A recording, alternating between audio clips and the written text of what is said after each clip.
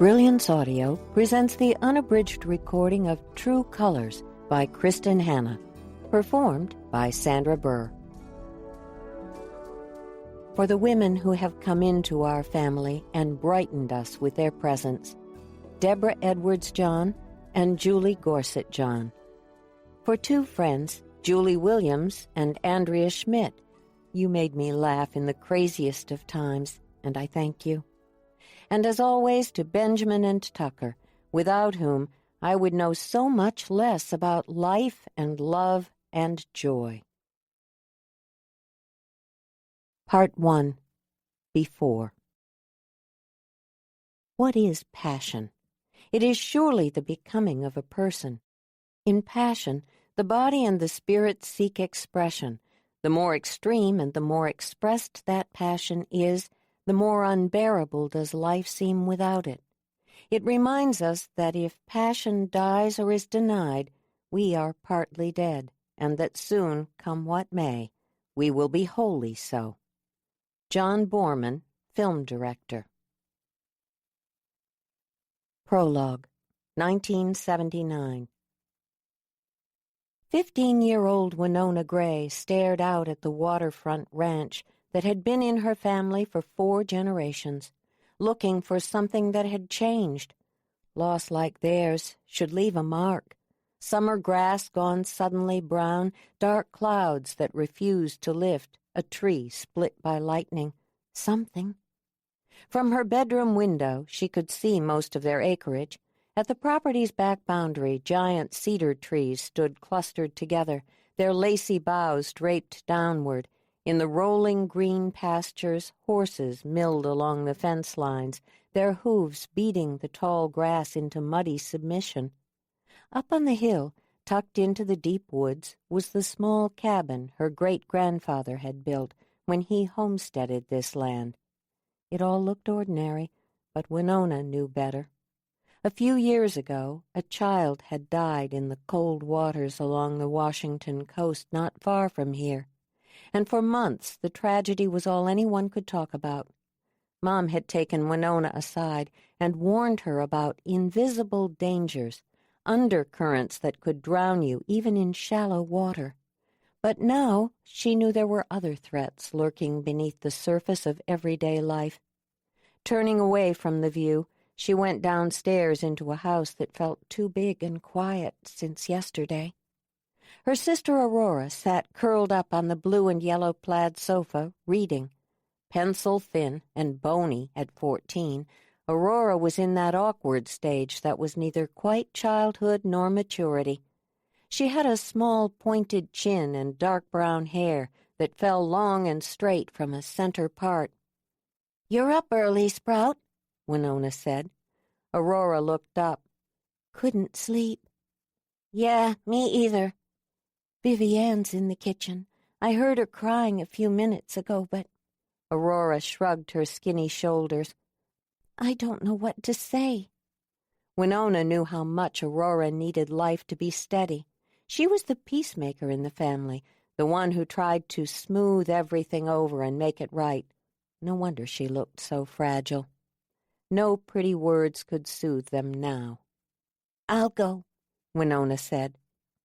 She found her 12-year-old sister hunched over the yellow formica table, drawing a picture. "Hey, Bean," Winona said, ruffling her sister's hair. "Hey, P." "What you doing?" "Drawing a picture of us girls." She stopped drawing and tilted her head to look up. Her long, wheat-blonde hair was a bird's nest of tangles, and her green eyes were bloodshot from crying, and still she was beautiful. A perfect Dresden doll. "Mom will be able to see it from heaven, won't she?" Winona didn't know how to answer. Faith had always come easily to her before, been as natural and effortless as breathing, but no more. Cancer had come into their family and broken it into so many separate pieces it seemed impossible they would ever be whole again. "Of course," she said dully. "We'll put it on the fridge." She walked away from her sister, but it was a mistake, that movement, and she knew it instantly. In this kitchen, Memories of her mother were everywhere, in the handmade canary and blue gingham curtains, in the Mountain Mama magnet that clung to the refrigerator door, in the bowl of shells on the windowsill. "Come on, Winnie, let's go to the beach and look for treasures." How many times had Winona blown her mother off this summer? She'd been too busy to hang with Mom, too cool to scavenge the beach looking for pieces of smooth broken glass amid the shattered oyster shells and drying kelp. That thought sent her to the fridge. Opening the freezer door, she found a half-gallon of Neapolitan ice cream. It was the last thing she needed, but she couldn't help herself. Grabbing a spoon, she leaned against the counter and started eating. Through the kitchen window, she could see the dirt driveway in front of the farmhouse and the raggedy barn-red loafing shed in the clearing. Up there, her dad's beat-up blue truck was backing up to their rusted 6-horse trailer. He got out of the driver's side and went back to the hitch. "Tell me he's not going to the rodeo," Winona muttered, moving forward. "Of course he is," Vivi Ann said, drawing again. "He was up at dawn getting ready." "The rodeo? You're kidding." Aurora came into the kitchen, stood beside Winona at the window. "But how can he?" Winona knew she was supposed to step into her mother's empty shoes and explain why it was okay for Dad to get on with everyday life on the day after his wife's funeral.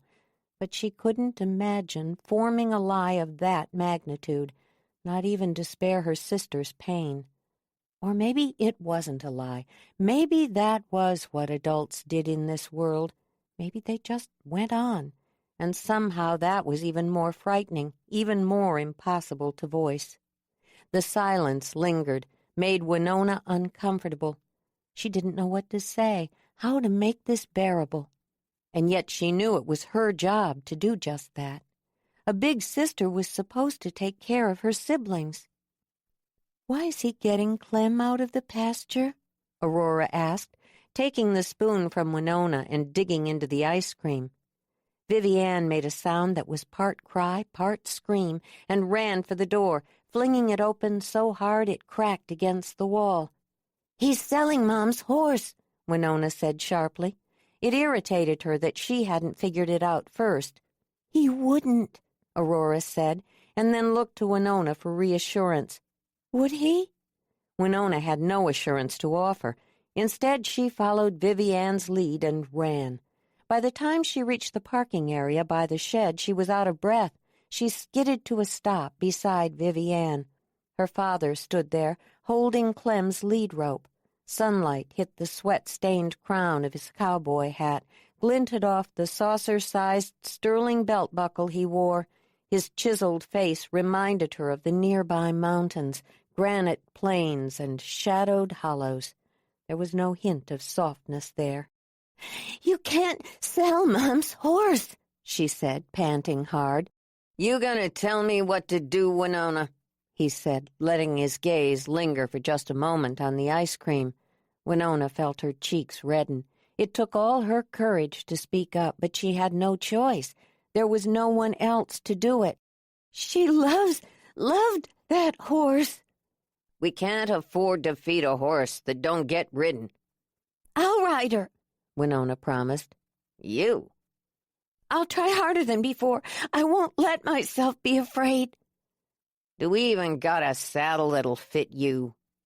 In the excruciating silence that followed, Winona lunged forward and grabbed the lead rope from her father. But she moved too fast or spoke too loud, something, and Clementine shied, bolting sideways. Winona felt the sting of a burn as the rope yanked across her palm, and she stumbled sideways, half falling. And then Vivi Ann was beside her, controlling Clementine with a word, a touch. "Are you okay?" she whispered to Winona when the horse was calm again. Winona was too embarrassed to answer. She felt her father moving toward them, heard the way his cowboy boots sank into the mud. She and Vivi Ann turned slowly to face him. "You got no horse sense, Winona," he said. It was a thing she'd heard all her life from him. From a cowboy, it was as cutting a remark as was possible. "I know, but—" He wasn't listening to her. He was looking at Vivi Ann. Something seemed to pass between them, a piece of communication that Winona couldn't grasp. "She's a high-spirited animal, and young, too. Not just anyone can handle her," Dad said. "I can," Vivi Ann said. It was true, and Winona knew it. Vivi Ann, at 12, was bolder and more fearless than Winona would ever be. Envy hit her like the snap from a rubber band. She knew it was wrong, mean even, but she wanted her father to deny Vivi Ann, to cut his most beautiful daughter down with the sharp blade of his disapproval. Instead, he said, "Your mama would be proud," and handed Vivi Ann the ragged blue lead rope. As if from a distance, Winona watched them walk away together. She told herself it didn't matter, that all she'd wanted was to keep Clem from getting sold, but the lies were cold comfort. She heard Aurora come up beside her, walking up the hill now that the drama was over. "You okay?" "Fine." "What matters is that he didn't sell Clem." "Yeah," Winona said, wishing that was how she saw it. "What do I care about who rides a horse?" "Exactly." But years later, when she looked back on that week of her mother's death, Winona saw how that single action, the handing over of a lead rope, had changed everything. From then on, jealousy had become an undercurrent swirling beneath their lives, but no one had seen it. Not then, at least. Chapter 1, 1992. The day Vivi Ann had been waiting for, January 25th, seemed to take forever to arrive. When it finally came, she woke even earlier than usual. Long before dawn had lightened the night sky, she threw back the covers and got out of bed. In the cold darkness of her room, she dressed in insulated coveralls and a woolen cap. Grabbing a pair of worn leather work gloves, she stepped into big rubber boots and went outside. Technically, she didn't have to feed the horses. Her latest ranch hand would do it. But since she was too excited to sleep, she figured she might as well do something useful. Without a moon to guide her, she couldn't see anything except a ghostly, silvered image of her own breath. But if there was one thing Vivi Ann knew in this world, it was the lay of her father's land, Water's Edge. More than 100 years ago, her great-grandfather had homesteaded this property and founded the nearby town of Oyster Shores.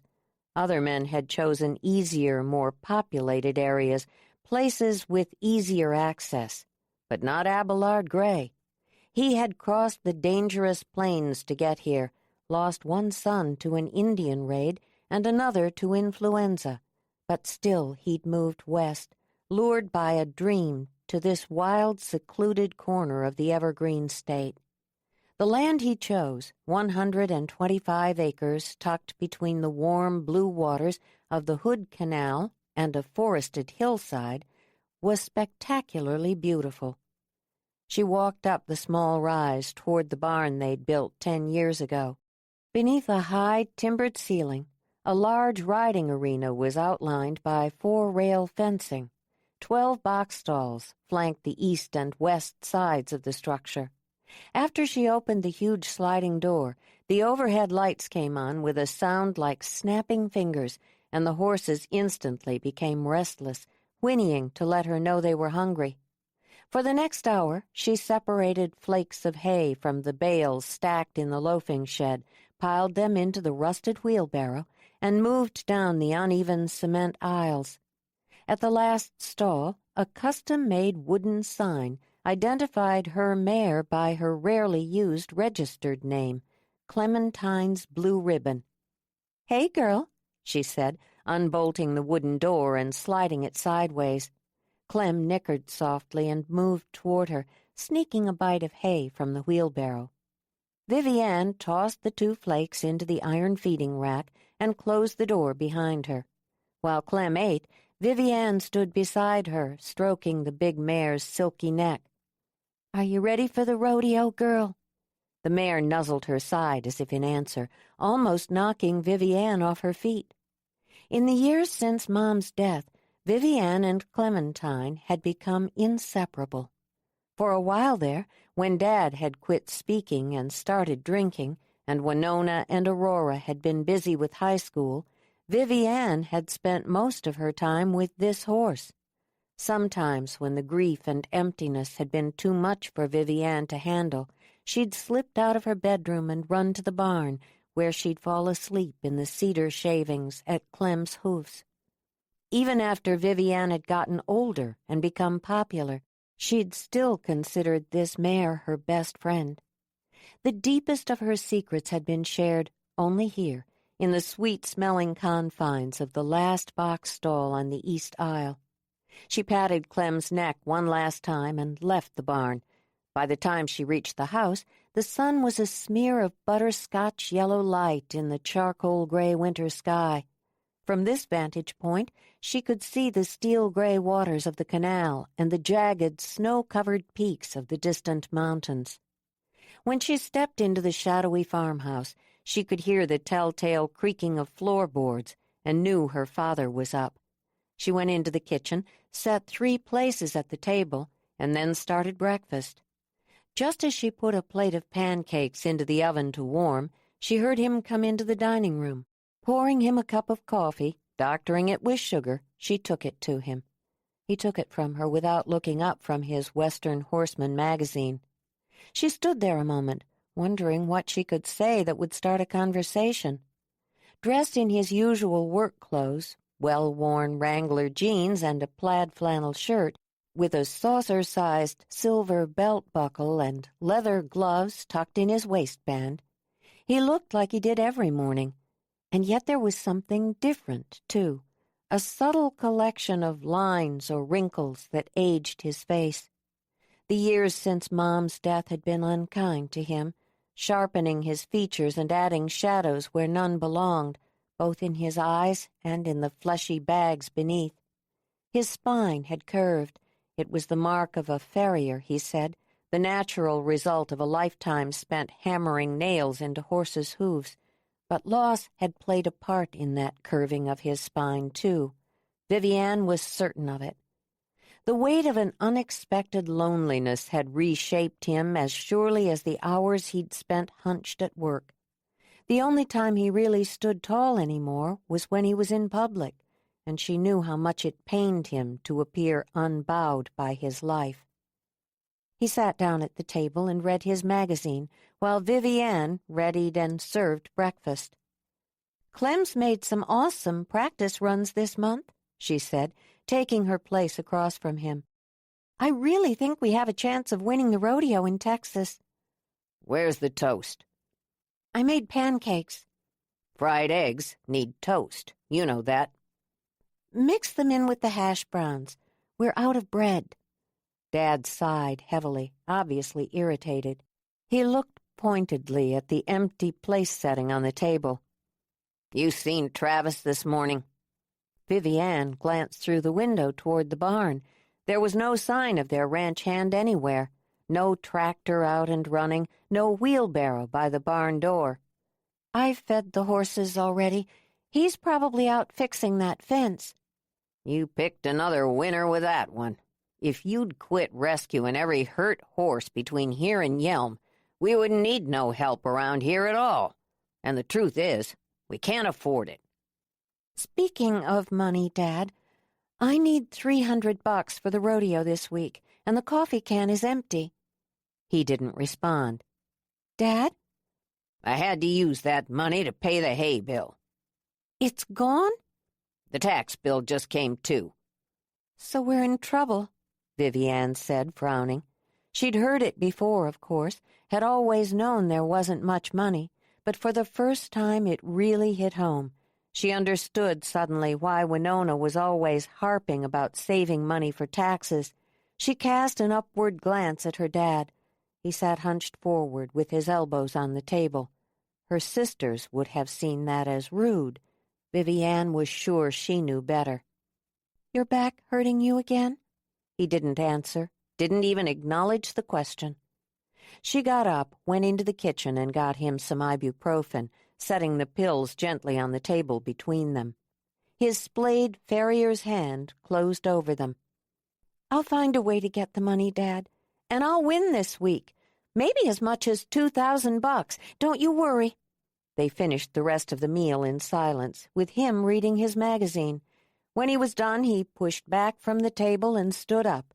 Reaching for the sweat-stained brown felt cowboy hat that hung on a hook by the door, he said, "Make me proud."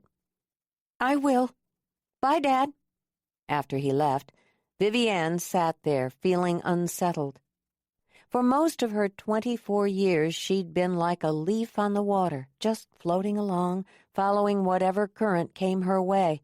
She'd tried changing direction a few times, but every attempt, like community college, had ended quickly with her returning to this land. She loved it here, plain and simple.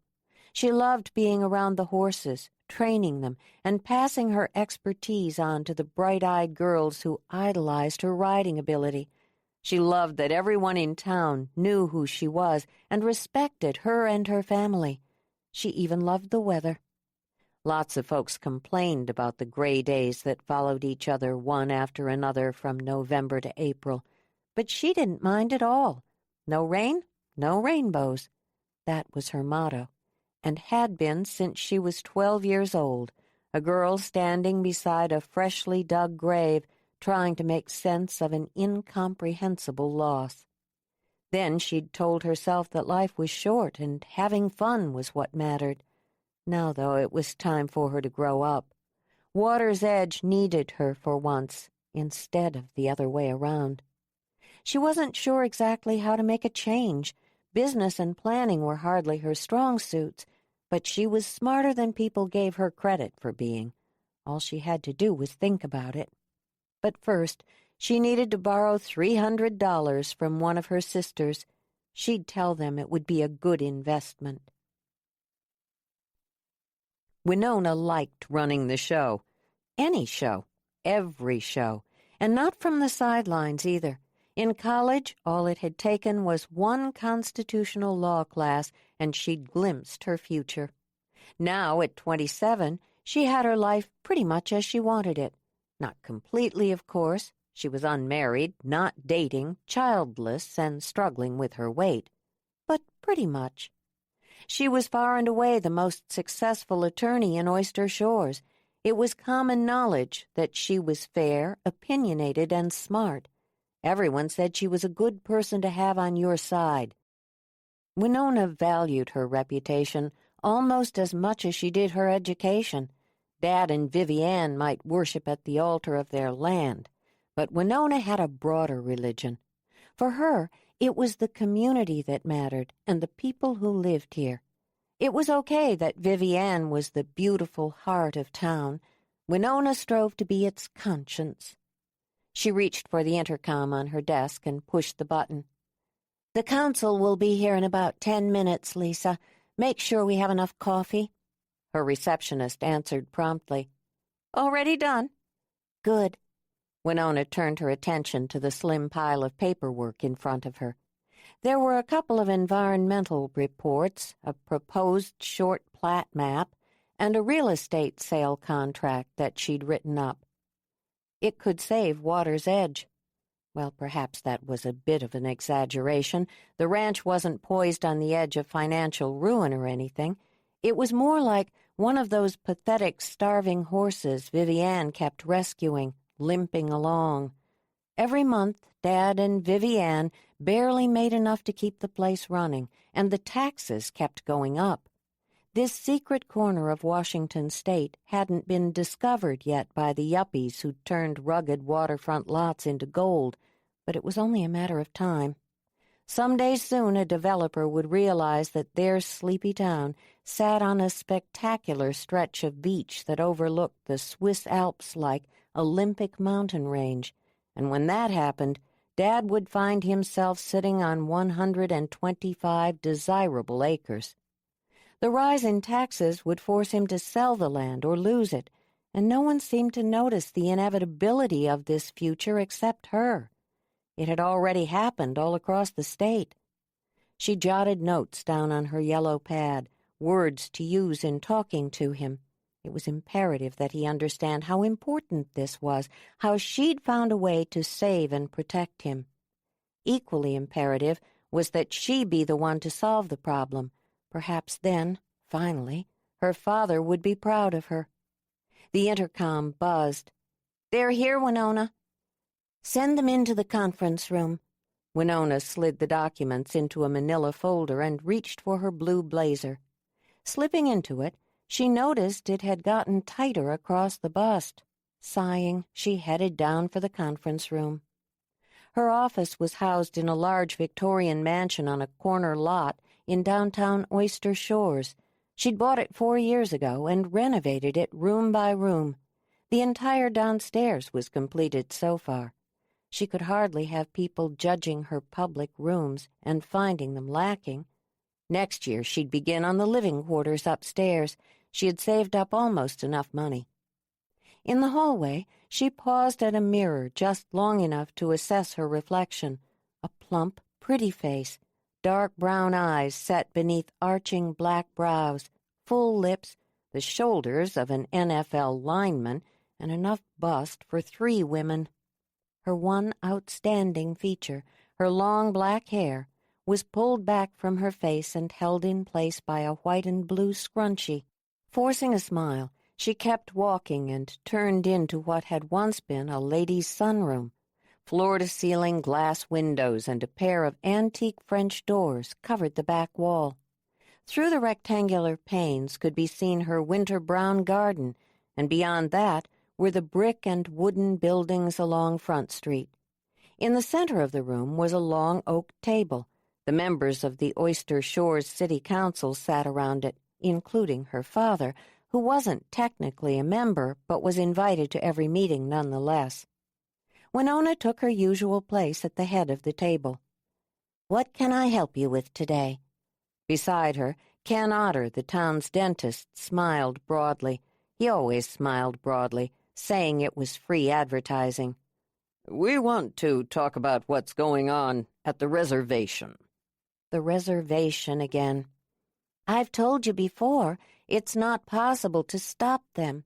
I think—" "But it's a casino," Myrtle McAlien said, her round face turning red at the very thought. "Prostitution is sure to follow. The Indians are—" "Stop," Winona said firmly. She glanced around the table, eyeing each person for a long moment before she turned to the next. "First of all, they're Native Americans, and you don't have the legal right to stop them from building the casino. You can spend a lot of money fighting them, but you'll lose." They argued on for a few moments, but the mention of spending money had pulled the wind from their sails. In the end, their dissent conked out like a dying engine, and they rose to leave, thanking her for saving them money and helping them out. "Dad," she said, "could you stay for a minute?" "I gotta be in Shelton in 45 minutes. "It won't take long." He gave her a short nod, just a flick of the chin, really, and stood there, arms crossed, while the council members left. When everyone was gone, Winona went back to her place at the head of the table and sat down, opening her manila folder. As she glanced over the paperwork, she couldn't help feeling a swell of pride. This was a good plan. "It's about Water's Edge," she said, finally looking up. She didn't bother asking him to sit down. She'd learned that lesson well. Henry Gray moved when and where he wanted, period. Trying to influence that only made the speaker look foolish. He grunted something. She didn't think it was a word. "I know how tight your finances are right now, but there are a lot of things at Water's Edge that need fixing. The fences are in bad shape, the loafing shed is starting to list, and someone's going to get lost in the mud in the parking area someday if we don't get a grader in there and lay some gravel. And don't even get me started on the taxes." She pushed the short plat map toward him. "We could sell off the 10 acres along the road. Bill Deacon is ready to pay you $55,000 for it right now. Or we could short plat it into 2-acre parcels and double the price. Either way, we can make enough money to tide you over for years. God knows you must be tired of shoeing 7 horses a day every day." She smiled up at him. "It's perfect, isn't it? I mean, you can hardly see those acres. You'll never miss them, and—" Her dad walked out of the room, slamming the door shut behind him. Winona flinched at the sound. Why had she allowed herself to hope again? She stared at the closed door, shaking her head, wondering why a smart woman such as herself kept stepping into the same mud puddle and expecting it to be dry. She was an idiot to still want her father's approval. "You're mentally ill," she muttered to herself, "and pathetic." The intercom on the table buzzed loudly, shocking her out of her thoughts. "Luke Conley on line 1, Winona." She pushed the red button. "Did you say Luke Conley?" "Yes, line 1.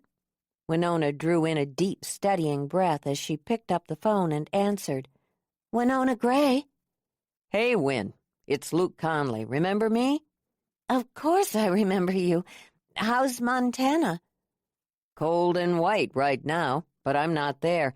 I'm here in Oyster Shores. I want to see you." She caught her breath. "Really?" "Everyone says you're the best lawyer in town. Not that I'm surprised. I'm considering buying half of Doc Mormon's veterinary practice, and I'd like to talk to you about the terms. Would that be okay?" "Oh, you need a lawyer." She refused to feel disappointed. "Sure." "Could you come over to the house tomorrow? I'm knee-deep in work over here. The last renters really left a mess." "So, what do you say? We'll sneak a beer. It'll be just like old times." "How about 4 o'clock? I hear that's Miller time." "Perfect. And Win, I can't wait to see you." She hung up the phone slowly. It was as if the air had thickened suddenly to water and resisted her movement. "I can't wait to see you." She got up and left the conference room, walking down to the foyer where Lisa sat behind an antique dining room table, typing a letter on her big green IBM Selectric typewriter.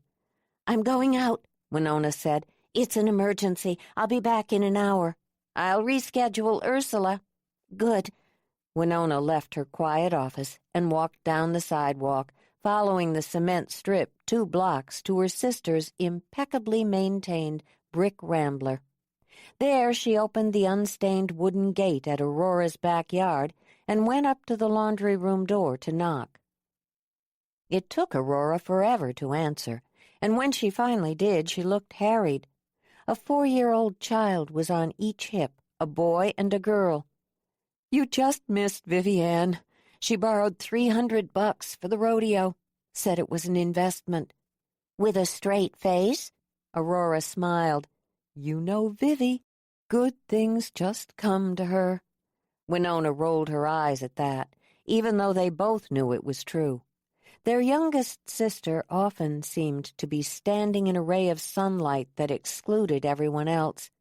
"Did she leave for Texas?" "Just now. I hope that old truck makes it." "If it breaks down, she'll meet Tom Cruise at the gas station." Winona pushed past her sister and went into the small, cluttered laundry room where stacks of folded clothes layered every surface. "Can we talk about me for a change?" "Come on, kids," Aurora said behind her. "Aunt Winona is crazy today. Give her plenty of room. You never know when she'll blow." "Very funny." Aurora took Ricky and Janie upstairs and put them down for naps, or television, whatever mothers did with 4-year-old twins in the late afternoon. 15 minutes later, she was down again. "Okay, what's going on?" she said, standing in the middle of the living room. Today she was wearing tight black jeans, penny loafers, and a boxy jacket with oversized shoulder pads. Her straight brown hair was drawn back from her face in a French braid, bangs poofed out over her forehead like a tiny awning. Now that Aurora had asked directly, Winona found herself reluctant to reveal her true reason for racing over here. Stalling, she said, "I told Dad he should sell off the back 10 acres, or short plat them, and then sell them." Yeah, well, you've got the learning curve of a lemming. Water's Edge is going under. Why else would Vivi Ann have to borrow entry money? And have you noticed how run down the place looks? Aurora sat down on her new gray and mauve sofa. You can't tell him to sell his land, Win. The man would rather sell his sperm. It's a few acres you can't even see, and it could give him financial security. Aurora leaned back, drumming her long red fingernails on the glossy mahogany end table beside her. You know you should talk to Vivi or me before you do something like that. I shouldn't, I know. You think you're smarter than we are, and it's your responsibility to take care of everyone 'cause you're the oldest. But honest to God, Win, when you get a thing in your mind, you can't see the forest for the trees. I was just trying to help. Winona sat down on the salmon-colored brick hearth. A moment later, she got up and went to the window. From here, she could see Aurora's child-friendly backyard and the houses behind it. Aurora frowned. I haven't seen you this jumpy since Tony Gibson asked you to go away for the weekend. We promised never to mention that. You promised? How can I forget the image of him stripping down to his women's panties? Winona couldn't take it any more. She blurted out, Luke Conley called me today. Wow, that's a blast from the past. Last I heard, he was off to vet school. He's back in town and thinking of buying into Doc Mormon's clinic. He wants me to look over the documents. He called you as a lawyer? That's what he said. Winona took a deep breath and finally turned to face her sister. And that he was looking forward to seeing me. Does he know you had a crush on him? Crush. That was a pretty small word for what she'd felt, but she certainly wasn't going to tell Aurora that. Instead, she said, I'm going to meet him at 4 tomorrow. Do you think you could help me look good? I know it's a Herculean task, but of course, Aurora said without smiling. What is it? Winona asked. You're giving me the something's wrong look. I won't say anything. Okay, I'll just ask a question. It's about Luke, right? Just Luke? What do you mean? Dad always wanted the Conleys' land. Don't pretend you don't know that. And he liked them. You think I'd go out with someone to get Dad's approval? Sometimes I think you'd do almost anything for it. Winona forced a laugh, but it didn't fly. Sometimes she worried about that, too. How far would she go for her father's approval? This whole conversation is pointless because I'm fat. Luke won't want to go out with me. He never did. Aurora gave her a sad, familiar look. You know what amazes me about you, Win? My keen intellect? How wrong you are when you look in the mirror, says the size 6 former cheerleader. Winona pushed to her feet. Come over at 3 tomorrow, okay? I'll be there. And Aurora, don't tell anyone about this, especially Vivi Ann. That stupid crush was a long time ago. I wouldn't want anyone to think it matters now. Hell, he's probably married with 3 kids. Your secrets have always been safe with me, Win. The next afternoon, Winona stared at herself in the full-length mirror in her bedroom. These were not good fashion times for a woman of her size. Shoulder pads, high-waisted, slim-legged jeans, and cowboy boots were hardly helpful to her cause. Aurora had done her very best, and Winona appreciated the effort, but some endeavors were simply destined to fail, and trying to slim her down was one of them. She kicked off her boots and actually felt some satisfaction when they thunked against the wall. Instead, she slipped on a pair of well-worn flats.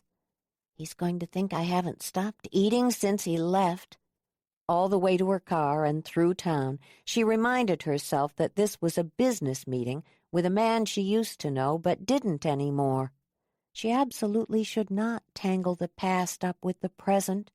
Her crush on him had been a childhood thing, not substantial enough to last. She drove along the waterfront, past the touristy shops that lined the canal, and turned left at the end of town. Here was the water's edge property line. She couldn't help noticing again how ragged the fences were looking. It reminded her again of yesterday's meeting with her father. Out at the highway, she drove south for a quarter of a mile and then turned onto Luke's land. Although the Gray and Connolly parcels were adjoining, Luke's land had been vacant for years. The grass, even in winter, was tall and clumpy. Alder trees had sprouted up like weeds in the past few years, giving the acreage a spindly, unkempt look. The old house, an L-shaped rambler built in the early 70s, was sorely in need of paint, and the shrubbery around it had grown wild. Junipers tangled with rhododendrons, which peeked through azaleas. She parked alongside his big dually truck and killed the engine. "He'll just want to give you the papers and say how nice it is to see you, after all this time. Then he'll introduce you to his wife and kids." She took a deep breath and got out of the car. The grass between her and the front door was soggy and brown. She left footprints that immediately filled with muddy water. At the front door, she ran a hand through the hair Aurora had so meticulously curled and sprayed. Then she knocked at the door. He answered almost instantly, and that was how quickly she knew she was in trouble. He'd been tall in high school, but lanky and a little gawky. Those days were gone. He was tall and broad-shouldered and narrow-waisted, the kind of guy who went to the gym. His hair was still thick and mink-brown, a perfect complement to his green eyes. "Win," he said. And there it was, the smile that had always kicked the hell out of her heart. "Luke," she stammered, "I came by for those documents." He pulled her into his arms and gave her the kind of whole-body hug she'd nearly forgotten existed. "You think I'm going to let my best friend from high school just pick up some papers and go?" He took her by the hand and led her through the house. It was like stepping into a time machine, being in the room that had changed so little in the past years. The same burnt-orange sculpted carpet was beneath her feet. The same brown and gold and orange plaid sofa hugged the wall. The same amber glass lamps with beaded switches sat on the end tables. "The only thing missing is a black light," Luke said, grinning as he opened the avocado-colored fridge and pulled out a pair of beers. "It smells musty in here. I think the renters were smokers. Do you mind if we sit outside?" "It wouldn't be the first time." She followed him out to the big cement patio that ran the length of the house. Off to the left, a barbecue was slowly rusting apart, and dozens of dead geraniums sagged in flower boxes along the railing. But none of that could diminish the view.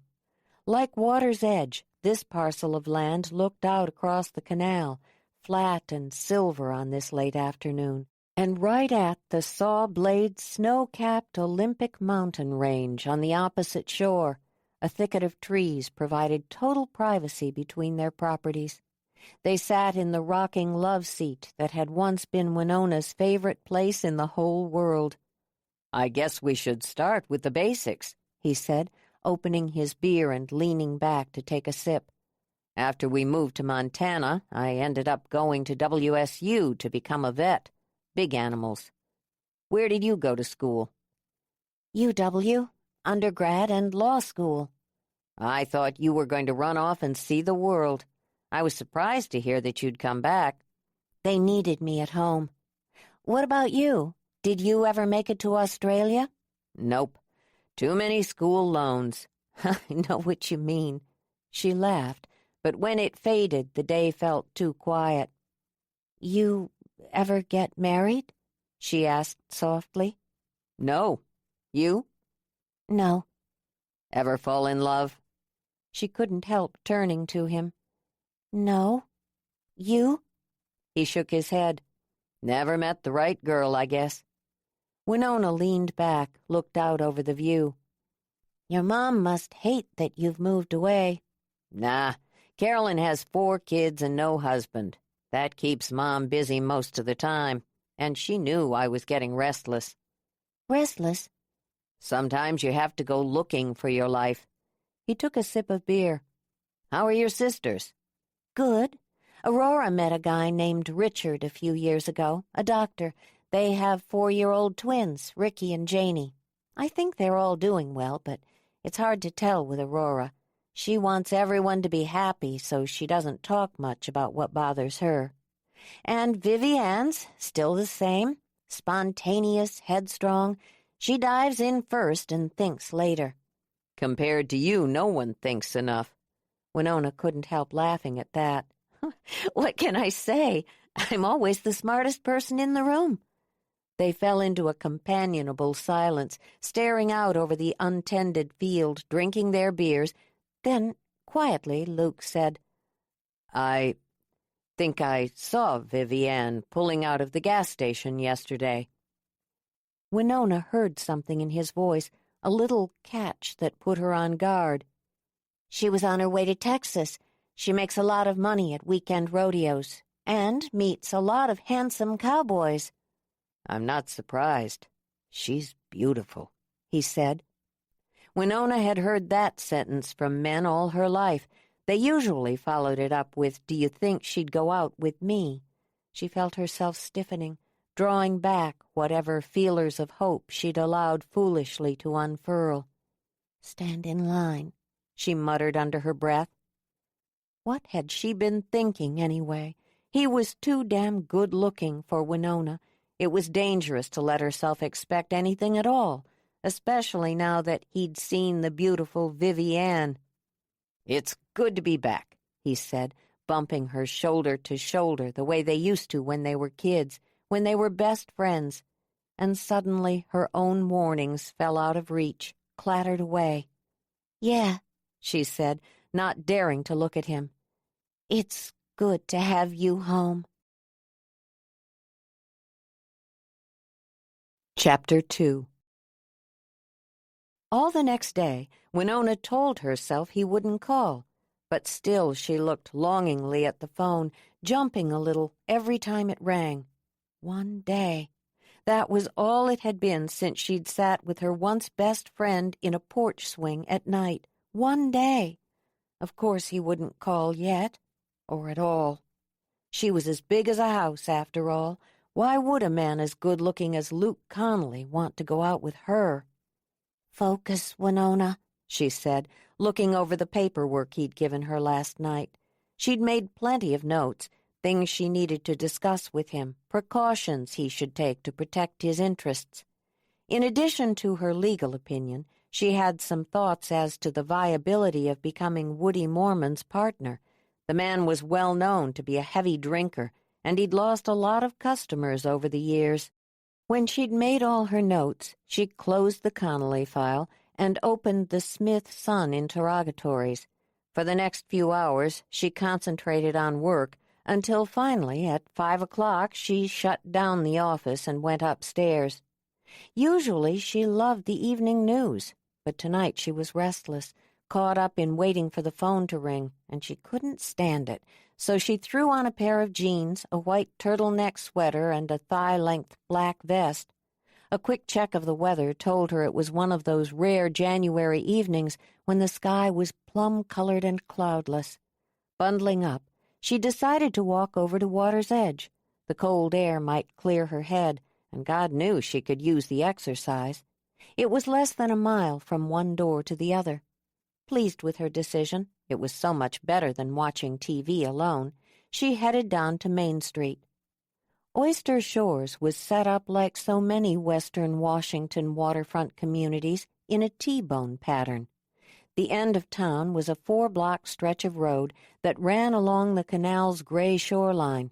That was where the touristy shops were located, the kayak rental place, the ice cream shop, the fish bar, and several souvenir-type stores. In the 4-block by 7-block radius between the canal and the highway lay the bulk of Winona's childhood. She'd spent much of her youth in the library, reading Nancy Drew and Laura Ingalls Wilder. At Gray Park, she'd learned to play soccer and softball. On warm summer days, she and her sisters had often walked to King's Market for pop rocks and tabs. Even though she'd seen it all a million times, she couldn't help pausing at Shore Drive, drinking in the spectacular view.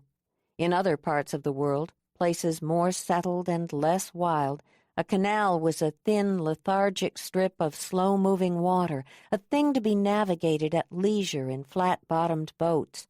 Not here. This was a wide and wild blue inlet of Puget Sound that ran inland for 50 miles, the only true fjord in the lower 48 states. She turned left and walked out of town. As she passed the Waves restaurant, the street lamps came on, sent pretty golden patches panning out on the gray sidewalks and black pavement. In this cold season, when boats were scarce and tourists even scarcer, the street was still, maybe even a little forlorn. A mermaid windsock hung limply from the flagpole in front of the Canal House bed and breakfast.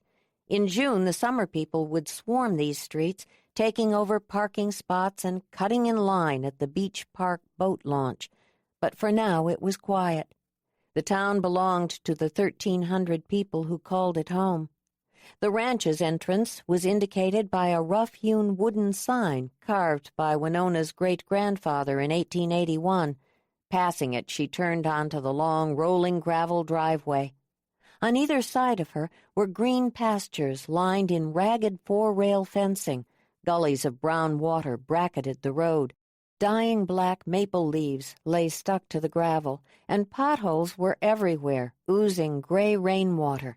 The place needed repairs. Why wouldn't her father see that she could help him? She was going over the humiliating meeting with him again when she noticed Luke's truck. She stopped and looked around.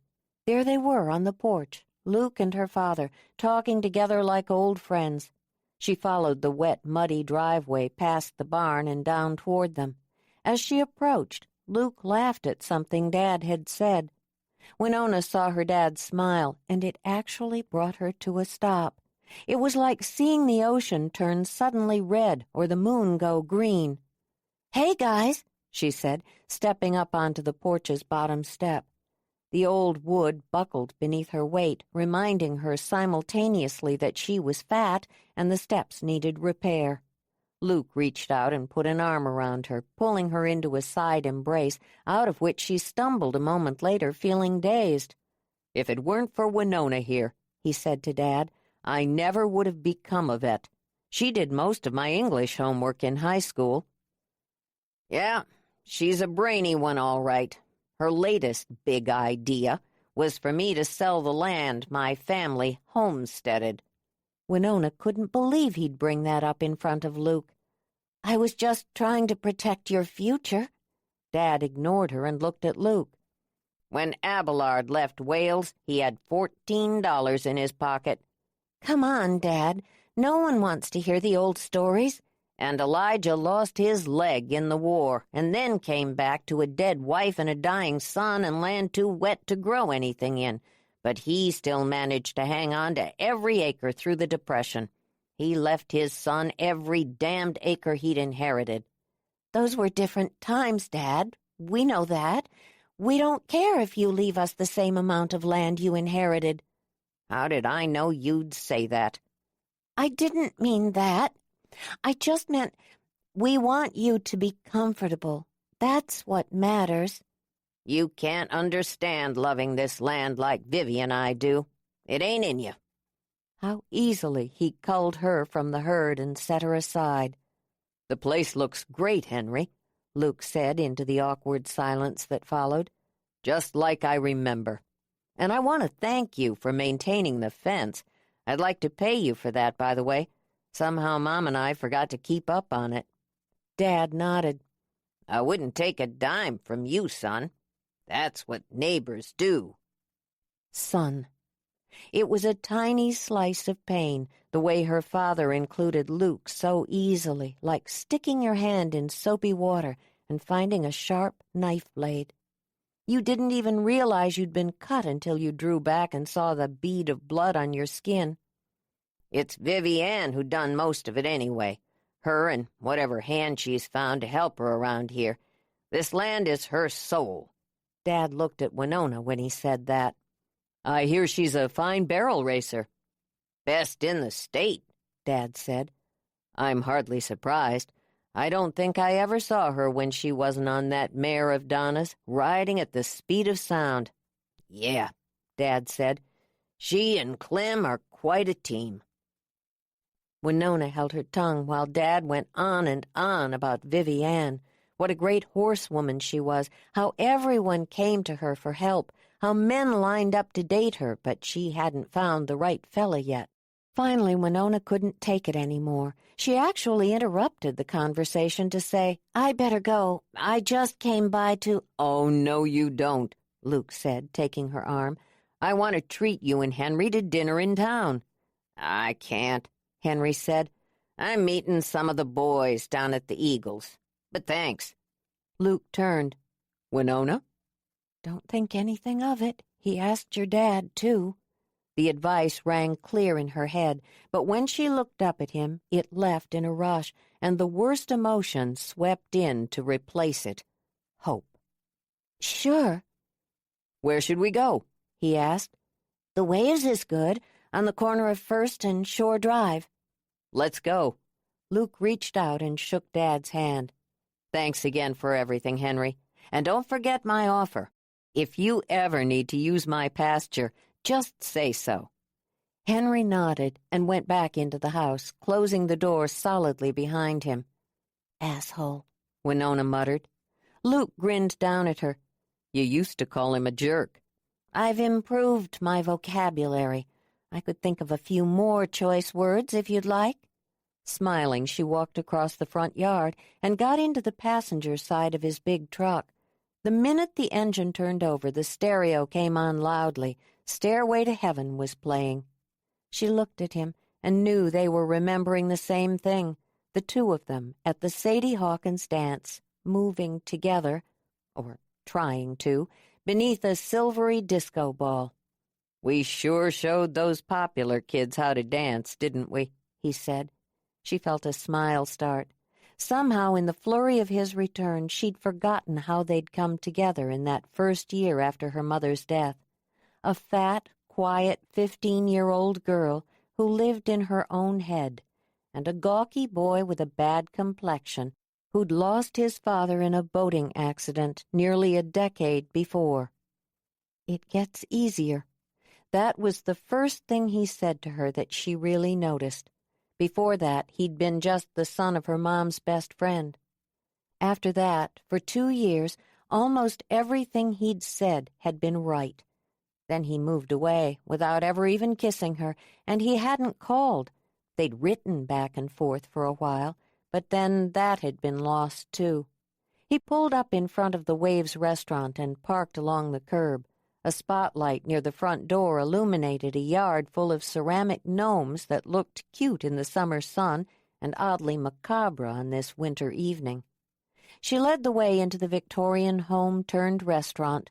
On this evening, they were the only people under 60 in the whole restaurant, and the hostess led them to a corner table overlooking the canal. Below, a discolored bulkhead held the water back, revealing a stretch of gray sand that was covered with broken white oyster shells and strands of bronze kelp. A tangle of harbor seals lay on the restaurant's wooden dock. In moments they had their drinks, him a beer, and her a margarita. "To old friends," he said. "To old friends." Then he said, "Did you get a chance to look over the paperwork?" "I did. As your lawyer, I'd tell you that everything looks to be in order. I'd make a few changes, but nothing major." She looked across the table at him and lowered her voice. "But as your friend, I'd tell you that Mormon doesn't have the best reputation. He's struggled with a serious drinking problem for years. Well, actually, he hasn't struggled with it. Mostly he's given in to it. A few years ago, he brought in a young vet to be his partner, and word is that he screwed the kid pretty badly." "Really?" "Honestly, Luke, I think you'd do better to open your own practice. People around here would welcome you with open arms. You could set up an office in your house and fix up that 4-stall barn on the property. Then in a few years, maybe you'll be ready to build a new facility." Luke sat back. That's disappointing. I'm sorry. You asked for my opinion. Sorry? Are you kidding? I've always loved your mind, and I know I can trust you. Thanks. She didn't hear anything after the word loved. Vivi Ann was in the staging area, waiting her turn in the short round. There were only 14 girls and women around her, all on horseback, who had also made the top 15. Run times were blaring through the PA system. Tabulations were underway, starting with the slowest time and working to the top. She'd been in Texas for almost a week, and it had been one of the best rodeos in her life.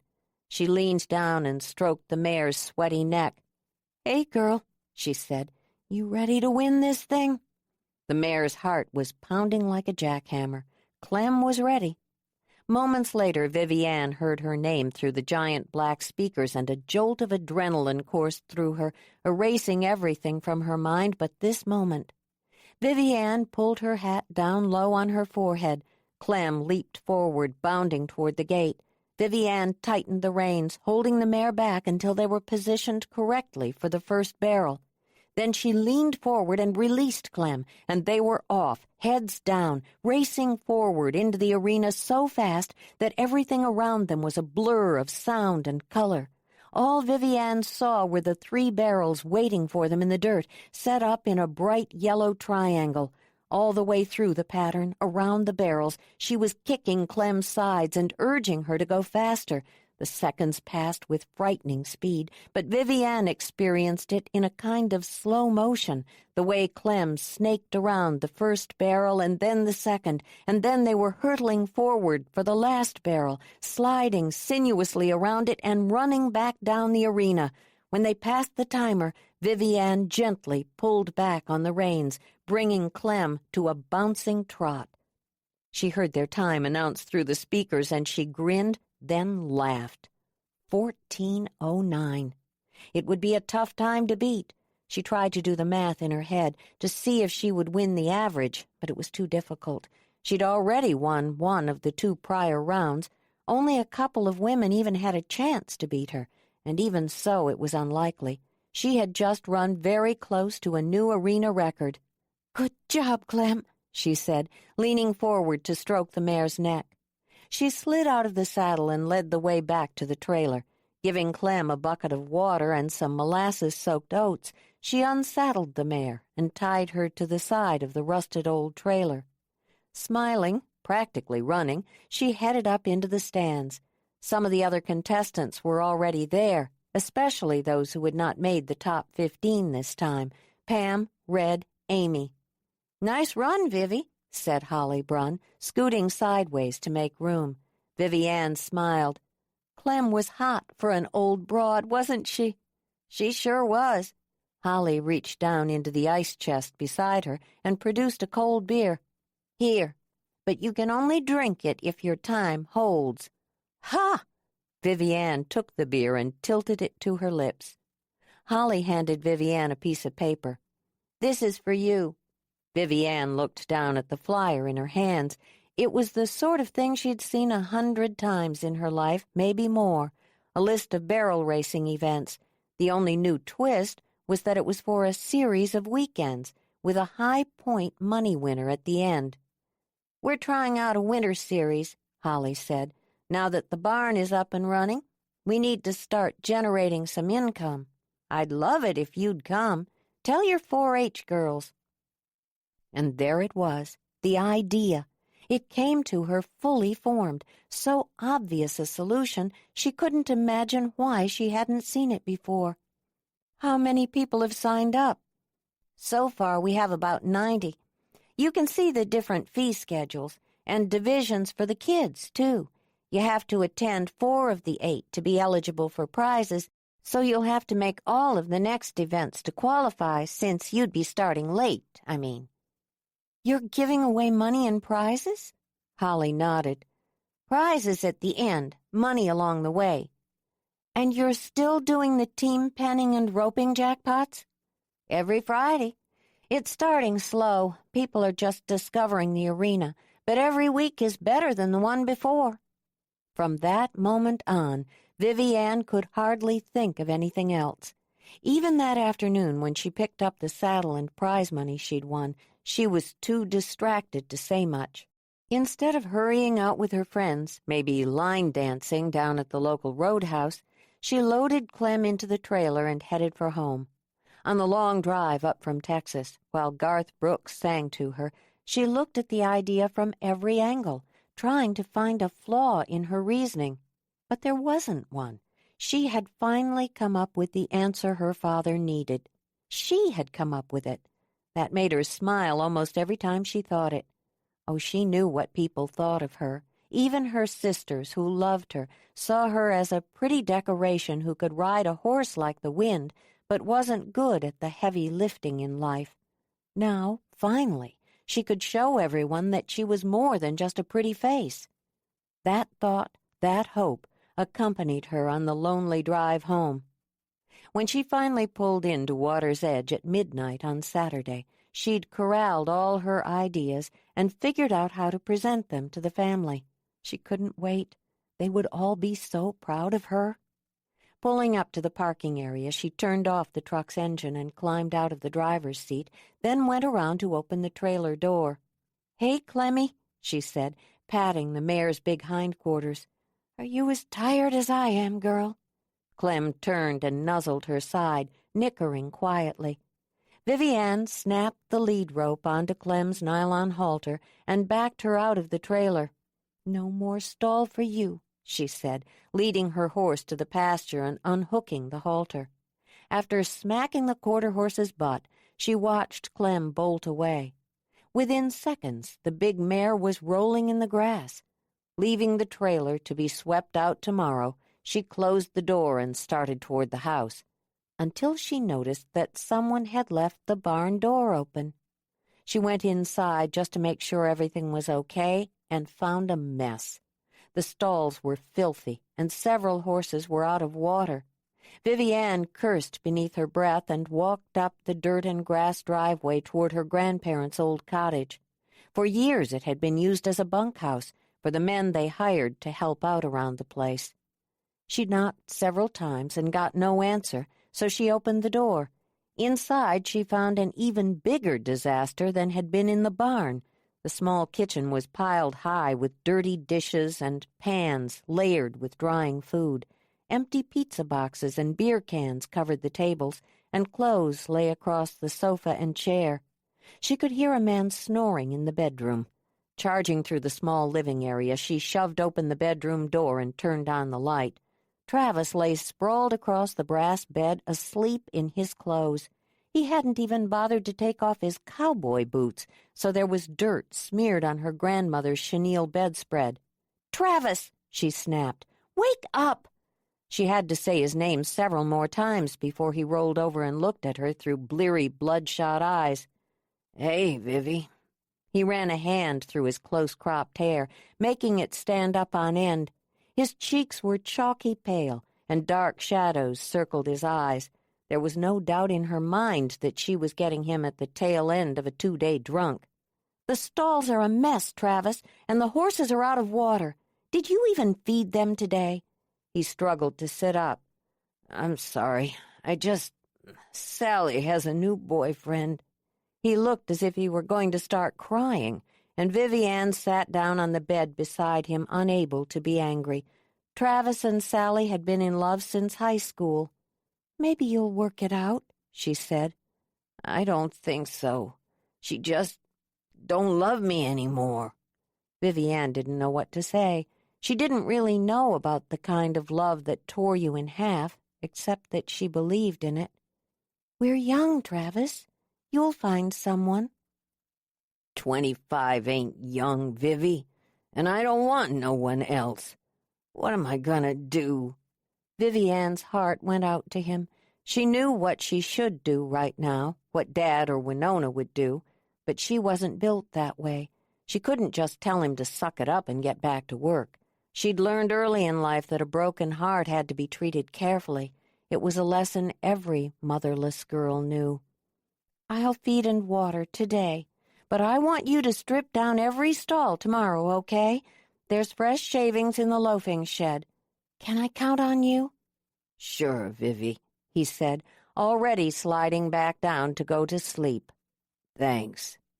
She knew she couldn't count on him. But what else was there to do? With a sigh, she left the cottage, turning off the lights as she went.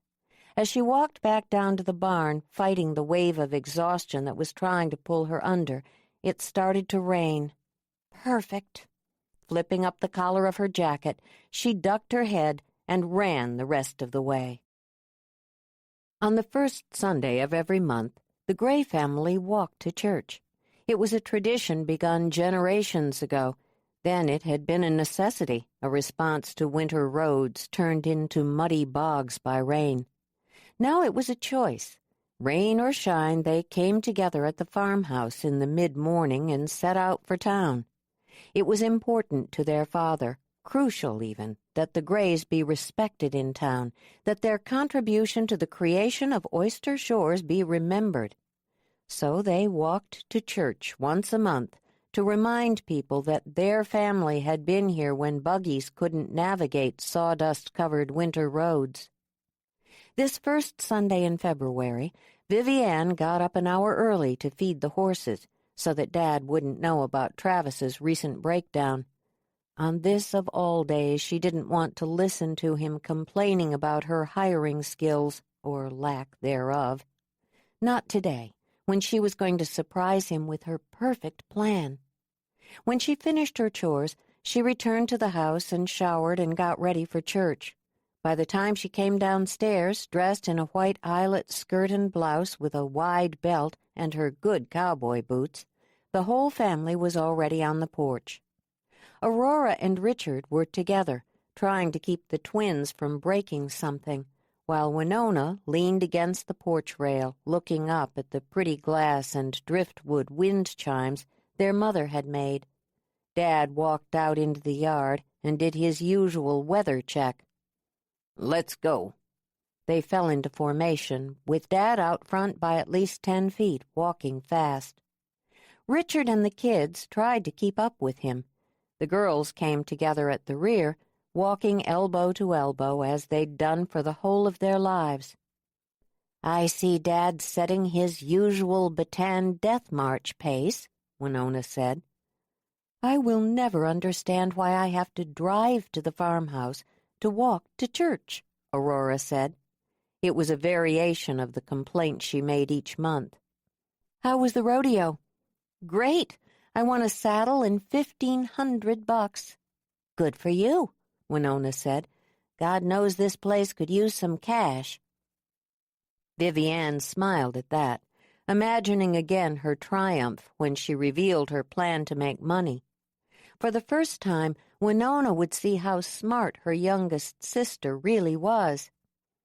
"Did anything interesting happen while I was gone?" There was an almost imperceptible pause. Then Aurora said, "Luke Connolly came back to town." "The kid from next door? Wasn't he in school with you guys?" Vivi Ann tried to draw up a memory of him but couldn't do it. "What's he doing here?" "He's a vet," Aurora answered. "Winona is helping him out," Winona cut in. Vivi Ann frowned. Something seemed odd. It felt as if her sisters knew something she didn't.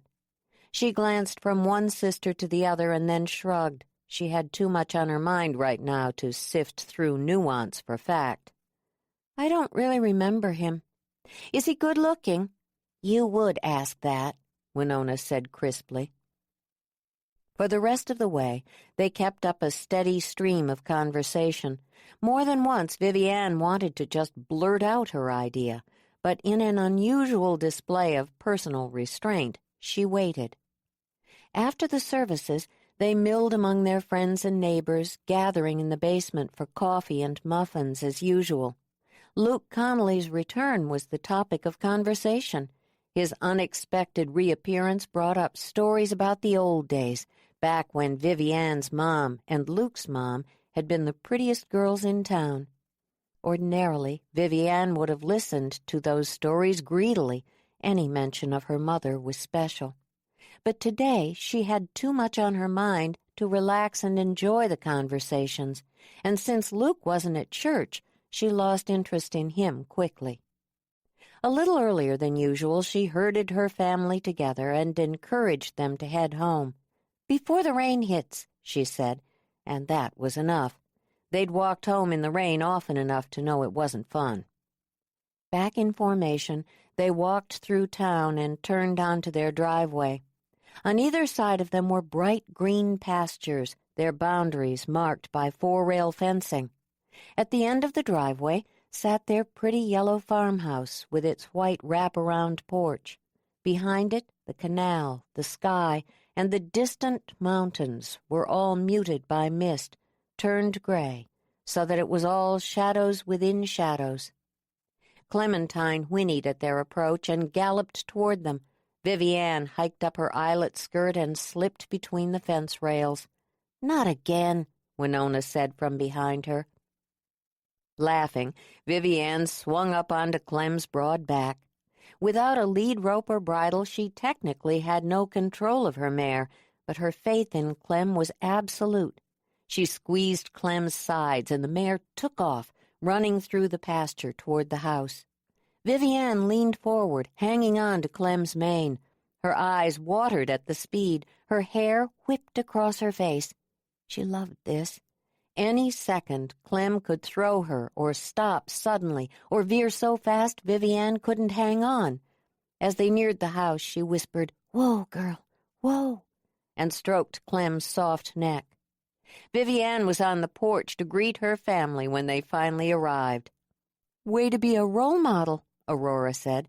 "I hope you'll stop that when Janie starts lessons." "She should be in lessons now," Vivi Ann said. "We were 3 when Mom started our lessons, remember?"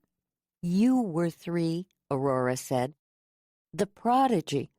I was 5, and Winona—" "Let's not talk about Winona and horses," Winona said. Laughing at that, the 3 of them went into the house and headed directly to their stations. Vivi Ann on lead, with Winona doing whatever prep work was asked of her, usually cutting vegetables and making the salad, while Aurora set the table. The kids went upstairs to watch videos, and Dad and Richard stood silently in the family room, drinking beer and watching whatever sport was in season. For the next 2 hours, the girls talked and joked and laughed as they got supper ready. By the time the pot roast was done, they'd finished off a bottle of Chardonnay and opened another. Sunday supper began as it always did, with Dad leading them in prayer. Immediately thereafter, the conversational free-for-all began. Vivi Ann tried to wait for a natural lull in the talking to pitch her idea, but now that she was seated, she couldn't wait any longer. Her enthusiasm was too high. She just blurted it out. "I've been thinking about something, a way for the ranch to make some money." Everyone looked up. Winona frowned. Apparently she'd been in the middle of a story, but Vivi Ann hadn't noticed. "In Texas, I spent a lot of time with Holly and Gerald Brunn. They just built that big arena down in Hood River, remember? Anyway, Holly is running a winter barrel racing series, 8 weeks, every Saturday. They're giving away money and prizes." "You always win those things," Aurora said. "No," Vivi Ann said. "You don't get it. I want to run a series here at Water's Edge." Dad shrugged. "Might work." Vivi Ann grinned at the encouragement. "If it does, we could branch out to team pennings and ropings. Holly said last week they had over 400 teams at the roping jackpot." She had her father's attention now. "That costs money." "I did some checking around. We could probably do it for about $100,000. Winona laughed. "Is that all?" Vivi Ann was surprised by that and a little hurt. "We could get a loan, mortgage the place." That shut everyone up. "We've never had a mortgage," Dad said. "Times are changing, Dad," Vivi Ann said. "I really think we could make a go of this. All we'd need are some steers, a groomer, a new tractor, and—" Winona was not smiling. "You're kidding, right?" "Lord knows I'm tired of shoeing horses all day and worrying about taxes," Dad said. And now that Luke Conley is back, we can use his acreage. We could keep the steers there, so we wouldn't need a big trailer. Winona made a great show of rolling her eyes. But if you can't make a mortgage payment, you'll lose your property. You know that, right? I ain't stupid. I didn't suggest you were, Winona said. But this is crazy. You can't— You gonna tell me what to do again, Winona, he said. On that, he left the table and headed for the study, where he closed the door behind him. Vivi Ann turned on Winona. Way to be a bitch. You're just mad because it's not your idea. Miss Brainiac couldn't think of shit. And what happens if you suck at doing all this, Vivi? What happens if no one comes and Dad has to find $1,000 a month to cover this new mortgage? You gonna stand by his side and watch him lose this place? It's all he has. What if he's already losing it? Vivi Ann demanded, determined to stand her ground. It's just like Clem, Winona muttered, and Vivi Ann had no idea what her sister meant by that. You're just jealous that I came up with the idea, Vivi Ann said. Yeah, I'm jealous of your intellect, Winona snapped back. Come on, you two, Aurora said. Let's not go down that road. She looked from one to the other. It's a good idea. Can we figure out how to make it work? Chapter 3. In the past 24 hours, Vivi Ann had filled a spiral notebook with ideas. It didn't matter that her father hadn't agreed with her yet. She had no doubt at all that he'd come around to her way of thinking. So would Winona, once she got the bug out of her butt and stopped caring that it wasn't her idea. Vivi Ann, are you paying attention? She looked up from her notes. 10 eager faces stared back at her. The girls of the Bits and Spurs 4-H group were seated around the living room, on the blue and yellow plaid sofa beside the wagon wheel coffee table, in clusters on the worn oak flooring. Their ages ranged from 9 to 16, and they had a singular passion in common: horses. For the next hour, the girls talked about their horses and the fair and the barrel racing clinic Vivi Ann was teaching next week. They were still talking and laughing and battering her with questions when Vivi Ann heard the first car drive up. Headlights flashed through the kitchen window and snapped off. Oh, no, someone whined when the doorbell rang. Our moms are here to pick us up. Tell them we're still working, Vivi Ann. She went to the door and opened it, surprised to find a stranger standing on her front porch. He was tall and lean, with a shock of precisely combed brown hair. He was good-looking in a starched, buttoned-down way, or maybe that was the impression she got from his yellow polo shirt and pleated khaki dockers. "May I help you?" she said, struggling to be heard over the magpie din in the living room. He swept her into his arms and gave her a bear hug that was as tight as it was surprising. When he said, "You don't remember me, do you?" It all clicked into place. "Luke Conley," she said when he put her down. "Back from the wilds of Montana." He smiled. "I knew you'd figure it out if I picked you up." She didn't quite know what to say to that. Did he have a memory of them that she'd misplaced? "It's good to see you again." "You too." He glanced past her to the house full of giggling girls. "Why do I think your dad isn't home?" "Sadly for you, you've missed him. But my Bits and Spurs 4-H club would love to hear a real live veterinarian talk to them." She turned. "Wouldn't you, girls?" A chorus of approval greeted her question. Luke moved into the group easily, charming the girls as he talked to them about confirmation and its importance in choosing a horse. He patiently answered questions until the girls' mothers began to show up. At 9 o'clock, when the house was quiet again, Vivi Ann grabbed 2 beers from the fridge and handed him one, saying, "You were a good sport about that." "They treat you like a rock star." "I know. Isn't it great?" They sat down on the sofa and put their feet up on the coffee table. A log crackled in the fireplace and thudded off the grate, sending a shower of sparks flying.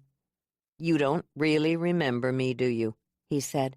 "I waved at you at the gas station last week, and you didn't wave back." I remember you, of course, but I don't remember you. You were the boy who lived next door, my mom's best friend's son. I was too busy with horses to spend any time with you. You moved when I was, 14? About that. All I really remember about you is every time I saw you, you were on that little Welsh pony of yours, running like the wind. And later, it was your mom's quarter horse. I still spend most of my time on Clem, trying to reach Mach 1. How come you never went away to school like your sisters? She laughed. Oh, I went away. I just came right back. Too much beer and too many boys and too few books. Besides, my dad needed me. He took a sip of his beer. My mom figured you'd be here. She even guessed you'd be the 4-H leader. How could she know that? She said you were just like Donna, all heart. That's nice to hear. I don't remember Mom as much as I wish I did. What did you need to talk to my dad about? Henry left a message that he wanted to talk to me about using my field. Do you know what that's about? Vivi Ann launched into her idea about the future of Water's Edge, from the first barrel racing series to her hopes for team roping jackpots. Then she waited for his response. What's a jackpot exactly? It's like a rodeo with just one event, and the teams get more chances to compete. There are several go-rounds, or heats, I guess, and the guys can pair up in different combinations. 50 guys can make up 200 teams or more. It gives everyone more chances to win. It sounds like a good idea. I think it is, if we can pull it all together. It'll take some money, which Dad doesn't really have. I'll get a chance to test it with the barrel racing series. Well, I'm a new vet in town. I could use some publicity. So how about I donate free vet services for the winner, $150 worth? Vivi Ann had never thought of sponsorship, but now that he'd said it, she saw how natural a fit it was. She could get gift certificates from all kinds of local vendors to supplement her prizes, the feed store, the tack shop, the bootmaker. I'd say that's an ice cream-worthy idea. Come on. She grabbed his hand and led him into the kitchen. Ice cream and beer? Does that go together? Ice cream goes with everything, and thanks to Winona, we've got every flavor. She opened the freezer, revealing at least 7 quarts of ice cream. He looked them over. Chocolate cherry. Perfect. She got his flavor and hers and scooped out 2 bowls. Then they went back into the living room. I was right. This beer tastes like crap now. She grinned at him. Don't worry. The ice cream won't last long. Will you have another beer with me? Just try to stop me, Doc. All that week, while Winona saw clients and read contracts, she thought about the future of Water's Edge. As much as she wanted to dismiss Vivi Ann's idea out of hand, she couldn't quite do it. Neither, however, could she embrace it, and on top of all of that indecision lay the irritating fact that she hadn't come up with the idea. In many ways, it should have been obvious. Finally, at 8 o'clock in the evening, she gave up and drove over to the ranch. Knocking once, she went into the quiet house. A lamp in the kitchen was on. Another one in the living room cast light on the plaid-skirted sofa and wagon-wheel coffee table. She moved forward, crossed the honeyed oak floor, and stepped onto the oval blue rag rug that had been in this room for the whole of her life. "Dad?" She heard the rattling of ice and saw him in his study, staring out across the backyard to the purple and black canal beyond. She'd expected to find him there. It was where he always stood when he was unhappy. For the entire first year after Mom's death, he'd practically been rooted to that very spot. Only Vivi Ann, who'd never been afraid to take his hand and tug, had ever been able to make him move. "Dad?" He took a sip of his bourbon and, without turning, said, "You come to tell me what to do with my own land?" She knew right then how this would play out. He'd made his mind up and chosen Vivi Ann again. Big surprise. Now Winona could either get on board or be shut out. It was an easy decision. "I've got money in the bank. It's probably enough for the steers and a bigger tractor. The chutes don't cost that much, materials mostly. We've got plenty of friends who'd be happy to help us build them." He turned slowly to face her. "You want me to take your money?" She couldn't tell if she'd touched him or offended him, or maybe both. "Water's Edge is all of us, Dad." She waited for him to answer, say something, anything, but he just stood there. It was one of 1,000 times in her life she wished she knew him better. "At the very least, I can help. I can manage the finances, pay the bills. And I'll do the hiring. Vivi Ann makes the worst hiring choices I've ever seen. That Travis Kit is a joke, and people in town are talking about how stupid it was to hire him." "That's what they're saying?" Winona nodded. "About the money." He gave her a hard look. There was something behind his eyes, a darkness that could mean anything. Regret, sadness, anger. She didn't know, had never known, how to read his face. It was something Mom would have done someday, defined him for them, put him in some kind of context. Without that lesson, they had all been left in murky water, and Winona most of all. Before she could guard against it, worry tightened her stomach. She couldn't help thinking that she'd been wrong to offer her money to him. "I ain't gonna take money from my daughter." "But—" "Go talk to Luke. He'll let us run steers on his land. See what he wants to charge us, and hire someone who'll stay. Make sure he knows his way around horses." Before she could even come up with an answer, he was leaving her, just walking away. He hadn't even thanked her for the offer. A week later, on a cold gray day, Winona took her place at the end of the dining room table, seating herself in the chair that had once belonged to her mother. Aurora sat on the left side of the table, and Vivi Ann was on the right side. Her father sat at the other end, his face still dusty from the day's work, his hair damp and flattened to his forehead by the hat that now hung on a hook by the front door. Only someone like Winona, who'd made a habit of studying his face for the slightest change or emotion, would have noticed the intensity of his gaze. She wasn't sure that he really wanted to go forward with Vivi Ann's plan, but he'd made up his mind, gone public with the news, so there was no way he'd back out. All that was left for Winona now was to protect him and his land to the best of her ability. "Okay," Winona said. "I've gone over all the loan documents and the finances. The good news is that it didn't cost as much to get things started as we'd originally thought. All in all, we should be good, borrowing $50,000. She slid the paperwork toward her father. "The loan is collateralized by this property. If the monthly payments aren't made in a timely fashion, the bank has the right to accelerate the note, demand full payment, and if none is forthcoming, begin foreclosure proceedings." No one spoke, so Winona pushed another piece of paper toward him. "That's what you and Vivi Ann will need to generate an income to break even every month. If you'd like, I can act as financial manager for the first year or so, pay the bills, watch expenses, that kind of thing. And of course, I'll hire a full-time hand to help out around here." She glanced pointedly at Vivi Ann, then at her father. "I'll figure out a way to make sure he stays a while." "Thank God," Vivi Ann said, laughing. "We all know I suck at hiring." Dad grunted something unintelligible and got up from the table. Without looking back, he headed into his study and closed the door behind him.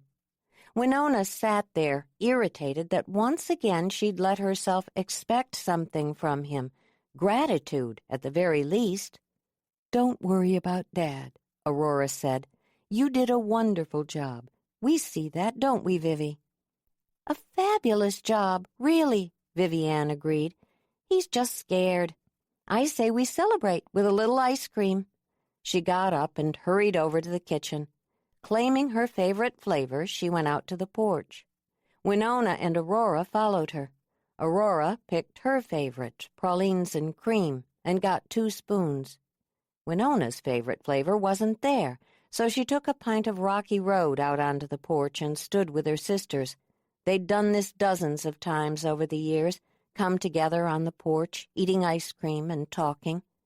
"Hey, who ate my chocolate cherry?" she asked. Vivi Ann answered. "Luke Conley dropped by. I didn't even recognize him. He looked so different. Way cuter than I remember." Aurora threw Winona a sharp look. "What did he want?"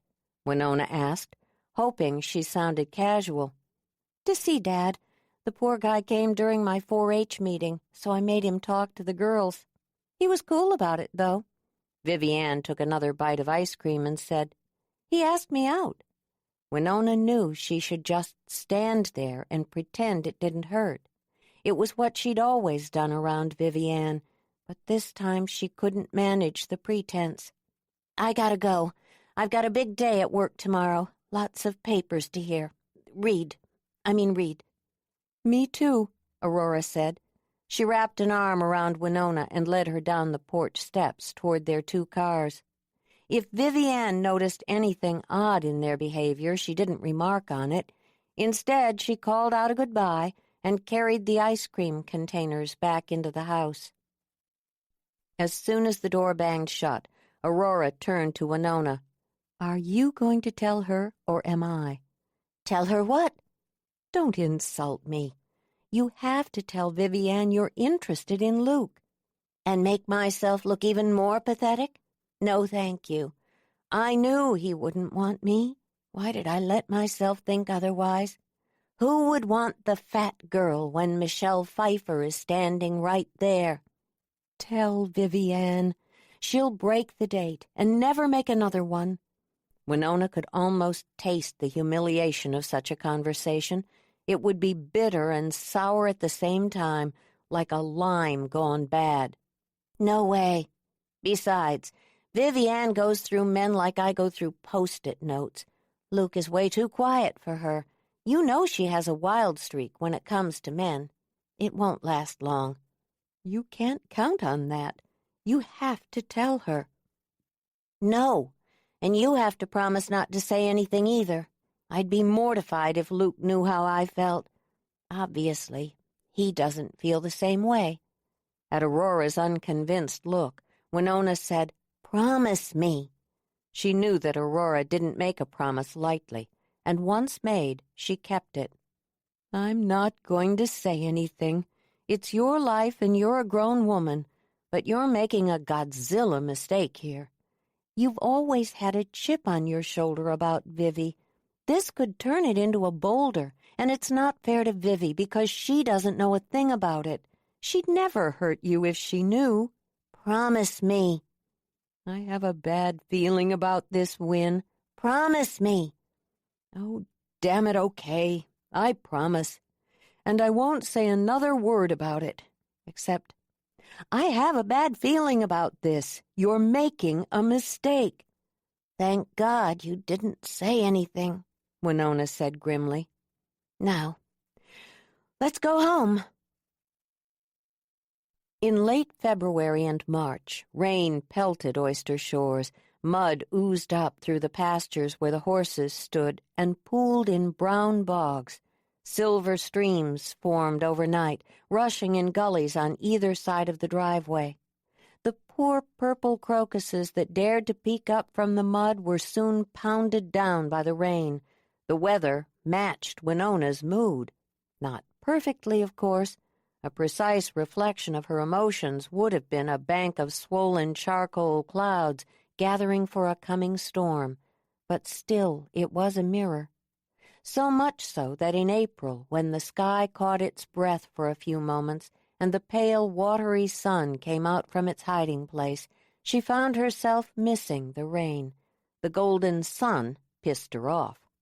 The beautiful plum trees on View Crest burst into bloom, and all throughout her garden she saw signs of new life.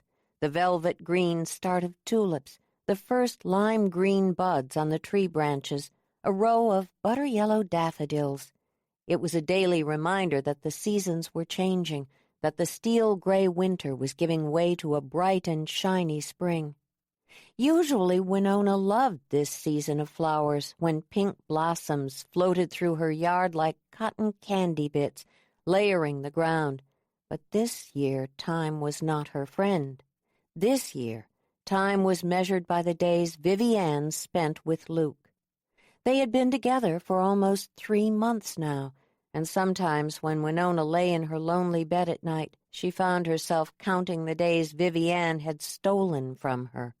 Saturday nights at the Outlaw Tavern dancing with Luke, Sunday mornings after church, evenings around the house while Dad was there. Winona wasn't stupid, nor was she mentally ill. She knew these imagined moments had never belonged to her, that Vivi Ann had in fact stolen nothing. But still she felt cheated. Every day she woke thinking, this will be the day she dumps him, and she conjured scenarios in her mind to follow. How Winona would comfort him, hold his hand and let him talk, how he'd finally turn to her and see the truth and be saved by it. And every night she went to bed alone thinking, tomorrow then. One piece of knowledge, bone deep and certain, kept her going. Vivi Ann didn't love Luke. For her beautiful, reckless sister, dating Luke was a lark, a way to pass the time. All Winona had to do was keep hiding her feelings and wait for the inevitable breakup. Now, on this Saturday night, she dressed for the last of the barrel racing series events with care. Black jeans, a long white tunic top, layers of stone bead necklaces in bright colors, and black cowboy boots. Curling her hair and spraying it to hold, she put on plenty of makeup and then drove over to the ranch. The driveway was full of truck and trailer combinations. Yellow light spilled from the barn's open end. She could see shadows moving back and forth across the light, breaking its beam. Vivi Ann's final barrel racing event appeared to be a success. Finding an open spot, she went to the barn and looked in. The honey wooden plaid of the new roping chutes and return alley lined one wall of the arena, and the suspended announcer's booth was nearing completion. In the arena, there were at least 22 women and girls on horseback. One was racing around the first of 3 yellow barrels, the rider angled forward, kicking hard, yelling, "Ha!" loudly. The others were probably waiting their turn. And Vivi Ann stood in the middle of it all, running the insanity like a beautiful golden ringmaster. The women and girls hung on her every word, treating her like a movie star because she knew how to make a horse run around 3 barrels in under 14 seconds. Vivi Ann saw Winona and waved. Winona waved back, even as she looked around for Luke. Assured that he wasn't in the arena, she walked down to the farmhouse and let herself in, calling out, "Hey, Dad?" "I'm in the study," Luke answered. Smiling, she went to see him. "Hey there," he said, rising automatically. "You just missed your dad." She smiled brightly. Thank God. "That's okay. I came by to get the bills." "It's too late to be working," Luke said. "And it's a Saturday night. What do you say we have a beer?" "You want to go to the Outlaw?" "I told Vivi Ann I'd be here when she was done, so how about the Gray family back porch instead?" "Of course," she said, forcing her smile to stay steady. She got the beers and a warmer coat and followed him outside. On this late April evening, the air was cool but not cold, and as crisp as a new sheet of paper. Down at the bulkhead, a rising tide slapped against the cement and splashed over, dampening the grass. Along the weathered white railing, a row of collected shells reminded her of all the beachcombing they'd done as children. They sat side by side with the ease of childhood friends, talking about their days. Luke told her about the foal he'd delivered and the wound he'd stitched up. She relayed a funny story about a client who wanted to buy a wolf pup for his son and didn't understand why an animal that lived around here could be considered exotic and therefore forbidden in town. The more they talked, the more Winona felt that tightening in her belly ease. When she was with him, it was easier to believe that there could be a future for them. Even her bitterness toward Vivi Ann softened to manageable proportions. In his presence, she was like a stick of warm butter, slowly losing shape. "You said you came home because you were restless," Winona said, her words coming a little hesitantly. She didn't want to probe too deeply, but she'd been plagued by her desire to know everything about him. "What are you looking for?" He shrugged. "My sister says I'm too romantic, that it'll be the death of me. I don't know. I just wanted something else. And all my life I heard stories about my dad and how he cleared this land by hand and found his place. I want to do something like that." "I hardly remember your dad," Winona said, "except that he was huge and he had a voice like a grizzly bear. He used to scare me when he yelled." Luke leaned back. "Did I ever tell you I quit talking when he died?" "No." "For a year, 3rd grade. I knew everyone was scared. My mom kept taking me to doctors for tests, and she cried all the time. But I just couldn't find my voice." "What happened?" "I got over it, I guess.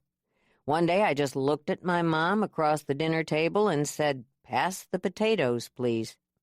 She looked at him, remembering how keen the loss of a parent could feel. It made her ache for the little boy he'd been, and she wanted to reach out and touch him, maybe say how alike they were. Instead, she looked away before he recognized the longing in her gaze. "What did Vivi Ann say when you told her about your dad?" "Oh, Vivi and I don't talk about things like that." "Why not?" "You know Vivi Ann. She just wants to have fun. That's what I love about her. There are enough serious people in the world." Winona felt as if he'd just cut her down, even if that wasn't what he'd intended. Here she was right beside him, listening to his secrets, and still he didn't see her. Men only cared about physical beauty. Her mistake had been in expecting more of him. "Can I tell you a secret?" he asked. She couldn't smile. The irony poked at her. "Of course. Secrets are always safe with a lawyer." He reached into his coat pocket and pulled out a small blue ring box. Winona wasn't exactly sure how she made herself move, how she reached out and took it from him. Her heart was beating so loudly she couldn't hear the rising tide any more. Slowly she opened the lid and saw a diamond ring inside. Moonlight caught its light, made it sparkle like a tiny star against the blue velvet. For a terrible moment she thought she might be sick. "I'm going to ask her to marry me," he said. "But it's only been 3 months." "I'm 28, Win. That's old enough to know what I want." Something inside of her was dying, turning slowly to ash. "And you want Vivi Ann?" Did he hear the brittleness in her voice? She didn't know, didn't care. How could I not? Winona had no answer for that. Everything came easily to Vivi Ann, love most of all. "Tell me you're happy for me, Win," he said. She looked right at him and lied. Chapter 4. On the night of the Barrel Racing Awards banquet, Vivi Ann studied her work with a critical eye. The main room of the Eagles Hall had been decorated from floor to ceiling. She'd hung streamers from the ceiling and draped all the tables in rented red and white checked tablecloths. A table had been set up at the front of the room with a podium and microphone at its center. Pretty spring flower arrangements, donated by a local florist, gave each table a festive look. On the walls were dozens of posters studded with 8x10 photographs of the barrel racing series participants. In the back of the room, big speakers had been set up. They were silent now, but soon they'd be pumping dance music into the place. "What do you think?" she asked Aurora, who had spent most of the day working with her to set up the event. Outside, the weather had cooperated, giving them a bright, sunny, late April day with not a rain cloud in sight. "It's as good as this old place can look," she said. Vivi Ann thought so, too. "May will be bringing the food over from the diner in about an hour." Aurora put down her hammer and came over to Vivi Ann, hooking an arm around her. "You've done a great job, Vivi. The series was a success, and this banquet will really get everyone talking. I hope the girls bring their dads. The first team roping is only 2 weeks away. I want to get as many guys signed up as early as I can. You can't go anywhere in town without seeing a flyer. The ropers will come." "They better. The barrel racing was a good beginning. It didn't cost much to do. But if the roping doesn't work, I'm screwed." "Speaking of screwed, how is Luke?" Vivi Ann laughed. "I never said I was screwing him. You never said you weren't. But really, Vivi, I saw you guys at the Outlaw last night. You looked pretty lovey-dovey." "Everyone is lovey-dovey at the Outlaw. It's the tequila." Aurora sat down on the table beside her and looked up. "Are you in love with him?" Vivi Ann knew that she and Luke were a constant topic of conversation in town. Everyone accepted that he was in love with her. On their regular weekend night at the Outlaw Tavern, he told everyone who would listen that she'd stolen his heart over a bowl of ice cream. "One look, and I just knew," he always said. She had no idea what to say to that, how it was supposed to make her feel. She really liked Luke. They had a lot of fun together and lots in common. But love? How would she know? All she knew for sure was that they'd been together for nearly 3 months, and he still acted nervous around her, still touched her cautiously, as if he were afraid that passion would break her. Last night, when he'd kissed her goodnight, she'd found herself wanting more, needing more. But how could you tell a good man that you needed him to be a little bad? "You're not answering me." "I don't know how." Aurora gave her a look. "You just did." Vivi Ann changed the subject before it plunged into murkier waters. "Where's Winona? She's been sort of distant the past few weeks. Have you noticed?" Aurora got up and began rearranging the floral centerpiece. "What do you mean?" "Is something going wrong at work? She told me she had better things to do than decorate the Eagles Hall." "I think she's got some big case coming up." "Luke said she's giving him the cold shoulder, too." "You know Win, when she's wrapped up in something." "Yeah. I miss her around the house, though."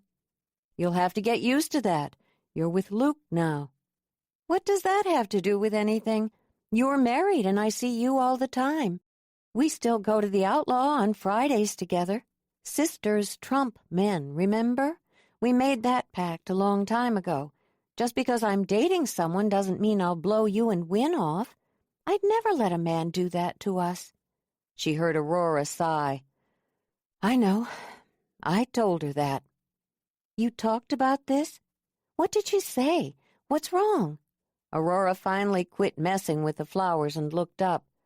"I told her she needed to stop working all the time." "Good. When she comes tonight, I'll tell her the same thing."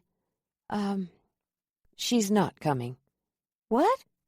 "This is your night." Aurora paused. "And you've had a lot of them. Just cut her some slack, okay? Let her figure things out. She's a little fragile right now." "Winnie? She's as fragile as a jackhammer." "Come on," Aurora said finally. "Enough talk about Win. Everything is ready here. Let's go get dressed." Vivi Ann followed her sister to the Eagles' restroom, where they'd left their evening clothes hanging on one of the stall doors. In the hustle and bustle of getting ready, she forgot all about Winona's hissy fit and concentrated on looking her best. She curled her long blonde hair on big electric rollers and sprayed it all to stay in place. It only took a little makeup, mascara, blush, and lip gloss to accentuate her features. Then she dressed in a flowy, sleeveless polka-dot dress with a wide, crystal-encrusted belt and her good boots. For the next 2 hours she was on top of the world. The banquet was a complete success. Twice the number of people she'd expected had shown up, and everyone had had a great time. By the time she'd given away all of the prizes and thanked people for participating, she was already fielding requests for a fall series. "Next time I'll give away a saddle," she told Luke as he swept her onto the dance floor. "We need really great prizes and lots of cash. That'll keep them coming back. We could do 2 jackpots a month instead of 1. She laughed at her own enthusiasm.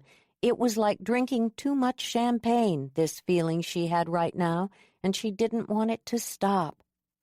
When the banquet was finally over and the place had been cleaned up and everyone had gone home, she still wasn't ready to leave.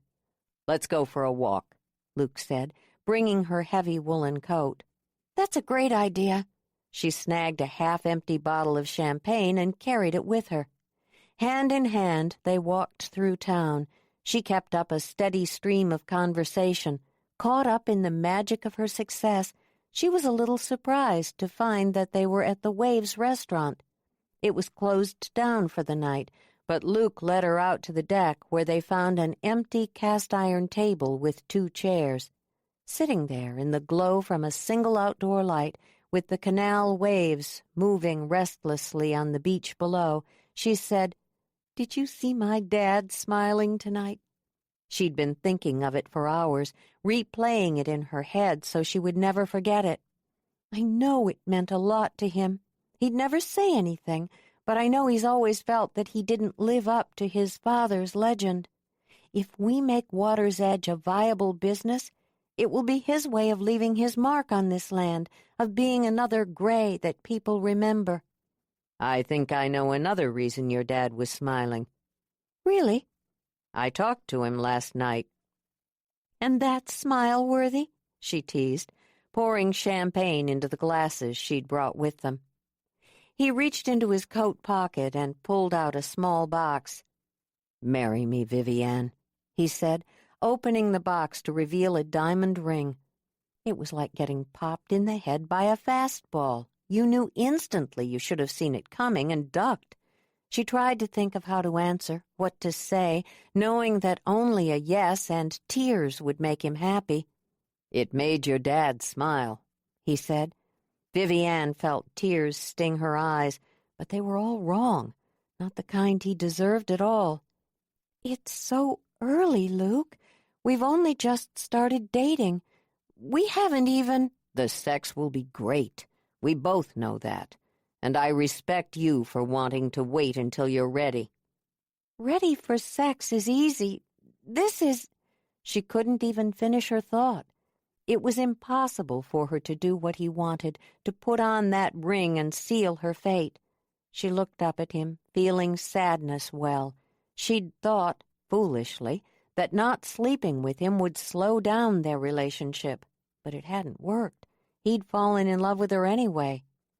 "We hardly know each other." "Of course we do." "What's my favorite ice cream?" He drew back, frowning. She could tell that it was sinking in, that he knew this was going wrong. "Chocolate cherry, dark and sweet." It was a question she asked every man who claimed to love her, a litmus test for how well they knew her. They always picked some sweet, exotic flavor because that was how they saw her, but it wasn't who she really was. Most of the men she dated, Luke included, stared endlessly at her face, declared their love in the first few months, and never thought they needed more. "Vanilla," she said. "Inside, I'm plain old vanilla." "There's nothing plain about you," he said softly, touching her cheek with a tenderness that only made her feel worse. "I'm not ready, Luke," she said at last. He looked at her for a long moment, studying her face as if it were a map he'd only just been handed, the terrain foreign. Then he leaned forward and kissed her. "I'll wait," he promised. "But what if—" "I'll wait," he said again, cutting her off. "I trust you. You'll get there." She wanted to say, "No, I don't think I ever will." but the words wouldn't come. Much later, when she stepped into the comforting quiet of the farmhouse, she looked longingly at her father's closed bedroom door, wishing that she had a mother to talk to about this. Moving tiredly, she went upstairs and got ready for bed. But before pulling back her comforter, she walked over to her window. The ranch lay in darkness before her, lit here and there by a moon that seemed as worn out as she. She knew that just beyond a row of evergreens lay Luke's land, and she found herself wondering if that mattered. Not in the way her father cared, of course, in a deeper, more meaningful way of connection, of what it meant when two people grew up in the same place, knowing the same people, wanting the same things. Surely a property's border could be a boundary, but was it also a line of common ground? She turned away from her window and climbed into bed, unable to stop her thoughts from spinning back to his proposal. If only she could talk to someone about how she felt. Her sisters were the obvious choice, but she was afraid of what they would say. Would they listen patiently and shake their heads and say, "Grow up, Vivi, he's a good man"? Should that be enough for her? Was she wrong to want passion, to dream of something, someone more? She'd always imagined love to be turbulent and volatile, an emotion that would sweep her up and break her to pieces and reshape her into someone she couldn't otherwise have become. Was she a fool to believe in all that? It felt as if something inside of Winona were slowly going bad, like a tomato left on the vine too long. In the past few days, she'd snapped at Lisa, lost a client, and gained 5 pounds. She couldn't help herself, couldn't control her emotions. She kept waiting for Vivi Ann to call her with the big news that she was engaged. She wanted to believe that Vivi Ann would laugh at him, blow off his ridiculous proposal. God knew her baby sister wasn't ready to settle down. But Luke Conley was a hell of a catch in this town, and Vivi Ann always got the best of everything. By Tuesday afternoon, she was a wreck. This envy of hers was expanding, taking up too much space in her chest. Sometimes when she thought about everything Vivi Ann had stolen from her, she couldn't breathe. Just when she thought her life couldn't get any worse, Lisa came on the intercom and said, "Hey, Winona, your dad is on line 1. Dad? She tried to remember the last time he'd called her at work and couldn't. "Thanks, Lisa." She picked up the phone and answered.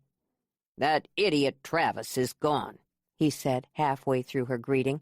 "He left without saying a damn word, and the cabin looks like a bomb went off in there."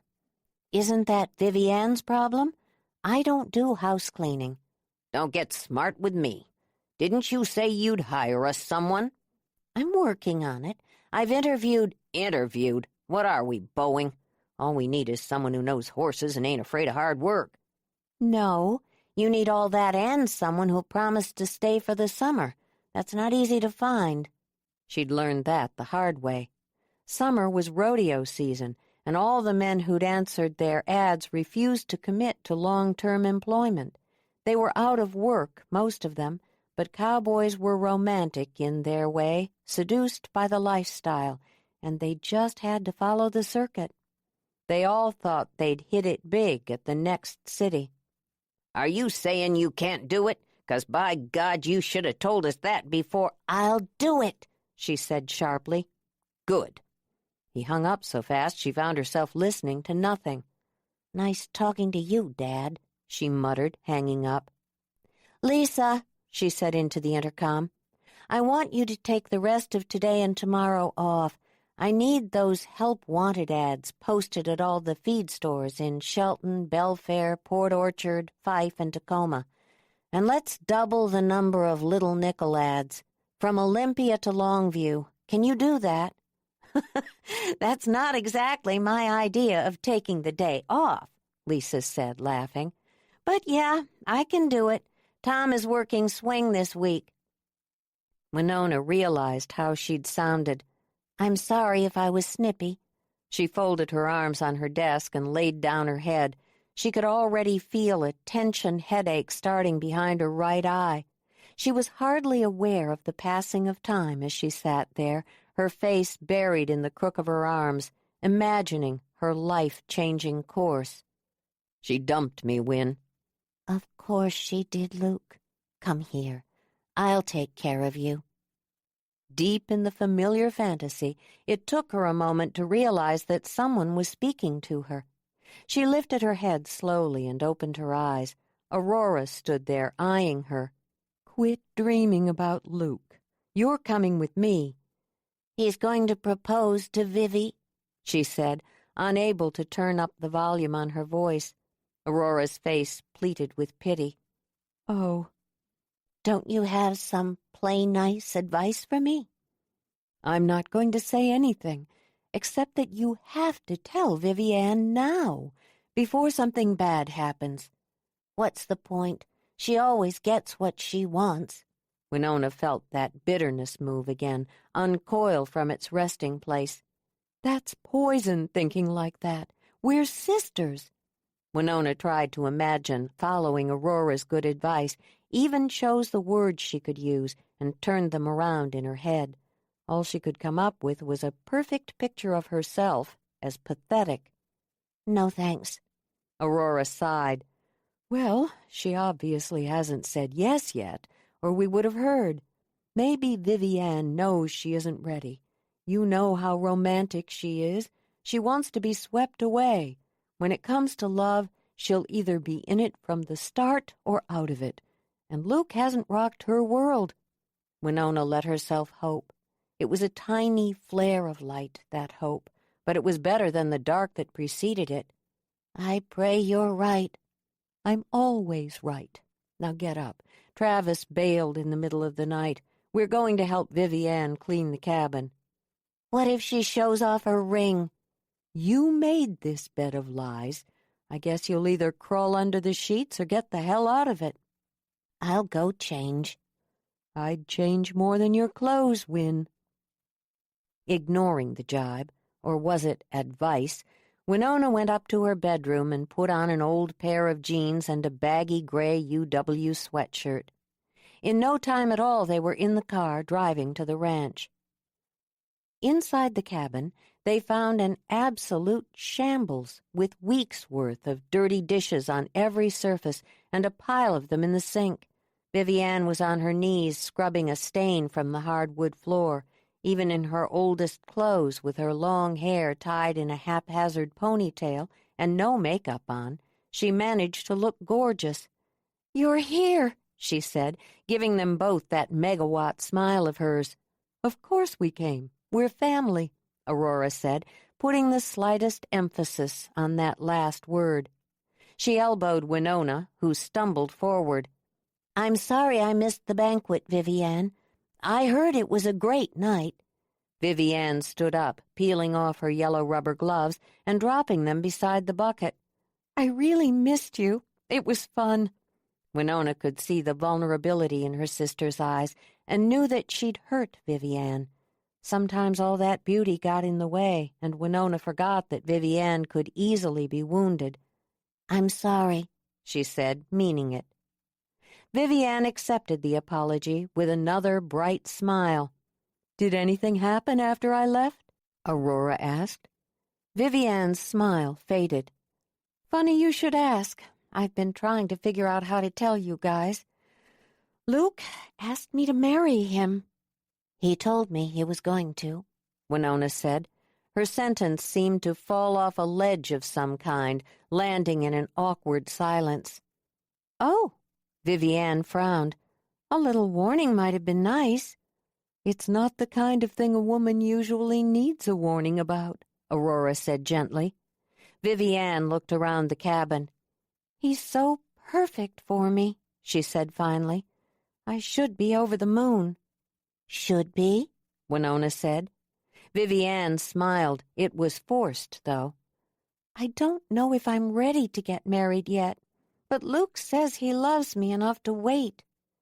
If you don't think you're ready, you're not, Aurora said. That awkward silence fell again. Right, Vivi Ann said. That's what I thought. So, let's get started cleaning this place up. Winona felt her breath release in a quiet sigh.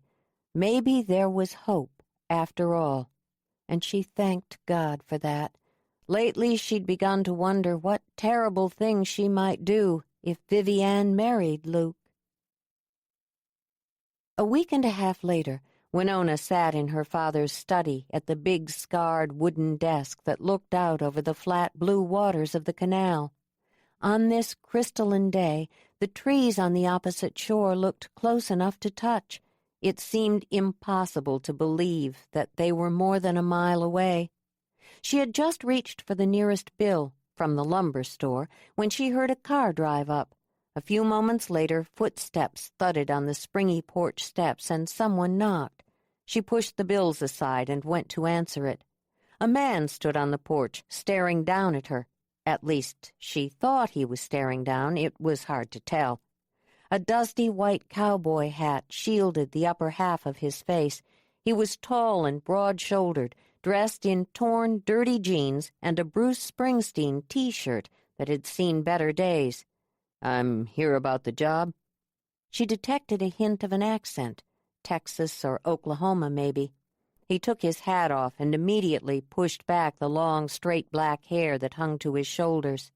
Skin the color of well-tanned leather made his gray eyes appear almost freakishly light in comparison.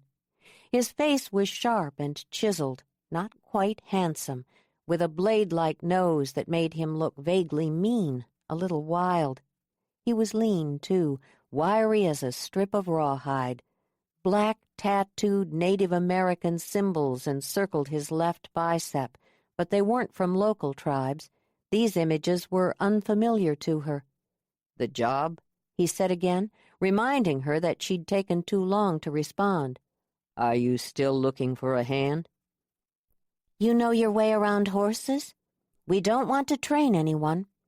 "I worked at the Poe Ranch in Texas. It's the biggest operation in the hill country, and I team roped for about 10 years. "You good with a hammer?" "I can fix what's wrong around here if that's what you're asking. I'm half white, too, if that helps you make up your mind." "That hardly matters to me." "You're above most folks, are you?" She got the sense he was laughing at her, but nothing about him changed. "You follow the rodeo circuit?" "Not anymore." She knew that her father wouldn't hire this man, a Native American, wouldn't approve of him at all, and yet their ads had been posted for more than a month now, and the first roping jackpot was on Saturday. They needed to hire someone, and they needed to do it fast. Taking off her expensive blue pumps, she stepped into Vivi Ann's oversized rubber boots, which were always stationed at the door. "Follow me." She heard him behind her, moving slowly, his worn, scuffed cowboy boots crunching on the gravel. She refused to acknowledge her nervousness. It was an unfortunate byproduct of the environment in which she'd been raised, and she would not succumb. She was above judging people by the color of their skin. "Here's the barn," she said rather stupidly, as they were standing inside of it now. He came up beside her, saying nothing. The stall to their immediate left sported a big white poster board decorated with drawings and photographs and ribbons. In ornate curly-Q lettering it read, "Hi, I'm Lizzie McCallian's horse Magic. We're a great team. We competed at last year's Pee Wee Days and won a red ribbon for fitting and showing and a special mention for cleanest stall. We can't wait for this year's county fair." "Well, now," the man beside her said, "that's some homey shit." Winona couldn't help smiling at that. Moving on, she showed him the tack room, wash stall, and hay storage. When they'd seen all that the barn and arena had to offer, she led him back out into the sunlight. There she faced him. "What's your name?" "Dallas, like the city. Dallas Raintree." "Are you prepared to stay for at least a year?" "Sure. Why not?" Winona made her decision. That was the point, after all. This decision was hers to make. If Daddy didn't like him because of his skin color, it was time he changed. The more she thought about it, the more it seemed like her civic duty to hire him. And besides, men weren't exactly lining up for the job. If he'd stay for a while, why not? "Wait here." She turned and clomped back to the house, took off her boots, went to the study for a copy of the employment contract she'd written up, and then returned to him. "This job is for room, board, and $500 a month. You want it?" He nodded. Winona waited for more, something besides that stare, that stance, and then started up the hill toward the old cabin. "This way." Up on the rise, she cut through the ankle-deep grass and went to the front door. "The porch needs work, as you can see. My sisters and I cleaned the inside, though." She flipped on the light and saw the old place not as she usually saw it, through the sentimental prism of her family's history, but rather the way it would appear to him. Wide plank cedar floors, scuffed and scarred by decades of use. A small living room with newly washed knotty pine walls and mismatched furniture, a faded red sofa, a pair of old wing chairs, Grandma's ancient coffee table, gathered around a river rock fireplace stained black from use, an alcove kitchen with 1940s appliances, wooden counters, and a blue-painted table with oak chairs. Through the door in the living room she could see the bedroom, with its white iron bed piled with quilts. The only room she couldn't see from here was the bathroom, and the best she could say about it was that everything worked. The astringent scent of recently applied bleach couldn't quite camouflage the deeper smell of wet, decaying wood. "Will this be okay?" she asked. "It'll do." She couldn't help staring at his harsh profile. His face was like broken glass, all sharp angles and hard planes. "Here's our employment contract. You can get your lawyer to read it if you'd like." "My lawyer, huh?" He glanced down at the paper, then at her. "It says you promised to hire me, and I promised to stay, right?" "Exactly. The term of the contract is 1 year." She handed him the contract and a pen. He walked over to the table and bent down to write his name. "What do you want me to do first?" "Well, I don't actually work here. My sister and Dad run the place, and they're both gone right now. Just get settled in and show up at the farmhouse tomorrow morning at 6 for breakfast. They'll tell you what to do." He gave her the signed contract back. She waited for something more, maybe a thank you or a promise to do a good job, but when it was clear he had nothing more to say, she left the cabin. As she went down the porch steps and walked through the tall grass toward the gravel road, she heard him come out onto the porch. She wouldn't turn around to check, but she was sure just the same. He was watching her. The Gray sisters had spent Friday nights together forever, and tonight was no different. As usual, they met at the Blue Plate Diner for a quick meal, and then walked down Shore Drive to the Outlaw Tavern. Men could come and go in their lives, and meet them at the bar, but dinner with the three of them was set in stone. Tonight they were surrounded by the familiar late spring crowd. A few tourists were here, recognizable by the brightly colored designer clothing and their shiny SUVs parked out front. The locals, on the other hand, sipped lemonade, talked quietly while reading the newspaper, and didn't bother even looking at the laminated menus. Most of them ordered Gracie's famous meatloaf, which hadn't actually been on the menu since the early 80s. Winona reached over for one of Vivi Ann's French fries. "I hired a ranch hand today," she said, wondering what Vivi Ann would think of Dallas Raintree. Vivi Ann looked up. "You're kidding. Who is he?" "A guy from Texas. Says he knows his way around horses." "What was he like?" Winona considered how best to answer that, then said only, "I don't know. He didn't say much." "Cowboys," Aurora muttered. Vivi Ann looked disappointed. "Like meals with Dad aren't quiet enough. I don't think he and Travis said more than 20 words to each other in all the meals we had together." "Believe me, you're lucky," Winona said. "To me, Dad is—" "We're not going there tonight," Aurora said firmly. This is our night to remember we're sisters." She gave Winona a pointed look. They paid the bill and left the restaurant. In the warm lavender evening, they strolled down Main Street. "It's too bad Luke couldn't come with us," Winona said, trying to sound casual.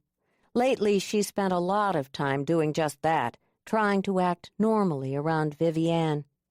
"He had an emergency out in Gorst, colicky mare."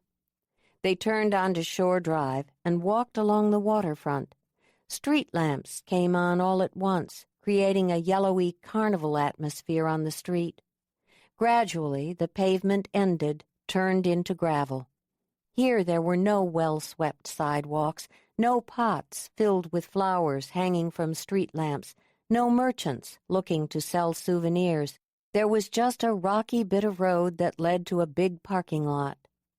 On the water side was Ted's boatyard and the alley that led to Cat Morgan's ramshackle waterfront house.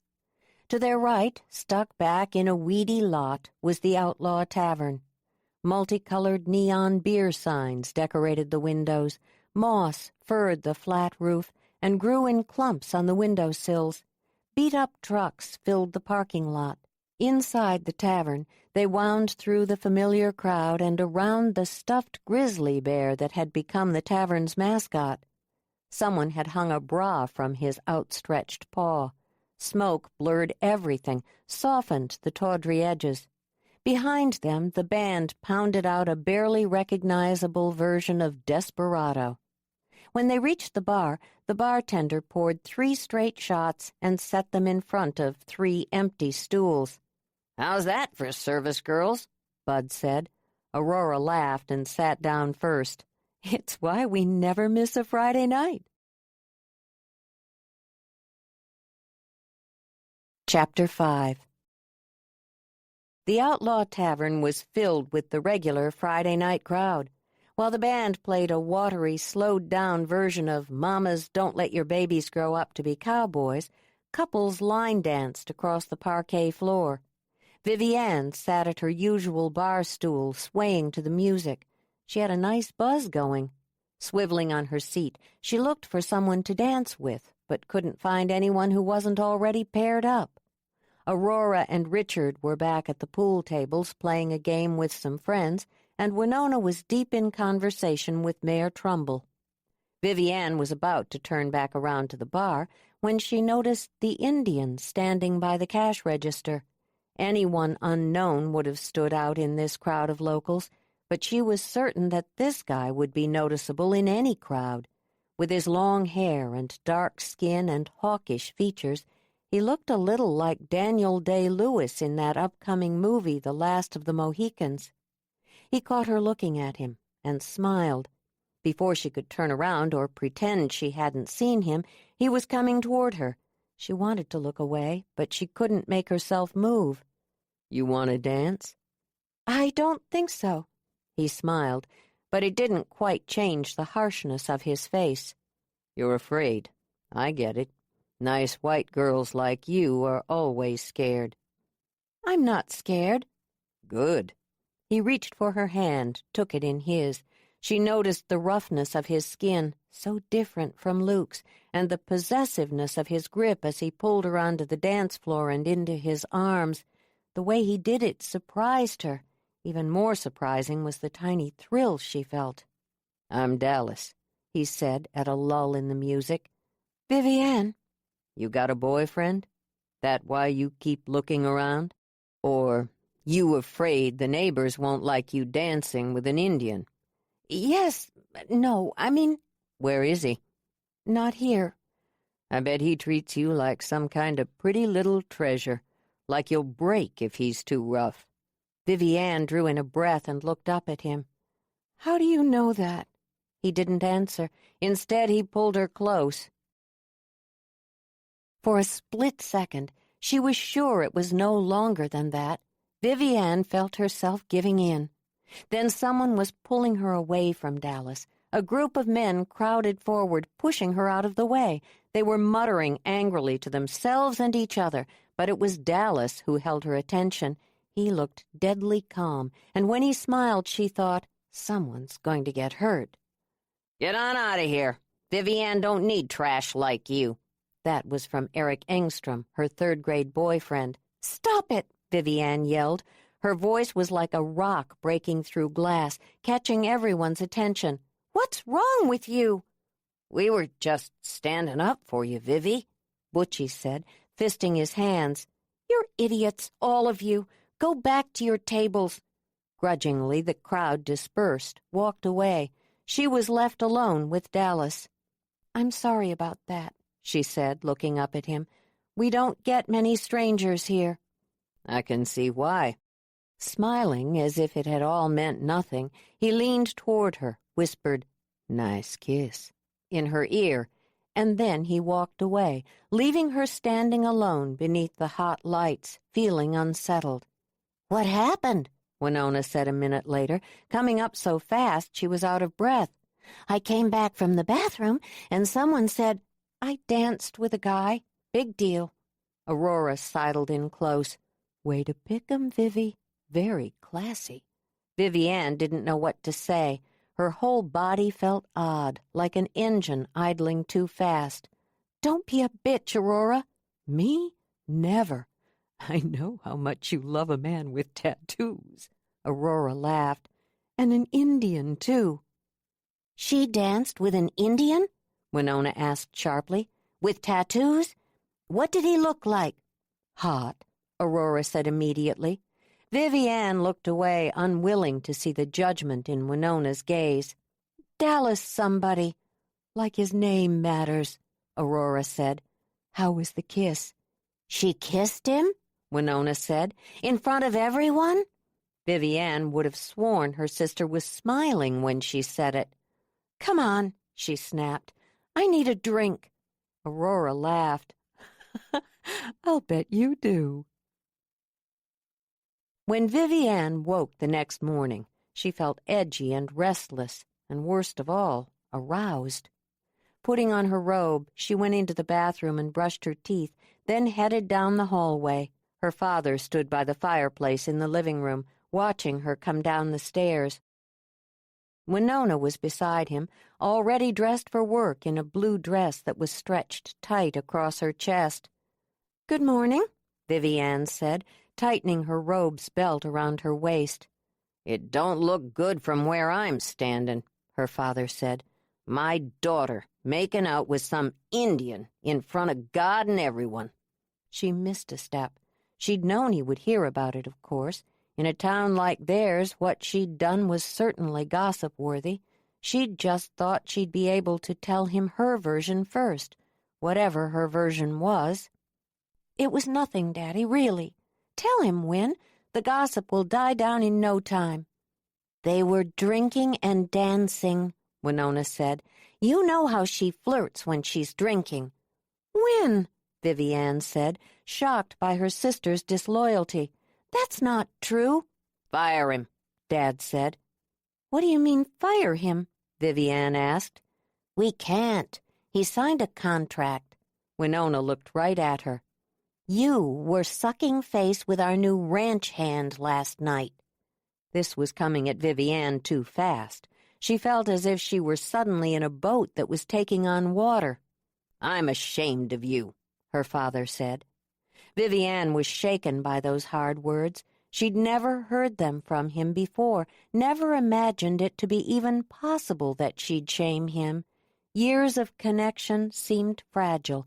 For the first time, she wondered if his love was as conditional as her sisters always said it was, and that frightened her. He was the bedrock, the solid ground of their family. A crack in that was inconceivable. While she was trying to figure out what to say, someone knocked on the door. She knew who it would be. "Did you tell him?" she asked her sister. "Half the town was there, Vivi," Winona said, and she should have looked angry, but in that strange, surreal moment, as Vivi Ann's panic poked through, she thought Winona looked pleased, and she hadn't answered the question. Not really. The door opened, and Luke stood there, dressed in his dockers and a plaid flannel shirt, as if this were an ordinary morning visit. But his hair was damp and unbrushed. She moved toward him, desperate suddenly to undo all of this. "Tell them none of this matters, Luke. You know we love each other." When he said nothing, her panic increased. "We're getting married. Tell Daddy there's nothing to worry about." "You're engaged?" Dad said. Vivi Ann turned to her father. "We were waiting for the right time to tell everyone." Dad finally smiled. "Good. This is over then. Our first jackpot is starting in 2 hours, and we got plenty to do to get ready. I'll go talk to our new man. Tell him what's what. He'd best mind his P's and Q's from now on, or I'll fire him. I don't care about no contract." As soon as he left, Vivi Ann started to pull away from Luke, but he took hold of her hand and wouldn't let her leave. "Did you kiss him back?" he asked. "Of course not." She felt Winona watching them from across the room. He tilted her chin up. She knew the second before she saw his face that it would be creased with worry, that those clean, honest eyes of his would be colored by doubt. She knew, too, that he would believe her, because he wanted to. "Are we okay?" he asked. "We're fine." "You've made me the happiest man in Oyster Shores." It should have been a romantic moment, but already she knew she'd made a mistake. "You've made me the happiest man in Oyster Shores." The sentence kept coming back to Winona, playing and replaying. She saw the whole tragic scene in slow motion, Vivi Ann coming down the stairs, her beautiful face registering surprise when she realized what was happening. Dad, turning on Vivi Ann for once, telling her he was ashamed, and then Luke walking in, his eyes shadowed with doubt and heartbreak. Winona had wanted to go to him, say, she always breaks hearts, and be there for him. She'd even dared to imagine that, to hope for it. Then, "We're getting married." 3 words that turned everything around.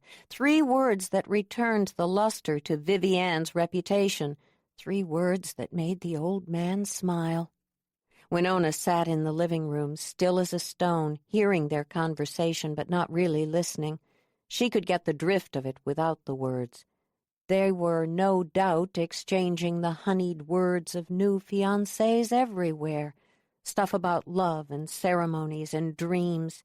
They seemed to have forgotten she was here, or they didn't care. She was just another piece of bulky furniture in the room. She got up slowly, schooled her face into impassivity, and went to them. She almost paused, almost uttered a wooden congratulations, but as she approached them, Luke pulled Vivi Ann into his arms and kissed her. It was the first time Winona had seen them really kiss, and she stopped, unable to look away. And then she was moving again, across the living room, onto the porch and to her car. She drove too fast up the driveway, surprised to find that she was crying as she came to Orca Way. She wiped her eyes impatiently and turned right. A block later, she hit the brake and came to a sudden stop, right there in the middle of the street. "We're getting married." How could Luke and Dad be so stupid? Couldn't they see that Vivi Ann was acting out of desperation, chewing off her foot to get free of the trap of their disappointment? "Don't think about it," she muttered aloud. She had to find a way not to care. Aurora was right. Winona had always known that. Sisters trumped men. She had to stop wanting Luke, or it would destroy them all. But how did you go about such a thing? All the rationalizations in the world hadn't worked. A seed of discontent had been planted deep inside of her, and even now she could feel it putting down roots. Hours after the roping had ended, Vivi Ann sat on the arena's rail, staring down at the loamy brown dirt. The last 24 hours had been among the worst of her life. Gossip about her behavior last night had swept through town like a brush fire. News of her engagement to Luke had put out the flames, but people were watching her closely, whispering as she passed. "Hey." She glanced to her left. Dallas stood in the barn's open doorway, a tall shadow against the tangerine evening light behind him. In the muddy bog of this day, she'd almost forgotten about him. Almost. "How long have you been standing there?" "Long enough." Easing down from the rail, she walked toward him. "Anyone ever tell you you don't know how to run a jackpot?" She sighed. That should be obvious to everyone by now. "Did you get something to eat?" "Yep." He tipped his hat just enough so that she could see his eyes. They were gray as the sound in winter, unreadable. "So, who's gonna fire me? You or Daddy?" It had been one day, and already she was sick to death of hearing about that kiss. "It's 1992, Dallas, not 1892. I'm the one who's in trouble for it, not you." "I tarnished your shiny reputation?" "Something like that. I actually figured you'd quit after that fiasco at the bar." "I look like the kind of guy who quits." He moved toward her. "Or maybe you figure all Indians are shiftless. Is that why your friends came after me for kissing you?" "No one cares that you're Native American. It was about me. I was Pearl Princess, for gosh sakes, 4 times, and everyone likes my boyfriend. You could have been as white as Dracula, and they still would have wanted to kick your ass." "Pearl Princess, huh?" He moved closer, smiling. "You must have some special talent, then, like tossing flaming batons or singing elevator music." "What I have is a boyfriend, a fiancé," she corrected, tilting her chin up. "Did you get that part?" "This fiancé," Dallas said, whispering now, leaning close. "He know you kissed me back?" Vivi Ann pushed past him and walked away, saying over her shoulder, "Tomorrow is Sunday. I don't suppose you go to church, but we do, so I don't make breakfast. And it's the only day I feed the horses. Come to the house at 4 p.m. sharp, or I'll toss your supper to the gulls." When she got into the house, she found her father waiting for her. "Perfect," she muttered, taking off her boots and setting them by the door. She definitely did not want to talk to her father. What would be a good topic? The gossip about last night? Her engagement? The botched roping? Dallas? "I'm going to bed, Dad. We'll talk tomorrow." Keeping her head down, she headed for the stairs. She was halfway up when she heard him say, "You stay away from that Indian." She said nothing and kept moving. In the bathroom, as she brushed her teeth and changed her clothes, she remembered his admonition. That Indian. She'd heard the change in her father's voice when he said it, the distaste and the prejudice, and for the first time in her life she was ashamed of him. Still, she knew it was good advice. Chapter 6. May came to the canal in a burst of sunshine. All along the shore, preparations were made for the coming summer.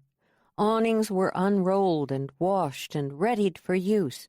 Barbecues were repaired, and trips to the nursery became commonplace. Overnight, the planters on porches and decks bloomed with color.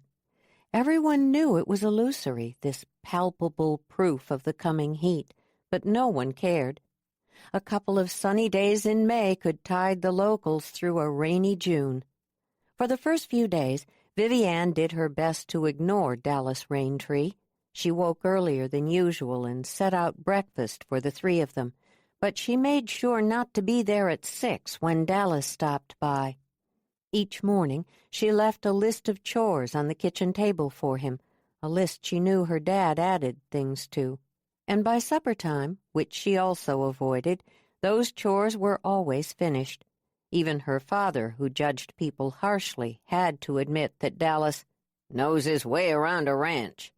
By the end of the week, amazingly, no one cared about Vivi Ann's tavern transgression anymore. The tidal surge of her wedding plans had washed all that away. Oh, people still gossiped about it, pointed to Dallas when he walked into the outlaw tavern or the feed store, but none of it mattered anymore. Henry Gray had accepted him as the new ranch hand, and that ended any discussion. When asked in town, Dad was heard to say, "Could have surprised me, but the Injun turned out to know ranchin'." And that was the end of that. Vivi Ann wished she could forget it so easily. He was in the barn now, on this bright afternoon, standing in the open doorway, sweeping dust and dirt and bits of straw into the sunlight. It was too late to pretend she hadn't looked at him, so she smiled, more a gritting of her teeth, really, and walked toward him. "Could you go to the feed store and get some psyllium? We're out. Chuck will know what to give you, and he'll put it on our tab. Do you need my truck?" "A truck I got." "Good," she said, meaning to walk away. He smiled. She hesitated a moment longer and then forced herself to move. She thought she heard him laughing softly behind her, but she refused to turn around. Just then, a big black SUV pulled into the lot and parked. 6 preteen girls tumbled out, giggling and talking all at once. Mackenzie John ran toward her. "Are we late?" "Nope. Go get saddled. I'll meet you all in the arena." The girls rushed off. Vivi Ann heard the car door open and close behind her, and she knew what that meant. Julie John sidled up to her, bumping her hip to hip. She was a tall, beautiful woman with spiky blonde hair and a ready smile. "Where is he?" "Who?" "Christian Slater. Who do you think? Him." Vivi Ann knew it was pointless to pretend confusion, so she tilted her chin a little, just enough to indicate direction. Dallas was by the shed now, forking cedar shavings into a rusted wheelbarrow. "Wow." Julie paused, maybe even sighed, then said, "You be careful, Vivi." "I've been hearing that a lot lately." "Yeah, well, I'd listen if I were you. Your engagement is the talk of the town. People thought you'd never settle down, and Luke is a great guy." "I hardly need you to tell me that." "Really? Because I know about that wild streak of yours. Remember when you were all hot for that transfer student in 10th grade, the guy who got in trouble for drinking at the homecoming game? What was his name?" Vivi Ann pulled away.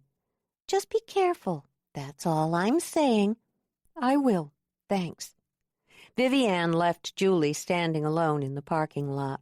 As she walked toward the barn, she could feel both of them looking at her, Julie and Dallas, but she didn't glance at either one. Instead, she strode purposefully into the arena and began her lessons. "Your posture is lovely, Mackenzie," she said. "Keep your heels down, remember? And Emily, today we're going to work on your lead changes for the fair, so I want you to collect your mare. You remember how to do that? First you sit deep in the saddle. Good. Now bring her head in by drawing back the reins." One lesson followed another all day, and the constant activity kept Vivi Ann focused. When the last lesson had ended, she rubbed the crick in her neck and walked back to the house, where she made a pot of spaghetti sauce, put it in a crock pot to simmer, and went upstairs to shower. She was downstairs, pouring herself a glass of wine, when someone knocked at the door. He was right on time. Steeling herself, she opened the door. "Hello, Dallas?" She waited for him to say something, but he just stood there staring down at her. It was the first time she'd really allowed herself to look at him, and she noticed a jagged, nearly invisible scar that ran along his hairline from temple to ear. It was crooked and uneven, as if a drunk seamstress had stitched it up with an ordinary needle and thread. She couldn't help wondering how he'd been injured. Without thinking, she traced the ragged lines with her fingertip. She was about to ask him how he'd gotten this scar, but before she could ask the question, he said quietly, "Be careful, Vivi Ann. I might touch you back." She jerked her hand away from him.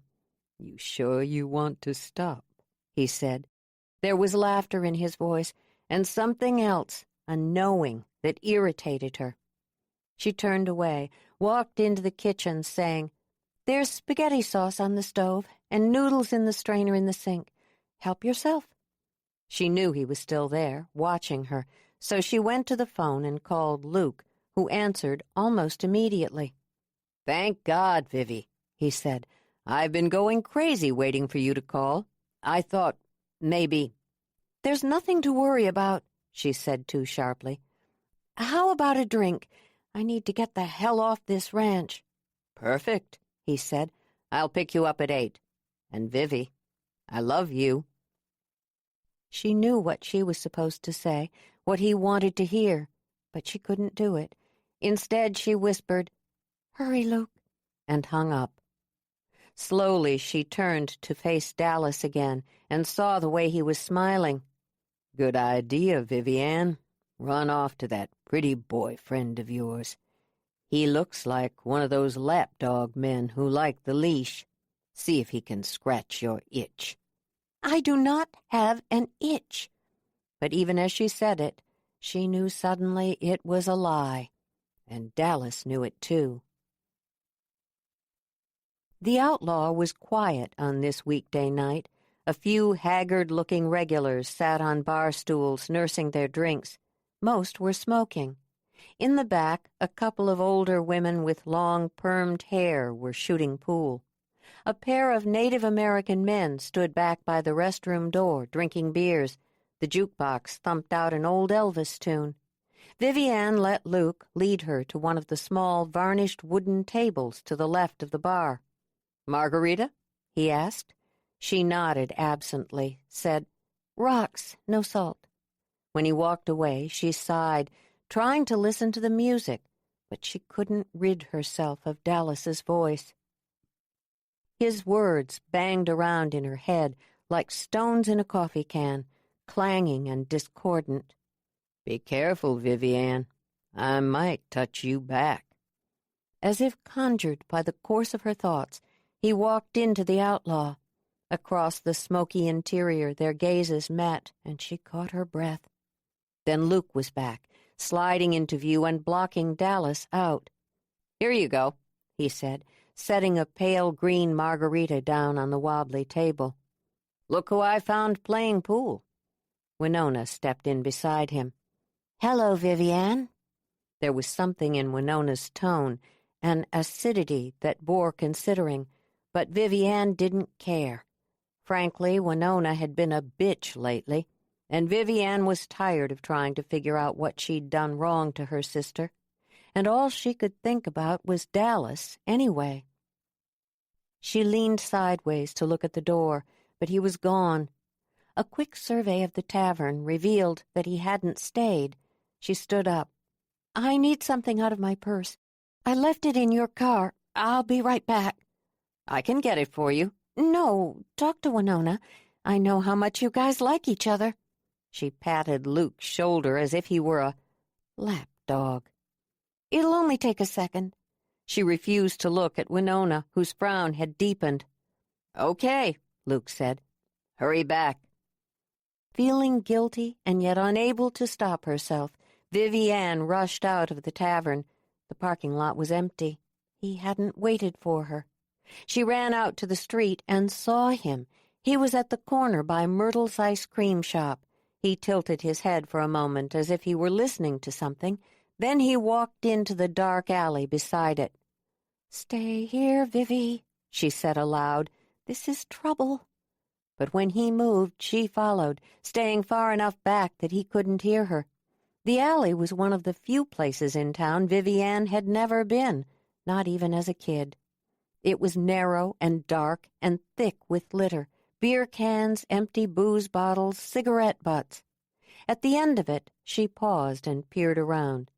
Cat Morgan's ramshackle bungalow sat on a lozenge of land that clung to the shoreline by dint of will. The yard was a mess, and so was the house. Duct tape crisscrossed several broken windows, and the front door hung askew. Moss furred the roof and turned the chimney a sick nuclear waste green. Over the years, Vivi Ann had heard dozens of shocking stories about what went on in this house. Music pulsed into the night, a hard, heavy metal song Vivi Ann didn't recognize. Through the dirty windows, she could see people dancing. Dallas went up to the front door and knocked. The door swung open and Kat Morgan walked out. She wore a black velvet halter top that showed off her big boobs and tight black jeans tucked into silver cowboy boots. Hair the color of newly minted pennies fell in wild curls on either side of her heavily made-up face, and a dozen or so sterling bracelets encircled her wrist. "Hey," Dallas said. Kat said something Vivi Ann couldn't hear, then motioned for him to come inside. The screen door banged shut behind them.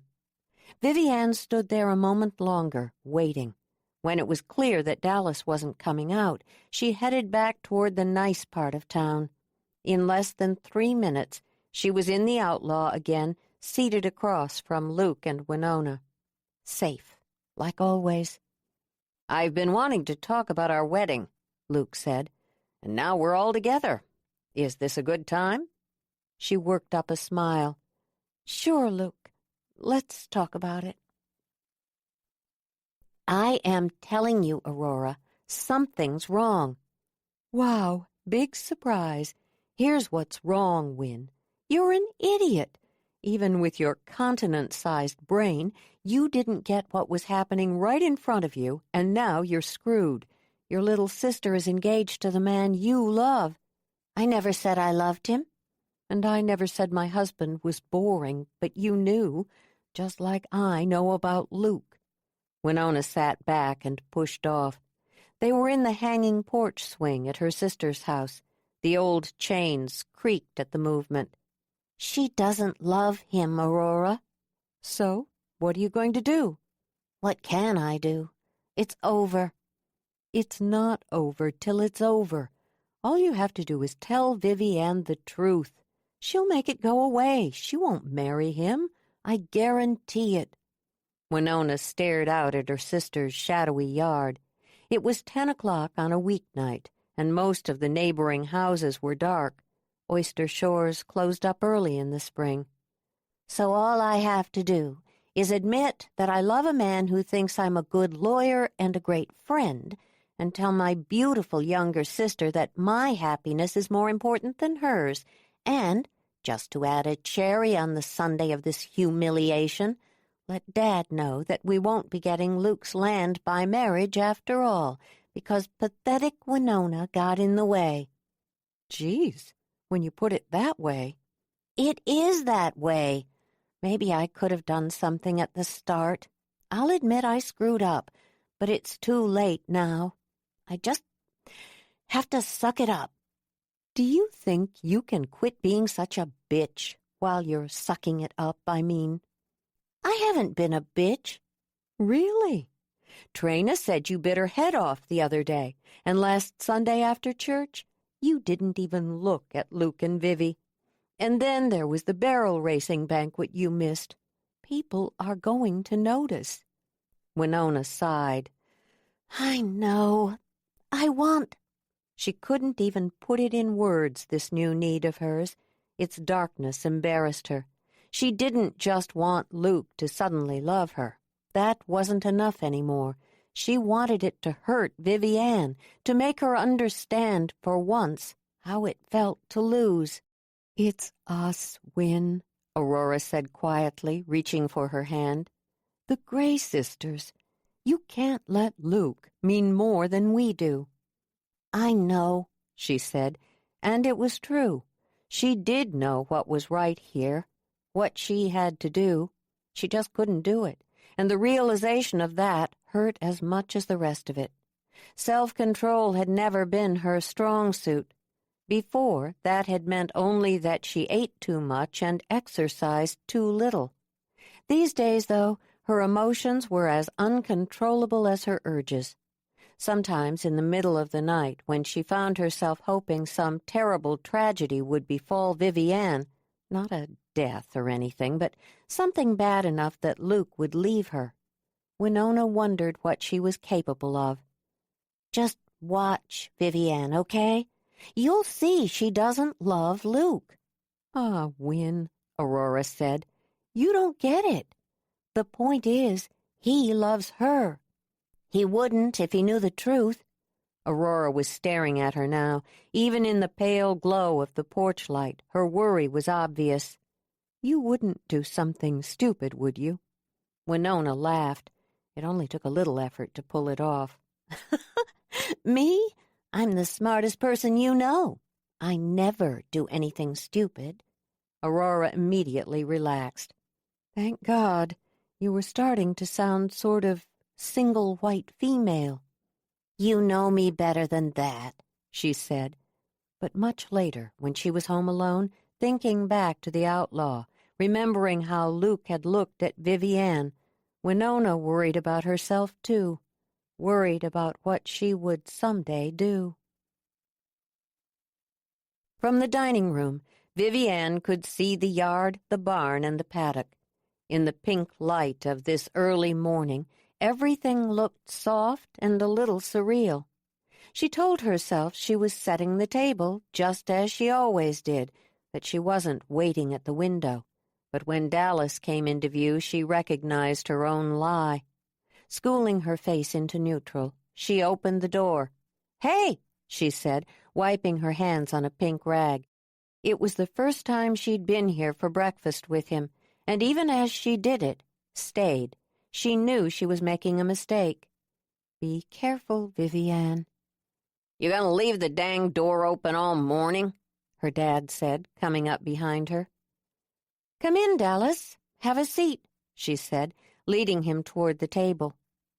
Vivi Ann served breakfast and sat down between them. When Dad finished his prayer, they each began eating. Vivi Ann had eaten breakfast in silence for most of her life. Her dad, and cowboys in general, were not the most talkative bunch, but this morning it grated on her nerves. She knew Dallas was watching her when she said, "The next roping is coming up. I'm going to need some flyers posted." "I can do that," Dallas said. "Just tell me where you want them." She nodded. "And that leak in the loafing shed." "I fixed that yesterday." She looked at Dallas, surprised. "I didn't write it down." "What makes you think I can read, anyway?" Dad made a sound at that, a kind of snort, and kept reading his magazine. She forced her gaze away from Dallas's face and looked at her father. "Can you come to Squim with me today?" "I got a full schedule, Vivi," Dad said, cutting his ham steak. 6 horses to shoe. Last one's all the way out to Quilcene. You got a horse needs rescuing?" She nodded. "I could help you," Dallas said. "No, thank you. My fiancé can help me," she said. "Whatever you say." She pushed back from the table and went to start the dishes. By the time she was finished, they were both gone, and the house was empty again. For the next 5 hours, she worked tirelessly, teaching lessons, training the Eureka's mare, and making up flyers. At 11:30, she returned to the house and made lunch, half of which she wrapped up and put in a picnic basket. The other half she left on the table, wrapped up for Dallas. Then she went over to the yellow Princess phone in the kitchen and called Luke, who answered almost immediately. "Hey there, I want to kidnap you today," she said. "I've got an abused horse to rescue in Squim. We could have a picnic on the beach." "Damn, I wish you'd called earlier. I just committed to go out to the Winslow place. Their filly is limping." "Are you sure?" "Sorry. We're still on for dinner, right?" "Of course." "See you at 7. She hung up the phone and walked outside. Standing on the porch, she saw Dallas turn the tractor toward her. When he saw her, a smile spread across his face, and she knew he'd expected her to come looking for him. "I don't have any choice," she said aloud to herself. "It's just work." She crossed the parking area and stopped beside the tractor. "It turns out I do need your help picking up that horse," she said. Without waiting for him to answer, she headed over to the truck and climbed in. 10 minutes later, when she'd hitched up the 6-horse trailer, she honked the horn impatiently. As soon as he climbed into the passenger seat, she shoved the gear shift into drive. The truck lurched forward, and they were off. "You know how to load a skittish horse?" she asked after a long while. Yep. Miles passed in silence. They were coming into Squim when he spoke again. Your first jackpot was a joke. You know that, right? Vivi Ann didn't know what she'd expected from him. Maybe some half-baked sexual innuendo or a silky smooth come-on. Maybe even a comment about Luke. But this? She frowned. So I've heard, repeatedly. Not that anyone has actually tried to help me. I'll help. Your prizes were too expensive. You had too many go-rounds, and your entry fees were too low. Most of all, you aren't building up a mailing list. You need more regulars. I could teach roping. You wouldn't have to charge much. The point is to get the guys used to coming here. Word will spread fast. She could see instantly how all that would work. She should have figured it out herself. How do you know that? We did it on the Poe Ranch. We'd have 600 teams or more for a jackpot. And you could do that? Teach roping? I'd need a horse. That's not a problem. Vivi Ann glanced out at the field along the highway, watching the breeze cartwheel through the tall grass, and thought about how quickly things could change shape. A little wind, a little information. Thanks, she said after a while. There was probably more to say, but she didn't know what it was, and he didn't seem to care anyway. I'm surprised someone didn't tell you all this before now. She came to Deer Valley Road and slowed, waiting for her chance to turn left. People don't take me seriously. They think I'm a Barbie doll, all blonde hair and a plastic empty head. That explains Khaki Ken. She couldn't help smiling at that, but her smile only lasted until he said, I don't think you're empty-headed. She glanced at him in surprise, and then forced her gaze away. Thanks, she said, turning onto the hill and shifting gears. The old truck and trailer shuddered and groaned before gathering speed again. How many horses have you rescued? 10 or 11, I think. I took in the first one when I was 12. Why? Again, Vivi Ann was surprised. No one ever asked her why. It was the year my mom died. It help? Some. She eased onto a rutted, potholed road that snaked through a thicket of giant evergreens. Slowing, she maneuvered around the biggest of the holes until they came to a clearing with a pretty little log house, a 4-stall barn, and a small fenced pasture. There she parked. The Humane Society found this gelding in a really bad way and brought him here. Hopefully the people who did this to him are in jail.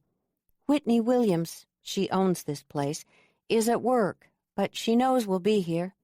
She grabbed a lead rope from the back of the truck and headed for the barn. Wait here. Inside, the barn was dusty and dark. At the last stall door, she paused. The black gelding melted into the shadows. All she could really make out were the bared, yellowed teeth and the whites of his eyes. His ears lay flat back, and he snorted, blowing snot and air. Whoa, boy. Vivi Ann opened the stall door and took a cautious step forward. The horse reared and lunged at her, striking out with his front hooves. She sidestepped easily and snapped the lead rope onto his halter as his hoof banged into the wooden door. It took her another quarter-hour to get the terrified horse out of the dank, smelly stall and into the sunlight. Then, finally, she saw the scars. Wherever he'd been whipped or cut deeply enough, the hair had grown back in white. Son of a bitch, Dallas muttered beside her. Vivi Ann felt the start of tears and dashed them away before Dallas could see her weakness. No matter how many times she did this, she never quite got used to seeing wounded horses. She thought of Clementine and how the horse had saved her when she'd needed saving, and it broke her heart to think how cruel people could be. She tried to stroke the horse's velvety muzzle, but he yanked back from her touch, his eyes rolling wildly. Let's get him loaded and out of here. If it upsets you so much, why do you do it? Dallas asked later when they were on the road again. I should just let them suffer because it's painful to help? You wouldn't be the first to do that. This particular horse, his name is Renegade, was the state Western Pleasure Equitation winner just 4 years ago. I saw him win that day. He was magnificent, and now they say he can't be ridden. They were going to put him down before he hurt someone, as if it's his fault he's violent. Pain can turn an animal mean. You sound like you know what you're talking about. His voice lowered. He could hurt you. I can take care of myself. Can you? Suddenly, strangely, Vivi Ann didn't think they were talking about Renegade anymore. She focused on the road, saying nothing until they were home again, parked in the gravel lot and unloading Renegade. Dinner will be a little late, she said, letting the horse loose in the grassy paddock behind the barn. She knew from experience that horses like Renegade needed to be alone. Sometimes they were so broken they could never run with a herd again. Dallas came closer. Don't worry about me. I'm taking Cat Morgan to dinner. Oh, well, she took a step back, telling herself she wasn't disappointed. I guess I'd better get to the house. But she didn't move. She wasn't even sure why until he closed the distance between them. For a moment, she thought he was going to kiss her, and in spite of everything, she wanted him to. But then he whispered against her ear, We both know Cat isn't the one I want. Chapter 7. After dinner at the Waves restaurant, Vivi Ann and Luke drove back to the farmhouse. The noises of an early June night were all around them, floating through the truck's open windows, motorboats chugging onto their trailers after a day spent on the flat waters of the canal, kids laughing in the park along the shore, dogs barking. There was so much going on in town, it should have been easy to overlook the silence in the truck. But Vivi Ann noticed every pause, every breath. In the weeks since she and Dallas had rescued Renegade, she felt as if her life had been suspended somehow, as if danger were nearby, and she had to be careful, be on her guard against it always. There was a pressure building inside her, heating up. She looked at Luke, and the smile he gave her was everything a man's smile should be, clear and bright and honest. It should have made her want to smile back, to say something romantic, but the longer she looked into his eyes, the more trapped she felt. The whole of her life with him was suddenly here with her, sitting in his truck, and it was small and unassuming, not what she wanted for her life at all. She wanted passion and fire and magic. Maybe her mistake had been in not sleeping with Luke. In the beginning, she'd held back because he was serious and she wasn't, and she hadn't wanted sex to trap her into a false love. But now she was trapped anyway, and the irony was that he believed their lack of intimacy was a signal of love, a proof of it in some way. Maybe if sex was great with Luke, she'd be swept away and tumble into love, and stop thinking about Dallas. As soon as they parked in front of the farmhouse and got out of the truck, she went to him, reaching out. I want you, Luke, right now. She'd meant to say simply, I want you, but it was too late now to take it back. She pressed her body against him, rubbing wantonly, and pulled her shirt off, tossed it aside. Come on, Luke, she pleaded. Make me crazy. He kissed her deeply and then drew back, looking down at her. This isn't how our first time should be. Let's go back to my place. Vivi Ann felt a wash of disappointment. All that kissing and nothing. It was as she'd thought. This good, handsome, loving man would never start a fire inside of her. She made herself smile. You're right. Our first time should be special. Rose petals and candlelight. She bent down for her shirt and put it back on.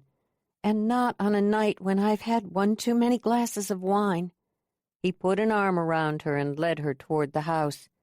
"I guess I'll have to keep a closer eye on you, remind you that two's your limit." "I bet he treats you like some kind of pretty little treasure." She couldn't answer, but when they were on the porch, standing in front of the door, and Luke kissed her good night, it was all she could do not to cry. "What's wrong, Vivi?" he asked, pulling back. "You know you can talk to me about anything, right?" "I'm just tired, that's all. Everything will be better tomorrow." He accepted that and kissed her good night again. With a sigh, she watched him walk back to his truck and drive away. Then she went into the house and climbed the stairs to her bedroom. There she stared out across the darkened ranch, saw moonlight on the barn roof. She was just about to turn away when a flash of bone-white color caught her eyes. A cowboy hat. Dallas was out there right now, standing by Renegade's paddock, watching her. He'd seen her take off her shirt. She turned away from the window and went to bed, but it was a long time before she fell asleep. On a sunny afternoon in mid-June, Winona got the call she'd been waiting for. "Winona," he said, "I need to talk to you about Vivi Ann. Can you meet me at Water's Edge tonight? I'll be in the barn after 7. She managed somehow to get through the remainder of her workday, writing deposition questions, reading through real estate contracts, seeing clients, but her mind kept going off-road, thinking about that phone call. He's going to end it, finally. Then he'd turn to her for comfort. When her last client left and Lisa closed up the office, Winona went upstairs to her shambles of a living space. Up here, away from the public eye, her floors needed refinishing. Her wallpaper had peeled away, revealing water-stained sheetrock, and rust coated too many of the fixtures. Ignoring all that, she chose her clothes carefully and dressed in a long velour tunic and jeans. Curling her hair, she sprayed it away from her face and let it tumble down her back. When she looked as good as possible, she left the house and drove out to the ranch, surprised to find the parking lot full of truck and trailer combinations. Finding a parking spot up near her granddad's cabin, beside Dallas's beat-up old Ford truck, she walked down the long grassy driveway to the barn. Inside, she found a hive of activity, men on bulkily muscled quarter horses galloping along the rail, throwing well-aimed ropes at running steers, boys practicing their throws on fake steers, women in the bleachers clustered together, talking and smoking and drinking beer. And at the center of it all, clearly running the show, was Dallas Raintree. He was helping a man right now, telling him to keep his elbow up, to flatten his loop, showing him how. She found Luke sitting in the stands. "What's all this?" He took a sip of his beer. "Dallas is giving a roping clinic. It's been going on for hours. $35 apiece." Winona studied the arena, counted the men on horseback and the boys practicing with the roping dummy, and did the math. "Wow." "Everyone here is already signed up for the jackpot tomorrow," he added, "and the women want a barrel race next Saturday." She sat down by Luke, scooted as close as she dared. It wasn't much, just sitting by him, but it was all she had these days. "I was surprised when you called. You've been too busy with Vivi Ann lately to get in touch with me." She hoped she didn't sound bitter. "I'm sorry about that. Actually, I wanted to talk to you about Vivi Ann. I hope that's okay. I'll understand if you say no. There's that sister's code." "It's okay. Vivi Ann knows we were friends before you two fell in love." She stumbled only briefly over the difficult sentence. "So, tell me what's wrong." "Vivi Ann is acting strange lately." "Of course she is," she thought. "She doesn't love you." Winona turned to him, saw the pain and confusion in his eyes, and her heart ached for him. He was no match for Vivi Ann, who treated love as if it were made of stone and hearts as if they were spun glass. She reached over and took his hand. Suddenly it felt as if there was an opening, a crack in the connection between Luke and Vivi Ann. "I love my sister. It's impossible not to. She's like sunshine, but she's selfish, too, headstrong. Settling down isn't really in her. Maybe she's afraid or not ready." "Sometimes I have trouble believing she really loves me," he said. "Vivi Ann's emotions are transparent. If she loves you, you'll know it to your bones." He didn't hear the warning in her words. "I should have said, 'What the hell,' the other night, and dragged her over to the grass and made love to her." Winona didn't understand. "She wanted to have sex outside?" "Right in front of the farmhouse. But she wouldn't look me in the eyes. She seemed frantic. I shouldn't have worried about all of that, though, right? I love her, and I should have showed her how much." Winona felt the dying of opportunity. It shriveled up inside, left her feeling small and dry. He wasn't looking to her for comfort. Nothing had changed. Vivi Ann could treat him like crap, and still he loved her. "Yeah, sure." "I mean, who cares who might be watching? We're in love." "Sure," Winona said dully, wishing he hadn't called after all. "Who could be watching, anyway?" As she said it, her gaze fell on Dallas. At dawn on Saturday, while Dallas and Dad were gathering the steers from the back field, people began pouring into Water's Edge. By the time the jackpot officially began at 11 o'clock, almost 300 teams had entered. Vivi Ann began her day long before the sun came up and didn't stop until the event was over. Finally, when the last go-round had been run and the prizes had been handed out, she got a glass of lemonade from the fridge and leaned against the warm side of the barn. The parking lot was a blur of people. Cowboys and their families were busy loading up their horses, putting away their tack, folding up their chairs. The snake of traffic had begun. Trucks and trailers moved in a steady stream up the gravel driveway toward town. Today's jackpot had been more than simply a success. That word was too small and ordinary. This had been a bonanza, a triumph. At last count, they'd earned well over $2,000, and that didn't even count the profits they'd made selling food at the snack shack. Winona came up beside her, leaned against the barn. Sipping Diet Coke from a plastic cup, she said, "You're avoiding me."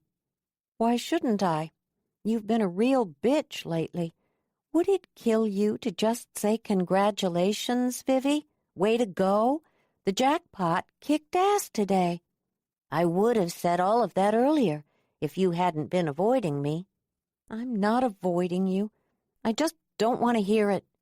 "Hear what?" "You know." "He loves you," Winona said quietly, "and he might not see that something's wrong, but I do." Exactly the words Vivi Ann had been avoiding. "I'm marrying him, aren't I?" "Yeah. And why is that?" "Are you asking as his friend or my sister?" "What difference does it make?" "Plenty." Winona seemed to consider that, and then said, "Okay, let me be your sister for a minute.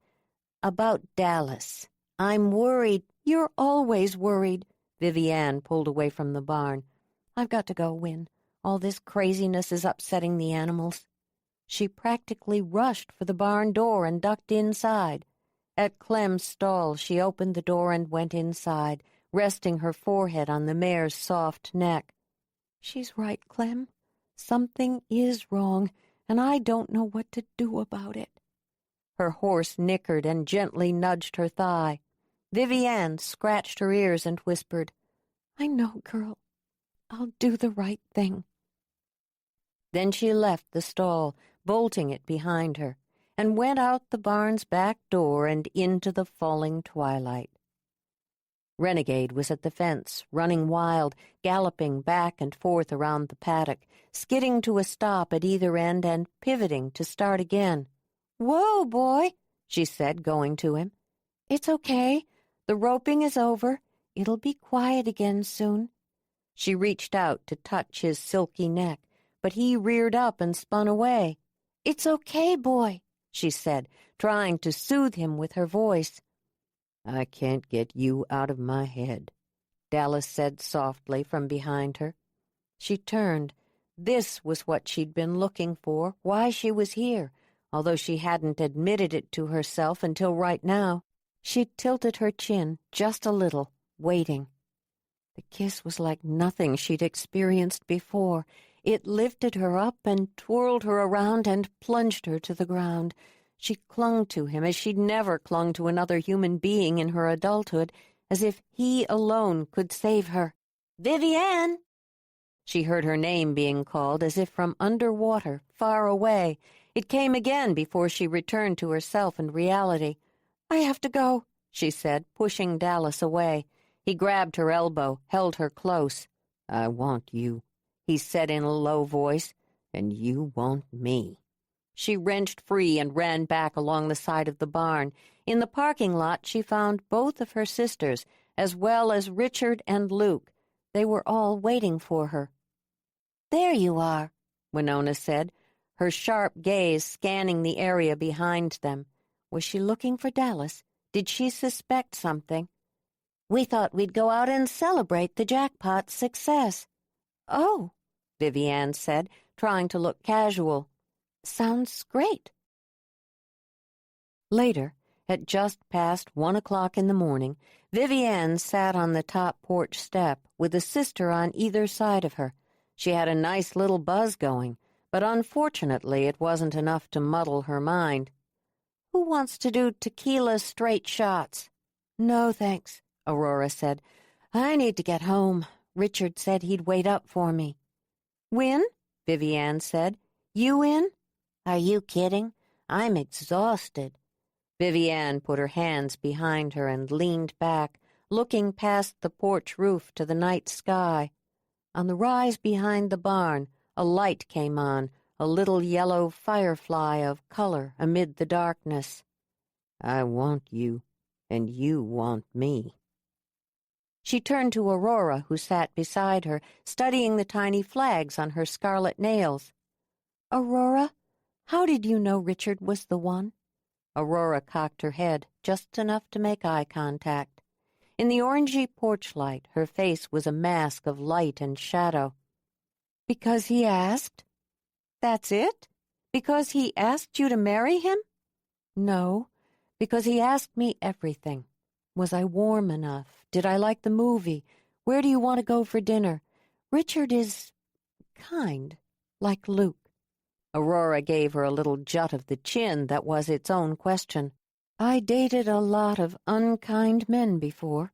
You all remember Dylan and Mike. Anyway, I was tired of being hurt when Richard came along." "Why don't you just admit it, Vivi?" Winona said. "You don't know if you love Luke." "She knows if she loves him," Aurora said, "and she knows if she doesn't. What she's asking is if she should settle." "Settle?" Winona said sharply. "That's ridiculous. It's Luke Connolly we're talking about." Aurora looked at Winona. "You're her sister," Aurora said. "Don't forget that, Win." "How could I?" Winona muttered. "You two remind me often enough." "It's been the three of us since Mom died," Aurora said, still staring at Winona as she spoke. "Pea, bean, and sprout. We can get pissed off at each other and scream and shout and cry. That's okay. That's being sisters. But we stick together. And right now, Vivi Ann is asking us some hard questions. Perhaps things should have been said months ago, but they weren't. And now we live with that. You understand? We live with it." She turned and looked at Vivi Ann. "Here's the truth, Vivi. There are worse things than marrying a decent man and hoping to be content." "What about passion?" Vivi Ann said quietly. "Passion fades," Aurora said, She tried to smile, but it was false, that smile, and her eyes said something else entirely. For the first time, Vivi Ann wondered if Aurora wore all that makeup as camouflage to hide the unhappiness of a dull marriage. "But there are better things, too. Is that what you're saying?" As she said it, she couldn't help glancing up at the hill, at that yellow dot. "Are you sure you want to marry Luke?" Winona said. "If you don't, it's okay. Just admit it." Vivi Ann forced a smile. How could she admit what she didn't know?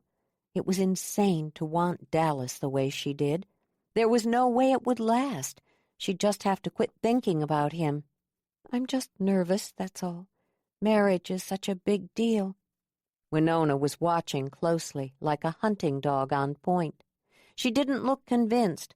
Had she seen Vivi Ann's involuntary glance at the cabin? But Aurora said, "That's only natural," and the conversation landed safely. "Well, I'm beat," Vivi Ann said. "Thanks for the help today." She hugged each of her sisters, then walked them to their cars and watched them drive away. When they were gone, she went inside the house. At her bedroom window, she looked at the small yellow light burning in the trees. He was up there, waiting.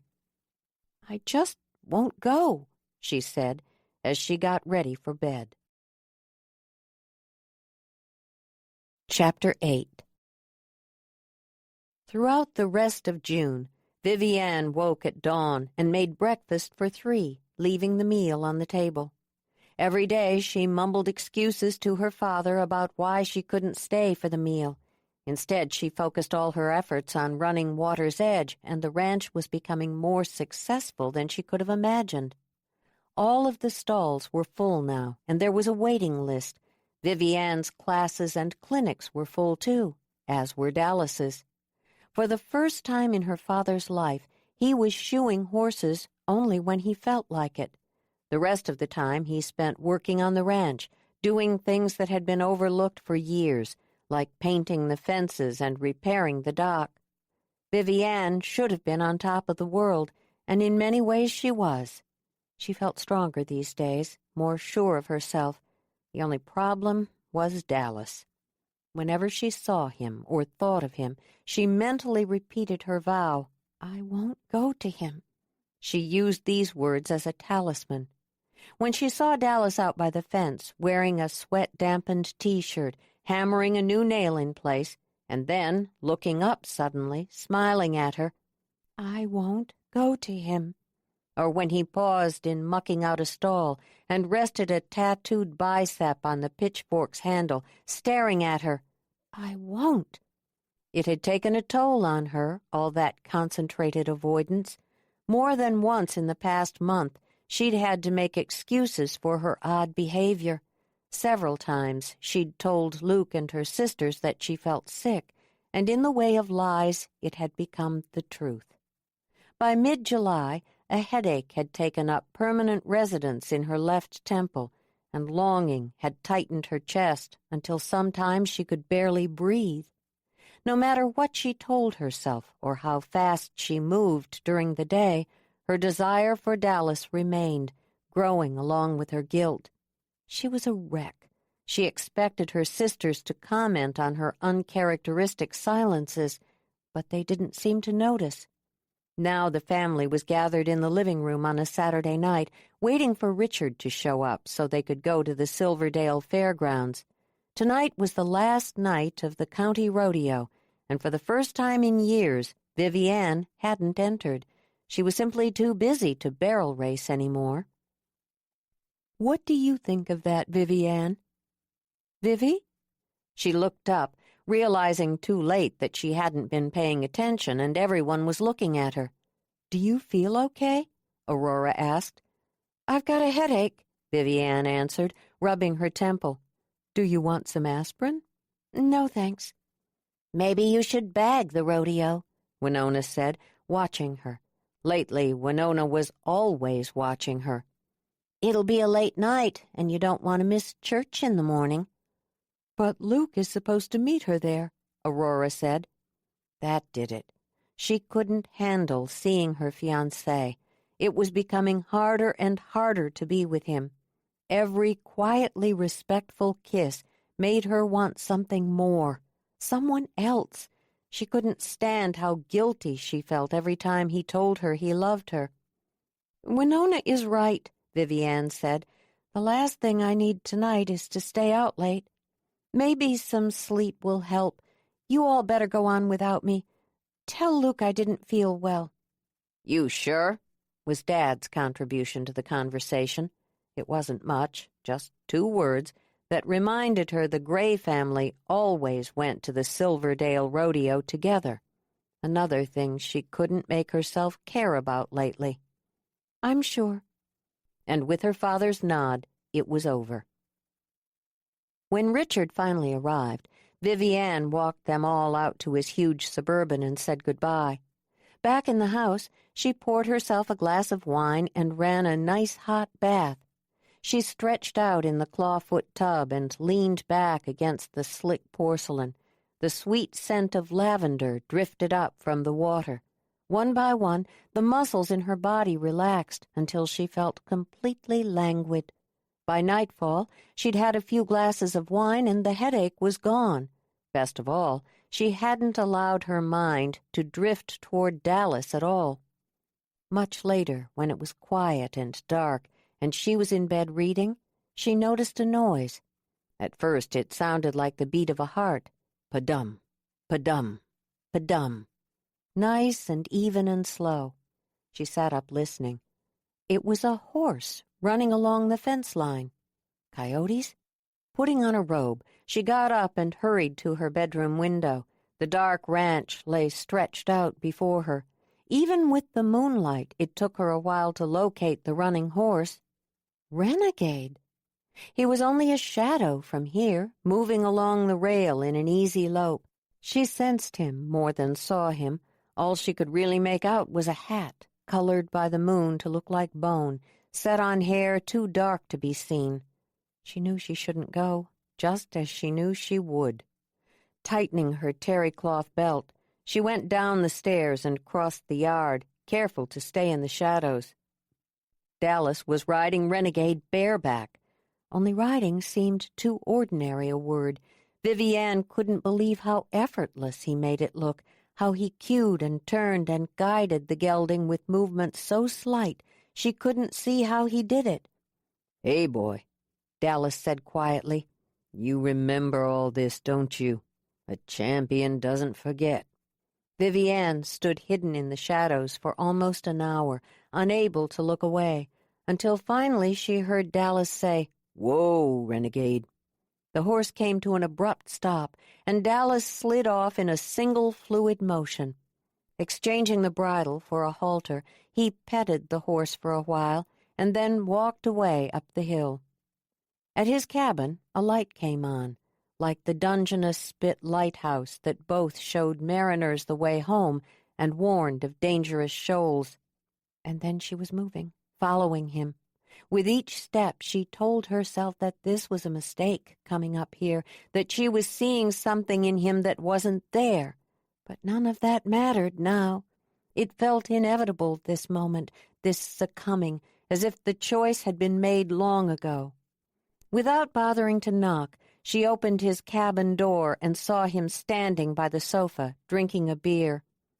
"Just once," she said, hearing the cracked pleading in her voice, the fear and the excitement. Everything about this night felt impossible, as if she'd found this place that lay parallel to the real world, that had all its tastes and smells and desires, but none of its rules. In this new world, she could be brazen and sexy and bold, just for this one night. "We'll do it once and get it out of our systems. No one will ever know." "I'll be your dark secret, huh?"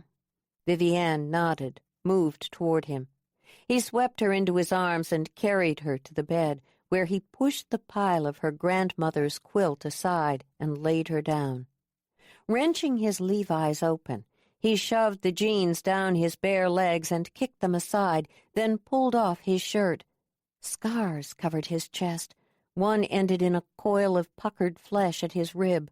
Moonlight softened the marks, made them look silvery and almost pretty, but she'd seen enough abused horses to know what she was seeing. "My God, Dallas, what—" He kissed her until she couldn't breathe anymore, couldn't claim to own even the smallest portion of her body. He took it all from her, forced her to want him, with a desperation that was so raw it hurt.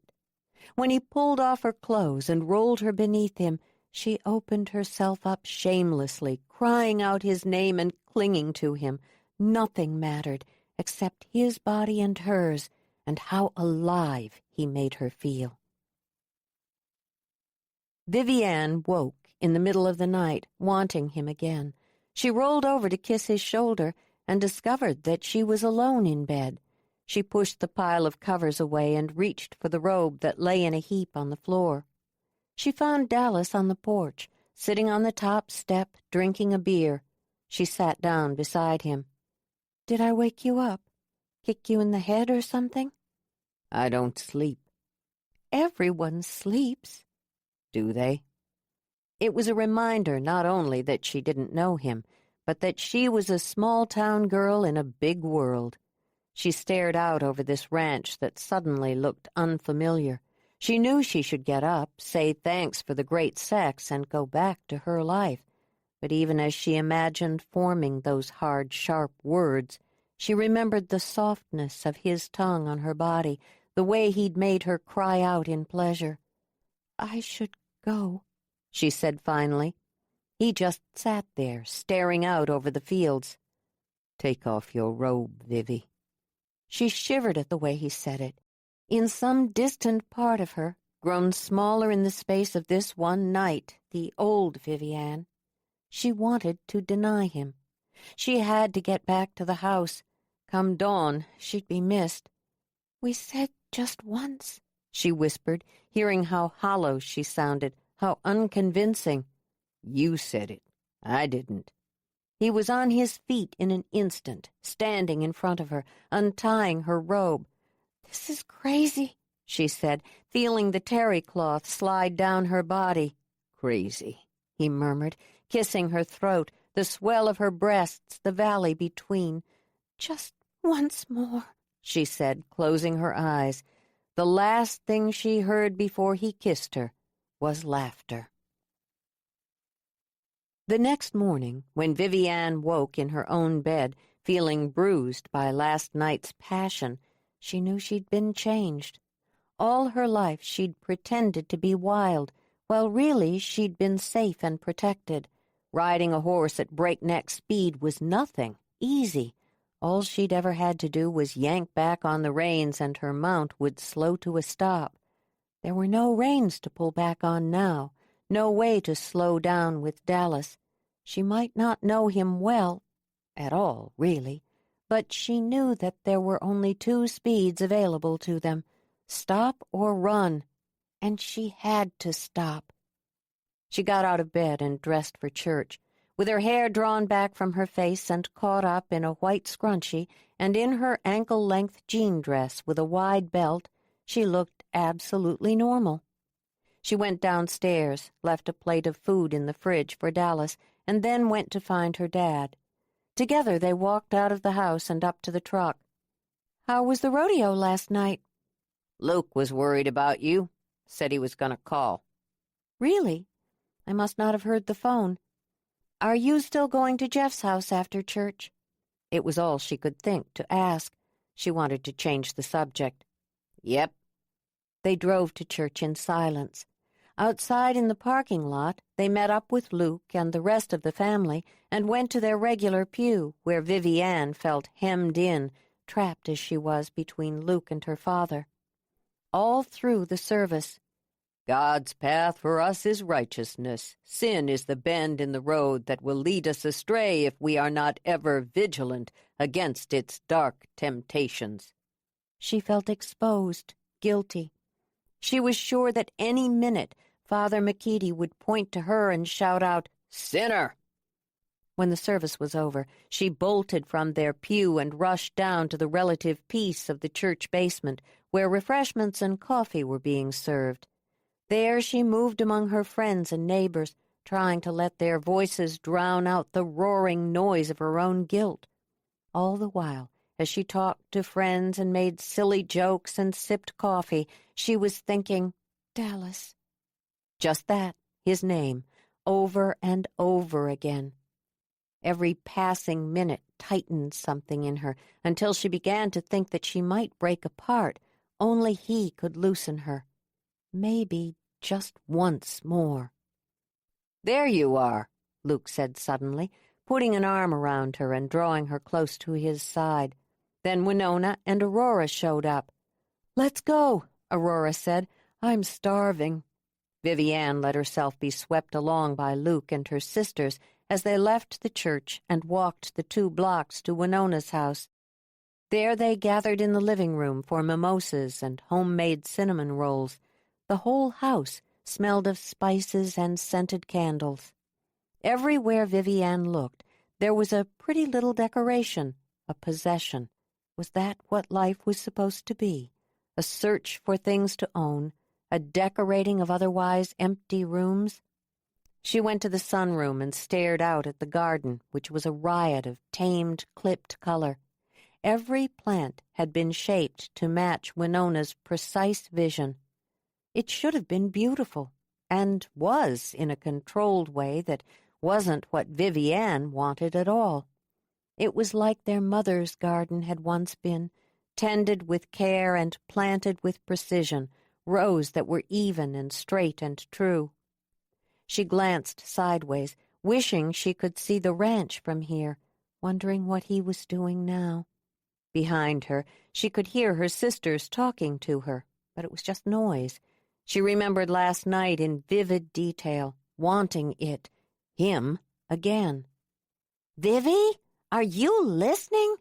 It was Winona, and she was practically yelling. "We're talking about where to have your reception," Aurora said sharply. Slowly, Vivi Ann turned around and found them all staring at her. "Oh, sorry. I was looking at the garden. It's so pretty, Win." Luke pulled her into his arms. "I'm worried about you, baby." "We all are," Aurora said. "The ranch is too much for her," Winona said. "Maybe we need another hand to help out." They were closing in on her. Aurora, who saw too much, was frowning, while Winona, who wanted too much, looked pissed off. And there was Luke, whom she wanted to love, should love, but couldn't. They were gathering forces, giving each other concerned glances, and she knew she should feel enfolded by the concern, comforted, but instead she felt claustrophobic. All she wanted to do was run up to the cabin again and be with Dallas. That need terrified her. She had to stop this madness now, before it burned her to ash. "Maybe we should go somewhere, Luke, just the 2 of us. See how we get along 24 hours a day." "They call that a honeymoon," he said, smiling. "I was thinking of Paris. I know how much you want to see the world." "Do I?" She could envision their trip in the smallest detail. They'd have a moderately priced hotel room, maybe with a view of the Eiffel Tower if they were lucky, and they'd base their dining decisions on recommendations from a tourist guide. They'd see every sight the City of Lights had to offer, and they'd talk easily while they walked down the Champs-Élysées or along the Seine. Everything would be romantic, but there would be no ripping off each other's clothes in impatience, no days spent naked in bed making love. "I really don't feel well," she said, feeling Winona's narrowed gaze on her. Vivi Ann was careful not to look at her sisters. "I'll walk you home," Luke said. "No," Vivi Ann said sharply, then softened her tone with a smile. "Please." She heard the tinny desperation in her voice, and there was nothing she could do about it. If she stayed here another minute, she'd explode. "It's a beautiful day for a walk." "Let her go," Winona said, surprising them all. "You sure?" Luke asked Vivi Ann. "I'm sure." She pressed up onto her toes and gave him a quick kiss, pulling back before he could deepen it. "See you all later." She was careful to walk slowly, as if she really felt bad. Outside, she kept up the pretense, walking down First Street toward the water. It wasn't until she came to the corner and ducked into the shade of an old tree that finally she could breathe. And there he was, standing in front of the Waves restaurant, looking recklessly out of place amid the gnomes in the yard. He wore his dusty white cowboy hat drawn low on his head, so low that even with the sunlight shining down on him, she couldn't make out his eyes. The bold black tattoos stood out on his tanned bicep, a sharp contrast to the overwashed gray cotton of his T-shirt. She pretended not to see him and kept walking, but when she heard his footsteps following her on the sidewalk across the street, she walked faster. At water's edge, she went inside and shut the door, hearing it click, a brass mechanism that separated her from a world she hadn't even known existed before. "Dad, are you here?" There was no answer. Alone in the house, she stood there, waiting. Then she heard footsteps on the porch. The door handle began to turn. He came into the house like a hot summer wind. She stumbled sideways and hit the dining table. He pinned her against the heavy wood, pressed his hips into hers, and kissed her so long and so hard she couldn't breathe enough to tell him to stop. She felt his hand slide up her bare leg, balling the fabric of her skirt in his fist. His hand slipped into her underpants. She fumbled at the buttons of his jeans, ripping them open, shoving them down to his knees. Her hands were desperate on his body, pushing, pulling. Her need was so intense she couldn't remain quiet, and when he pushed her back onto the table and thrust deep inside her body, she cried out his name. When it was over, and she'd come back to herself, she felt shaky and off balance. She lay there with her skirt bunched up around her waist and her panties around her ankles on her mother's dining room table, and she knew she should be ashamed. "This is crazy," she said quietly. "I can't live with it, the lying." He touched her face with a gentleness that surprised her. "It won't last long, Vivi. We both know that. In the end, you will marry Khaki Ken, and no one will ever know about us. So come to my bed." "Okay," was all she could say. It was the wrong answer, immoral and hurtful and wrong. And still she took his hand. Chapter 9. That summer, Vivi Ann learned to lie. Throughout the rest of July and August, she worked long hours at the arena, sometimes alongside her father, but more often on her own, teaching lessons or training horses or scheduling the many uses of the barn. She celebrated her 25th birthday at one of her own barrel races, and for the first time in her life, she overheard someone say she was dedicated. Dallas had taught her a lot about running a ranch. Water's Edge now hosted some of the best jackpots and clinics in the western half of the state. Ropers and barrel racers and cutting teams came regularly to compete for money and prizes. Afterward, they went home and told their friends, and more people came. During the hot, sunny days, Vivi Ann made sure to be her old self, the Pearl Princess. She still cooked 3 meals a day and served each one at the dining room table to 2 men who rarely spoke. At first she'd been careful at these meals not to make eye contact with Dallas, afraid that her father would see that which she tried so hard to conceal. But in truth, her dad hardly paid her any attention either way. And thank God for that, because she was addicted to Dallas. It was as simple, as complex as that. At least 5 nights a week she went to his cabin in the middle of the night. They tumbled into her grandmother's brass bed like horny teenagers, making love until dawn. Or maybe it wasn't making love. Maybe it was just sex. She wasn't sure, and to be honest, she didn't care. He was booze and heroin and cigarettes, all wrapped into one, the bad habit she couldn't quit. She learned to exist moment to moment, always on the lookout for an opportunity to be with him, like now.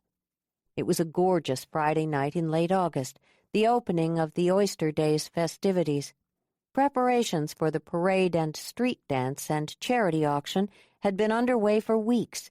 In years past, Vivi Ann would have been knee-deep in all of it. This year, though, she'd made one excuse after another until this morning Aurora had come over and taken her hand and led her to the truck, saying simply, "Enough."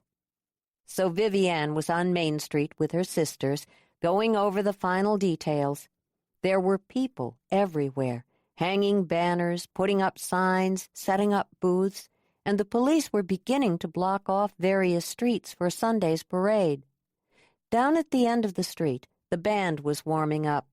"Testing, 1, 2, 3, rang through the darkness. Vivi Ann had done it all 100 times, and yet tonight it grated on her, irritated her. The band was too loud, the to-do list too long, and Winona was watching her every move like a lioness on the hunt in tall grass. "What?" Vivi Ann finally snapped at her. "You're a little testy today," Winona said. "Luke says you never want to talk about the wedding. Why is that?" "Why do we always have to talk about Luke?" Vivi Ann said. "I'm sick to death of wedding plans, and I'm sick of your constant nagging. Go find yourself a damn boyfriend and leave mine the hell alone." "Maybe you're the one who should leave Luke alone." Aurora was between them in an instant, the referee. "We're in public, you two." "But Vivi Ann loves to be the center of attention, don't you, Vivi?" Winona said. Vivi Ann couldn't take this crap now. "Look, Win." "No, you look. You just take and take and take, and you don't think about anyone else, do you? You don't care about anyone except yourself." "Winona, don't," Aurora warned. "Don't what? Don't tell Miss Pearl, Princess, the hard truth?" Winona looked at her. "You're spoiled and you're selfish, and you're going to break Luke's heart and you don't even care. And then he won't be able to love anyone else because you'll always be there first." On that, Winona turned on her heel and shoved her way into the crowd, disappearing. The accuracy of Winona's attack left Vivi Ann shaken. "She's right," was all she could say when it was over. She felt sick to her stomach, ashamed and afraid. "I know she didn't mean all that. I'll go talk to her." Vivi Ann knew she should go with Aurora, find Winona and work this out. But God help her when Aurora said, "We'll meet you at the street dance." Vivi Ann thought of Dallas. She knew where he would be. He spent his Friday and Saturday nights at Cat's. Everyone in town knew that. The gossip was that he played a mean game of poker and that he outdrank every man there. "You should go to the street dance," she said aloud after Aurora had left, but she couldn't follow her own advice. The need for him was a fire in her blood. She started walking toward the waterfront, trying to keep in the shadows. Fortunately, there was so much going on in town that no one seemed to notice her. At the end of the alley, Cat Morgan's house sat like a drunken old man on the edge of the sea, leaning and haggard-looking. The porch was askew, the windows still duct-taped. But she could see the party going on inside. Shadowy people danced in front of the open windows. Music, AC/DC or maybe Aerosmith, something with a thudding beat, pulsed so loudly she could hardly hear the waves slapping at the bulkhead. Vivi Ann had never in all her life gone up to the front door of this house. There were two kinds of people in Oyster Shores, those who went to church on Sundays and those who partied with Cat Morgan. This house was off-limits to people who cared about their reputation. From the moment Cat had first come to town about 10 years ago, she'd carved out this place for herself on the fringes of respectable life. Everyone knew she hosted parties with booze, sex, and drugs, but she paid her taxes and stayed where she belonged, in the dark. Mothers used her as a cautionary tale with their impressionable daughters. Watch out for boys and booze, or you'll end up like Cat Morgan. Steeling herself, Vivi Ann crossed the uneven, scrubby patch of lawn and went up to the front door. "Tell me that ain't Vivi Ann Gray coming up my steps." The shadows on the porch were so thick that it took Vivi Ann a moment to make out who had spoken. Then she caught a glimpse of fake reddish hair. Kat stood in the corner of the porch, smoking a cigarette. Dressed in tight black jeans and a tuxedo jacket cinched at the waist with a glittering silver belt, she looked like she belonged on an urban cowboy soundstage. Shadows accentuated the lines on her face. Vivi Ann had no idea how old she was. Maybe 40? "I'm, looking for Dallas Raintree. He works for me. We have a sick horse." "Sick horse, huh?" Kat took a long drag on her cigarette and exhaled smoke. "I think you'd need a vet for that." "Would you mind getting him for me? I'm in kind of a hurry." Kat eyed her for a long moment, then finished her cigarette and put it out. "I'll tell Dallas about the sick horse. I'm sure he'll come a-running. That man has a soft streak for animals." Vivi Ann thanked Kat and walked back through town to her truck, then drove home and parked deep in the trees by his cabin. In Dallas's bedroom, she stripped out of her clothes and climbed into bed, waiting impatiently. Only a few minutes later, she heard a truck screech to a stop outside, then a metal door banged shut. Dallas pushed open the cabin door so hard it cracked against the wall, making the whole room shudder. "What in the hell were you thinking?" "I told her I was looking for you. What's wrong with that?" "Get out of here, Vivi. We're done." She didn't understand. "Why are you being like this?" "Just leave, Vivi. I got enough regrets." She climbed out of bed, followed him, grabbed his arm. "Dallas, please." He grabbed her wrist so tightly she felt it bruise. "Go back to Khaki Ken and the church group and all those people you care about." "What if I care about you?" The question was out before she could stop it. "Don't be a fool, Vivi Ann." "I love you, Dallas." For the first time in her life, those words came effortlessly. Vivi," he said, gentling his hold. "You're so naive." She smiled up at him, knowing what she had to do now. Those words had changed everything, just as they were supposed to. "Kiss me, Dallas," she whispered. "You know you want to." On this first night of Oyster Days, the streets were crowded with people, tourists and locals alike. A band was set up in the bank's parking lot. The stage was elevated, allowing the musicians to look out over the throng dancing to their music all the way to the row of food and craft vendors, to the lights along Shore Drive. Winona was trying to be a good sport, but she was so angry that even dancing with Luke was no fun. "Do you think I should take waltzing lessons for the reception?" She rolled her eyes at that. "Have you had any indication that Vivi gives a shit about this wedding?" "She's not one for ceremonies. She likes quiet events." "Are you kidding me? Vivi?" Before she could say more, someone pushed up between them. "Sorry, guys," Julie John said. "Our foal, Peanut, is colicky, I think. Kent is walking him, but we're worried." "I'm sorry, Luke. I know you're having fun, but—" "Don't worry about it," he said. "I can be at your house in 15 minutes. Tell Kent to keep up the walking. Whatever you do, don't let Peanut lie down." He turned to Winona. "Tell Vivi I'll come find her when I'm done." After they left, Winona stood there staring out at the crowd, feeling more alone than should have been possible in this town of hers. "There you are," Aurora said a moment later, coming up beside her. "I've been looking all over for you." "Trying to make peace again, Aurora. I think you're in the wrong family for that." "You can't keep going like this, Win. We're falling apart because of you." "Do you think I don't know that?" Winona said, feeling as if the admission were tearing something inside of her, something that had always been intact before. "She's my sister, and I love her, but—" "You love him, too. I know." But you have to live with it somehow. You chose this." Winona shook her head. "Not this. If she loved him, I could accept it. I could maybe get past it." "Could you?" She pulled away. "I'm out of here. Tell Luke and Vivi Ann I said good luck and have fun." She was running now, feeling the start of tears. What was wrong with her? Why couldn't she let go of this?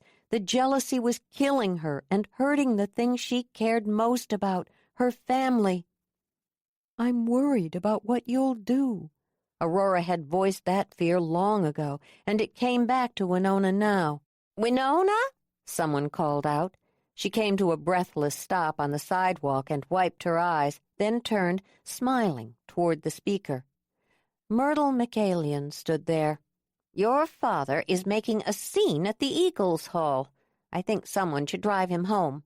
Myrtle frowned at her. "Are you okay, honey?" Winona swallowed hard.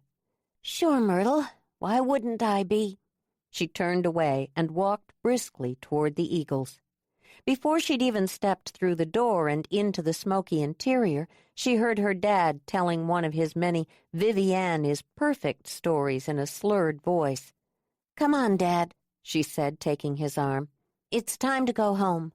He was too drunk to put up much of a fight. She guided him out of the building and into her waiting car. "You should cut back on the whiskey, Dad." Says the girl who eats everything in sight. Winona said nothing more to him on the drive to the ranch. There she helped him into his room, watched him collapse on the bed and start snoring. "You're welcome," she said, pulling off his boots and covering him with a blanket. Sighing, she left the house and returned to her car. As she drove up past the barn, she noticed Vivi Ann's truck parked deep in the trees by Grandpa's cottage. Dallas's truck was there, too. If the moon had been smaller or its light muted by clouds, she might not have noticed it at all. No one would. Winona slammed on the brakes and sat there, staring at the trucks parked side by side. In that moment, memories locked into one another. Brushstrokes of color formed a solid image. She remembered several times Vivi Ann had been missing or hadn't shown up as she'd promised to, and all the while Luke waited for her, trusting her. Could it be that Vivi had lied to them all? The kiss. Had it been the start of something? Driving onto the grassy road, she parked up beside the trucks and went to the front door, opening it without a knock, calling out, "Hello?" She saw them in a rush of images. Dallas, naked in the bed, lying on his side, with a chest full of ugly, misshapen scars and a tattooed arm slung possessively around her sister. Even from here, she could see the way they looked at each other, touched each other. The whole cottage smelled of sex and lust and candle wax. He sat upright at her entrance, looked right at Winona. Vivi scrambled to cover her nakedness. "I can explain." Winona wanted to laugh. She held it back by sheer force of will. This was it, the end of Vivi and Luke. "Really? I doubt that." "She won't understand," Dallas said. "You can see that by looking at her." Vivi Ann wrapped herself in Grandma's pink quilt, ruined now, and stumbled out of bed. "Winona, please, let me explain." "Explain to your fiancé." "I will, Win, I swear.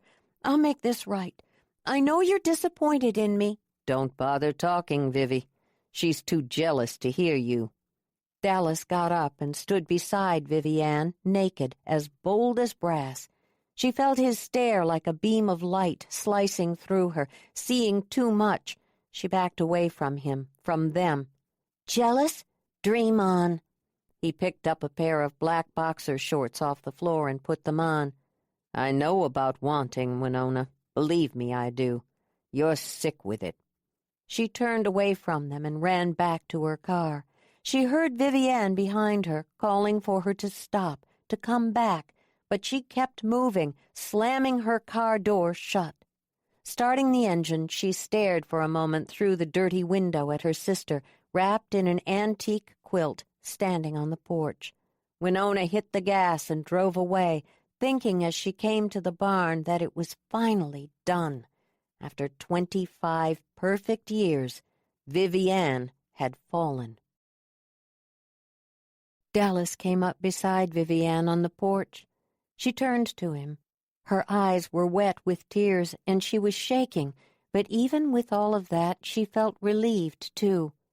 No more sneaking around now. I'll tell Luke, and it will be done. Are you crazy? Winona is probably driving to his house now. No, she won't. We're sisters. He touched her face. You're wrong. She kissed him softly. Don't look so worried. This will be okay. I'll go talk to Luke and be back in no time. You'll be here, right? I'll be here, he said, but he didn't look happy about it. Winona went home and poured herself a straight shot of tequila. Downing it, she poured a second and then a third. It was over. Finally. Vivi Ann would lose Luke now for sure. Unless she lied. The thought of that sank through Winona, made her feel slightly sick. It was true. Her gorgeous, beloved sister could do what she'd always done, smile and shrug and get her way. If Dallas were gone tomorrow, Vivi Ann could marry Luke and everything would seem okay. Dad would walk his perfect youngest daughter down the aisle, hand her off to Luke, who'd take her hand and put his ring on her finger and swear to love her forever. No one would ever know the truth. She got to her feet and paced the room, trying to think it through, but the tequila she'd drunk made it hard to think straight. What should she do now? She was so caught up in all of it that she barely heard the doorbell, and then Luke walked into the living room. Winona froze. The sight of him right this minute, standing in front of her with his bright, honest smile, was more than she could bear. She felt tears burn her eyes. She wanted him like she wanted air, and yet even now, with what Vivi Ann had done, she couldn't reach out. They were sisters, after all. He pulled her into his arms, held her as if it meant something. You're drunk, he whispered, smiling. I thought you'd wait for me. She stared up at him. A little. Feeling reckless, she reached up and touched his face. She'd wanted to touch him like this for so long. You came back for me. He smiled. I was looking for Vivi. Have you seen her? Always Vivi. She drew back, trying not to cry. It hurt so badly, and she was so tired of being hurt. Have you seen her? She was supposed to meet me. I'm going crazy looking. You want to find Vivi Ann? Try Dallas's cabin. What? He pulled away. In his eyes, she saw confusion turn to shock and then to anger. She reached for him, desperate to hold on, to make him understand. She was the one who loved him. She was the one he could trust. I told you she'd break your heart. He stormed out of her house, slamming the door shut behind him. Winona heard the sound of a car door slamming shut on the street, then the starting of an engine, a squealing of tires on the pavement. Only then did she realize what she'd done. Chapter 10. As Vivi Ann drove to Luke's house, she tried to figure out what she'd say. I'm sorry. I never meant to hurt you. I never expected to do anything like this. It just happened. It all sounded so pedestrian, so soap opera. But the truth was no better. How could she put into words this passion she had for Dallas? It was so much more than sex. In his arms, in his bed, she felt whole. It made no sense, even she knew that, but it was true nonetheless. At Luke's house, she parked the truck and ran inside, searching room by room, calling out his name. He wasn't home. Of course he wasn't. He was in town somewhere, standing in the crowd, waiting for her. At his kitchen counter, she stopped and took off her engagement ring, leaving it on the avocado-colored tile. Then she went back out to her truck and drove to town. As she passed the gas station, an ambulance came up behind her, sirens blaring, lights flashing. She pulled over. then eased back onto the road, driving slowly through town, looking for Luke's truck. She was nearing the bowling alley when she happened to glance to the left. In the distance, she could see the start of Water's Edge, the shadowy rolling pastures. Red and amber lights flashed up from the darkness. The ambulance was at her house. Vivi Ann hit the gas hard and sped home. At the rise, she parked and jumped out. She was running across the grass when 2 paramedics came out of the cabin, rolling a gurney between them. Dallas lay strapped on the narrow bed. She skidded to a stop beside him. His right cheek was cut open. One eye was swollen and turning black. "Hey, Princess," he said, wincing, trying to smile. "Oh, Dal, I'm sorry." "We've got to get him into the ambulance," said one of the paramedics, and she nodded and stepped back. "I'll meet you at the hospital," she promised. "Don't." She leaned down and kissed his good cheek.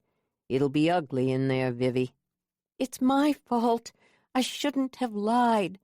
There was no time to say more. The paramedics rolled him to the ambulance, loaded him in, and drove off. In the sudden, quiet darkness, Vivi Ann stared at her grandfather's cabin, trying to find the strength she needed to face Luke. When she was ready, she went up to the front door and stepped inside. Only it wasn't just Luke. He stood near the kitchen sink, flanked by Winona and Dad. Vivi Ann's step faltered, but she kept going, walked up to them. "I'm sorry, Luke. I went to your house to tell you—" "Too late, Vivi," he said. "But—" "Your chicken shit boyfriend didn't even fight back." He pushed past her and walked out of the cabin. The door banged shut behind him. Vivi Ann stood there, hearing his truck start up and drive away. In the silence that followed, she looked at her father and Winona. "I'm sorry, Daddy. You must have felt like this when you met Mom." He smacked her across the cheek so hard she stumbled sideways. "You'll be at the parade tomorrow with this family, and by God you will not disgrace me again." Vivi Ann sat in her grandmother's wing chair all night. If she slept at all, it was a cat nap here or there. Mostly she stared out the window at the darkened expanse of Water's Edge. "You'll be at the parade. You will not disgrace me." There was no doubt at all about what that meant. Her dad was reminding her that she was a Gray, and as such was expected to align with her family. He knew, as she did, that she could be forgiven for this affair, even for hurting Luke. It would not be pretty or come without pain, but forgiveness could be granted in time. Things were done a certain way in Oyster Shores, and everyone knew the rules. All she had to do was repent and return home in acknowledgment of her sin. His ultimatum had been a reminder that family bonds were strong. For all her life she'd taken that fact as a bedrock truth, indisputable. Last night, though, she'd glimpsed a fragility that was new to her, a fault line running beneath the surface of their family. Never before had she considered that it might all be conditional, that if a wrong choice was made, a misstep taken, the once solid ground could crack in half and let them fall. Her choice now was clear: Dallas or her family. It was like having to choose between an arm and a leg, lungs and a heart. At last, dawn came to Water's Edge, spilling over the steel-gray canal and illuminating the snow-capped mountains on the opposite shore. She went to the barn and fed her horses, then returned to the cabin, where she sat on the porch, watching. She was there when Dad left the house and walked over to his truck. Did he glance up here? She couldn't be sure, but he drove away without once slowing down as he passed her truck. Soon he would be pulling up to the diner, where he'd meet his friend for breakfast. Then at noon he'd drive to Gray Park. The family always met in the same spot before every town gathering. There the various pieces came together to make up the whole. He cared deeply that they all showed up to things together, a subtle reminder that they were a family that mattered in this town. Her dad would meet Aurora first, she was always early, and then Winona. The pain at that thought surprised her, so she pushed it aside. Her sister had betrayed her last night. It was a thing that had to be dealt with later. Now it was time to make a decision. She could go back to her family, or she could go to Dallas. She wished it were a difficult choice, but the truth was that she wanted Dallas Raintree. It had always come down to that, from the very first time he reached for her hand and led her onto that dance floor. She got dressed and went to her truck. As she drove out of town, she could hear the start of the parade, but by the time she reached the gas station, it was gone, and the world was quiet again, leaving her time to think, to worry. Would he still be there? Did he even want her? He had never said the word love to her. At the hospital, she found him in his room, standing at the window looking out. When the door opened, he turned to her. "Go away, Vivi. We're done." She crossed the room, went around the bed, and approached him. Her gaze moved along his face, his injuries, pausing at every stitch and bruise. He'd have a new scar along his cheekbone because of her. "You should have defended yourself." "Should I?" "You did nothing wrong. I was the one who was engaged." "Leave me, Vivi Ann." "Tell me you don't want me and I'll leave." "I don't want you." She saw the lie in his pale gray eyes. "What's my favorite ice cream?" "Vanilla. Why?" "Marry me," she said, surprising herself. "You're crazy." "We've been crazy from the start." Time slowed down for a moment.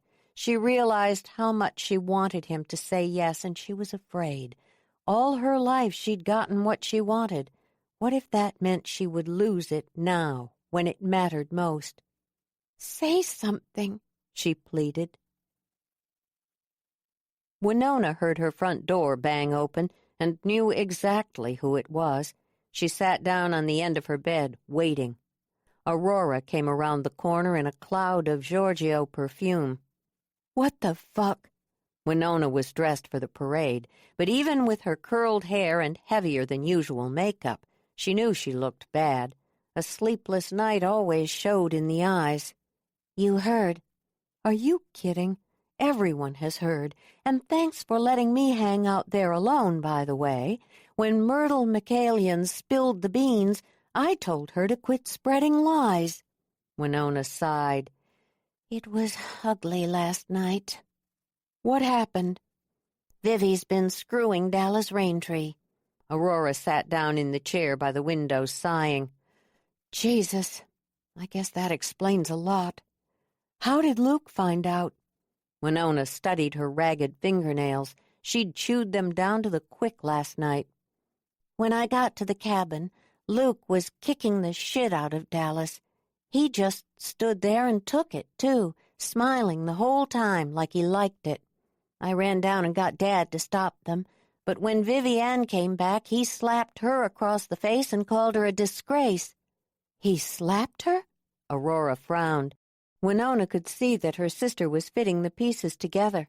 Before she could find a hole, Winona said, "It's probably all for the best." "What do you mean?" "Better that Luke finds out now that she doesn't love him, and God knows she can't go around screwing a guy like Dallas. She had to know she'd get caught. She should get caught. It's disgraceful." Aurora went very still. "What did you do, Winona?" "What do you mean?" "You told Luke, didn't you?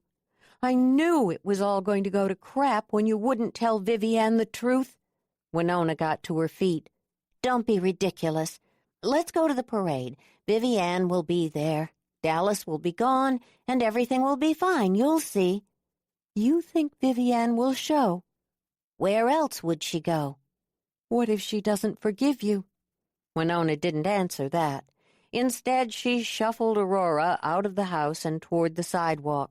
As they walked to Gray Park, she tried not to think about last night, but Aurora's words had brought it all back. Now she couldn't forget anything. Her agonizing jealousy, her desperate longing, the surge of bitterness. She'd raced to the cabin after Luke, wanting to take back what she'd done, but when she'd gotten there, She'd seen him beating Dallas up, and she'd gone for help, pulling Dad out of bed. "Luke is beating Dallas up. You have to come." "Luke? Beating up Dallas? Why?" "Because Vivi has been screwing him." That was the moment, of all of them, that played over and over in her mind. She could tell herself it had been a heat of passion decision, but she couldn't quite believe it. She'd wanted her dad to know the truth. When they turned the corner and came to the park her grandfather had donated to the town, she saw her father standing alongside Richard and the kids. They stood beneath a gorgeous madronia tree. For more than 15 years they'd met here at the start of every town party or parade. It was a tradition their mother had begun, back when she'd had 3 small girls and a horseback 4-H group to corral. But today, as they stood there, all that mattered was who was missing. Every minute that passed was an aftershock that rattled the foundation of their family, cracked it just a little more. Finally, at 11:55, Dad walked over to the trash can on the street, threw his empty plastic glass away, and turned to them. His face, always craggy and a little cold, looked older. "I guess she made up her mind, then. Let's go."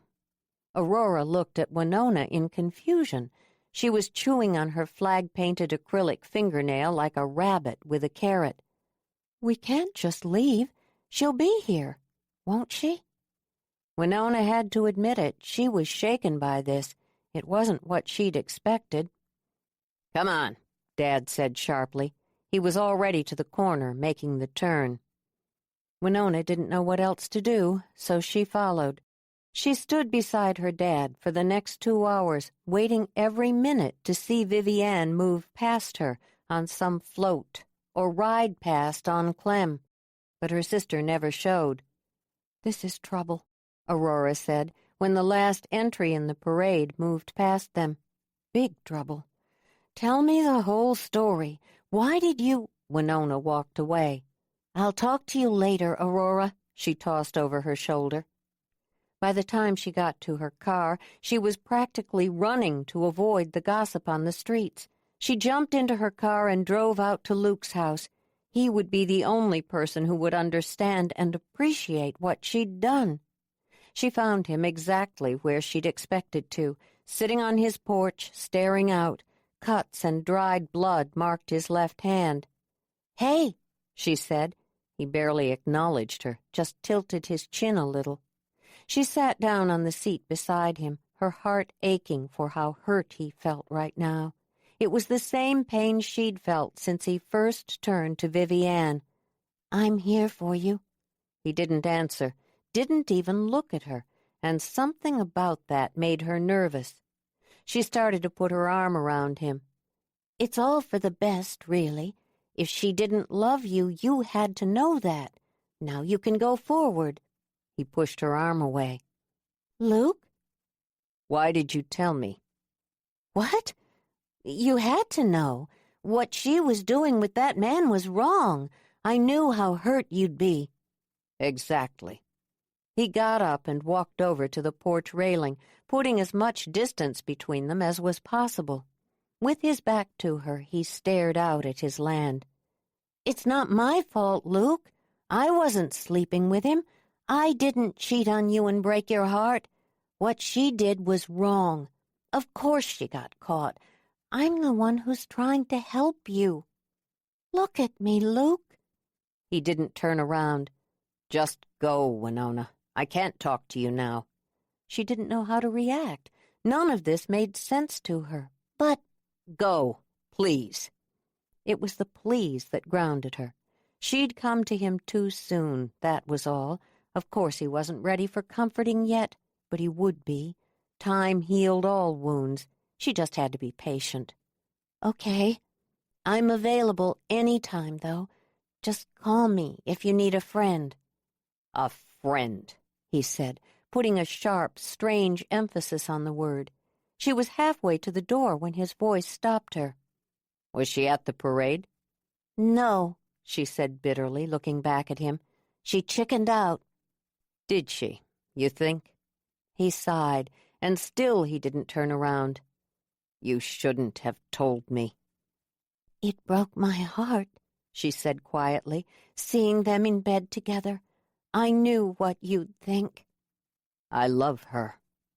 Loved, she corrected, reaching for the door. And you didn't even know her.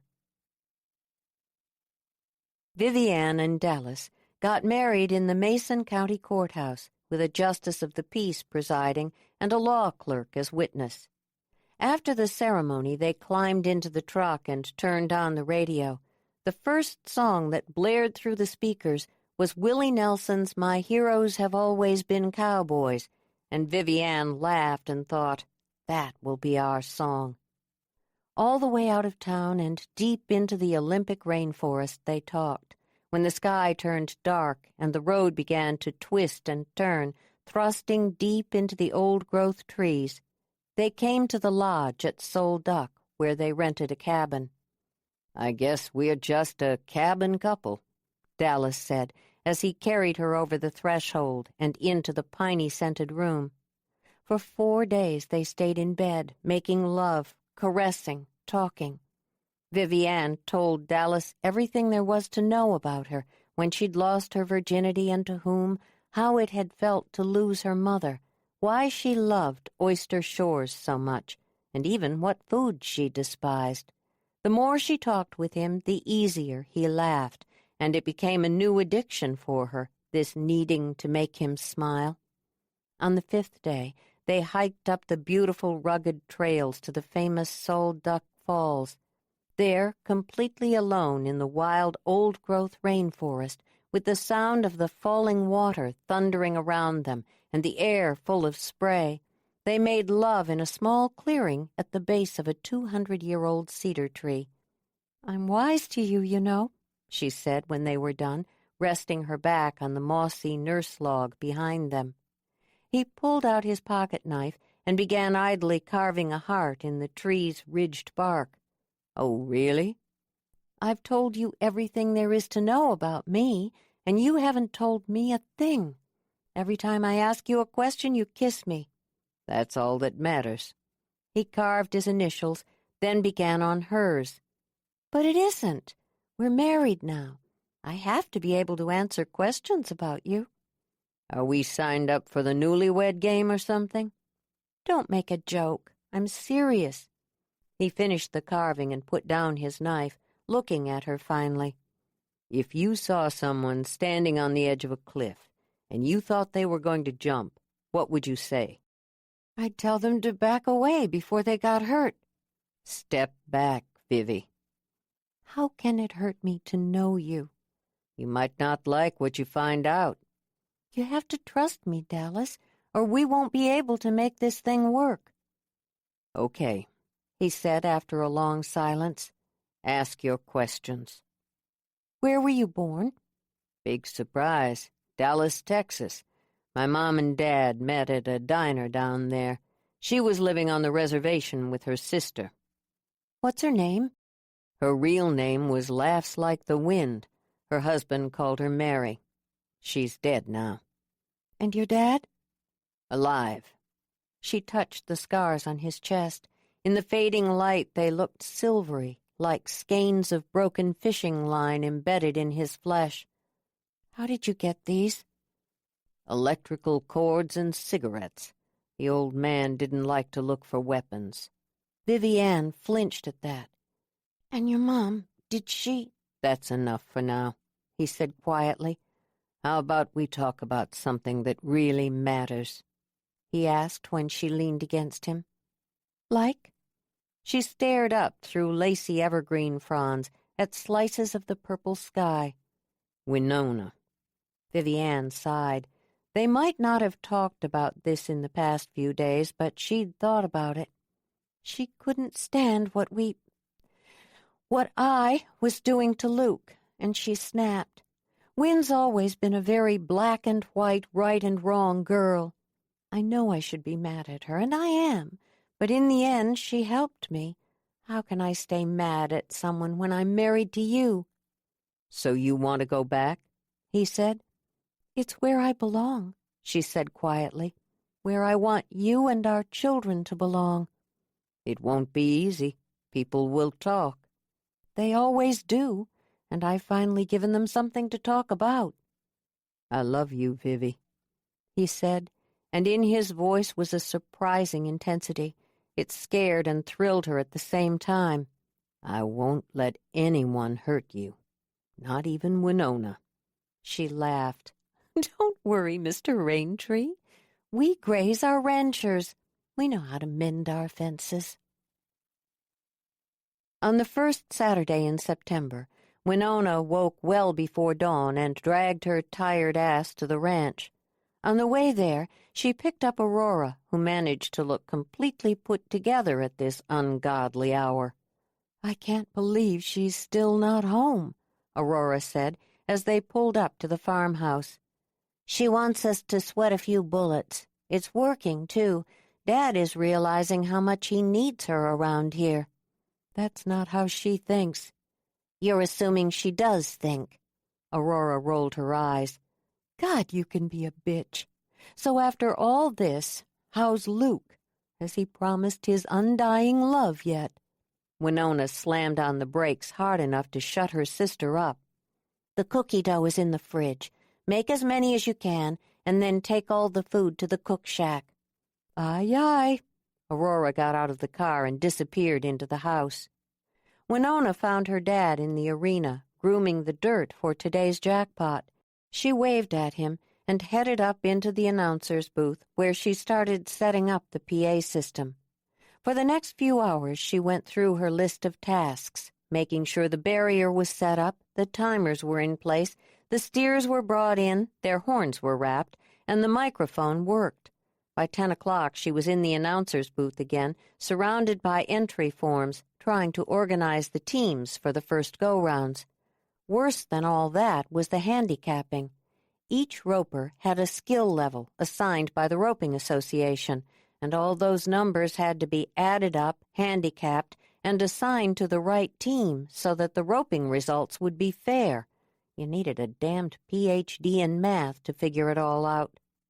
The door to the announcer's booth opened with a little puff of dust, and her dad stood there looking irritated. What's taking so long, Win? You got 7 years of college. Do the danged math. I can't figure it out. Them colleges are a waste. He grabbed the cash box off the plywood desk and left the booth. Winona followed him out to the parking area where dozens of men on horseback were gathered.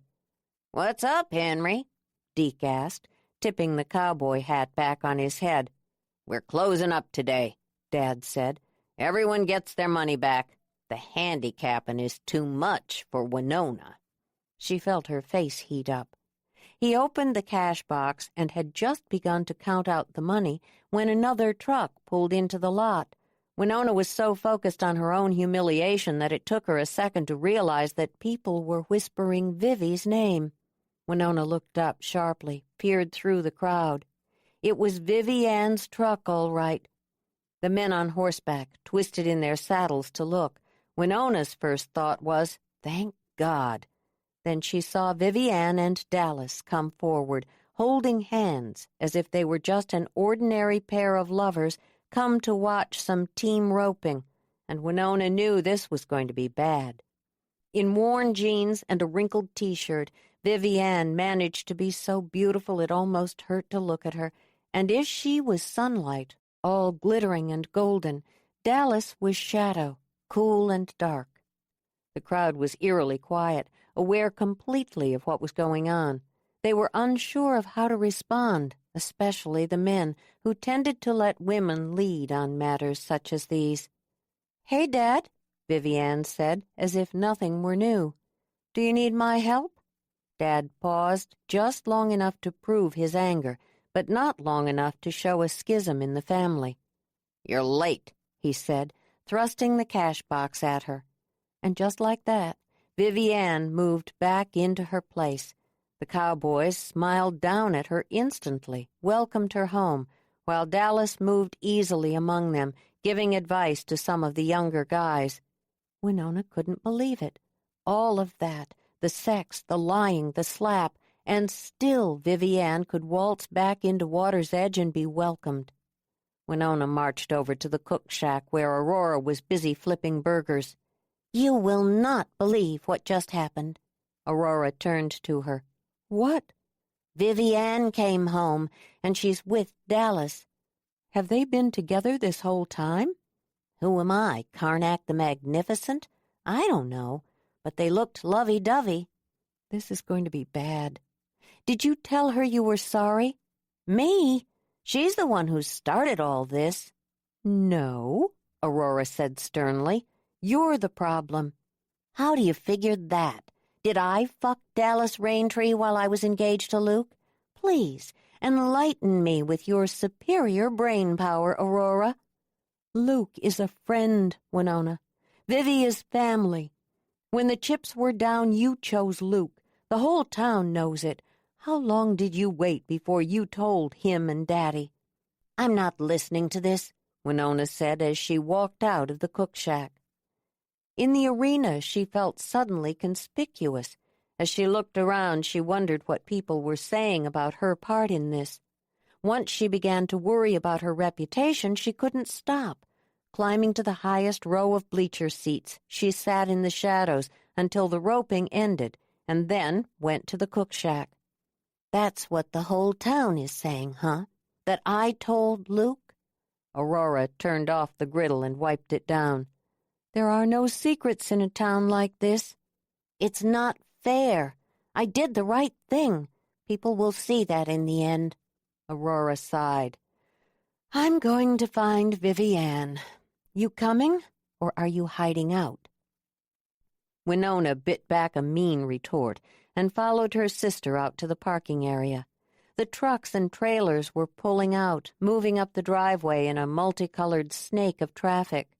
When they were gone and the parking lot was empty of vehicles, Winona and Aurora were by the fence, and Dad was standing near the loafing shed, all of them waiting. Vivi Ann and Dallas strode toward them hand in hand. The five of them stood there in the purplish falling night, surrounded by black fields and the sounds of horses moving back and forth along the fence and the tide ebbing back toward the sea.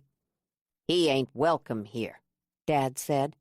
Dallas moved closer to Vivi Ann, put his arm around her. "We got married." No one spoke. It felt for a moment as if time had stopped. Vivi Ann looked directly at Dad.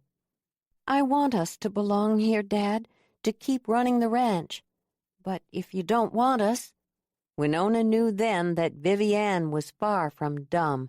She'd painted their father into a corner to get her way. "I don't suppose I have much choice now, do I?" he said. On that, he turned and went into the house, closing the door hard behind him. Aurora moved forward and hugged Vivi Ann. "You'll come around. Don't worry." Vivi Ann clung to Aurora. "I hope so." Aurora gave Dallas an awkward hug and then headed for her car. As the BMW's engine roared to life, Winona stood there, too shaken to speak. Vivi Ann moved toward her, but didn't let go of Dallas's hand.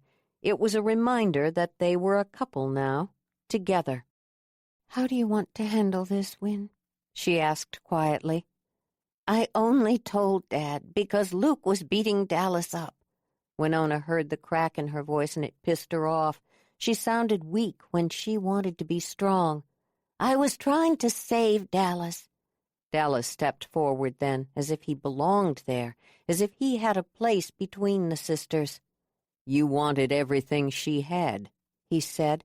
"That's not true," Winona said, but she knew, they all knew, that it was. "You did me a favor, Win," Vivi Ann said, "even though you meant to hurt me. The truth is, I don't care about all that crap now. I've found the man I love, and we're on the ranch. Nothing else matters to me." She was right. Somehow, impossibly, Vivi Ann had broken all those rules and a good man's heart. She'd slept with a stranger and brought him home, and still she'd paid no price. Golden.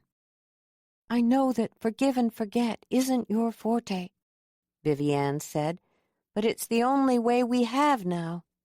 I can do it. Can you?" Winona was as backed into the corner as her father had been. There was nothing she could say now except yes. Anything else would make her look petty and spiteful. "Of course," she said, surging forward to give her sister a lackluster hug. "Forgive and forget." Chapter 11. Some things couldn't be forgotten, no matter how hard you tried. Humiliation, loss, jealousy. They were buoyant emotions that kept popping to the surface. In the end, you grew too tired to keep them submerged. Winona knew. She'd tried. She kept trying. But sometimes, like tonight, the effort seemed unbearable. When she heard the doorbell ring, her first thought was, what if I just don't answer? It rang again. There was nowhere to hide in your own family. Turning away from the sink, she headed for the door and opened it. Aurora stood there, dressed and ready to go. She had teased her brown hair into a poofy banana-clipped ponytail and painted her face with layers of color. Shoulder pads emphasized her small waist, which was circled by a wide rhinestoned leather belt. Her denim dress looked plain by comparison. "Don't give me that sucked-on-a-lemon look. Let's go." Wordlessly, Winona followed her sister out to the road where her car was parked. Climbing into the Beamer's back seat, she wished she were anywhere but here. "This is a stupid idea," she said. "Your opinion is noted," Aurora said. Winona made a great show of sighing and crossing her arms. "Where's Richard?" "He's working late tonight. He'd rather eat his shoe than come with us." "I can relate." "I'm not so interested in your theatrics." They turned into Water's Edge and drove up to the cabin. At the front door they knocked, and in moments Vivi Ann answered. "Whew," Aurora said. "They aren't naked." Winona rolled her eyes. "It's not even dark out." "What you know about hot sex is equivalent to what I know about beekeeping," Aurora said curtly. To Vivi Ann she said, "We're going to the Outlaw." "Of course you are. It's Friday," Vivi Ann said. Dallas rose instantly and moved in behind Vivi Ann, putting his hand possessively around her waist.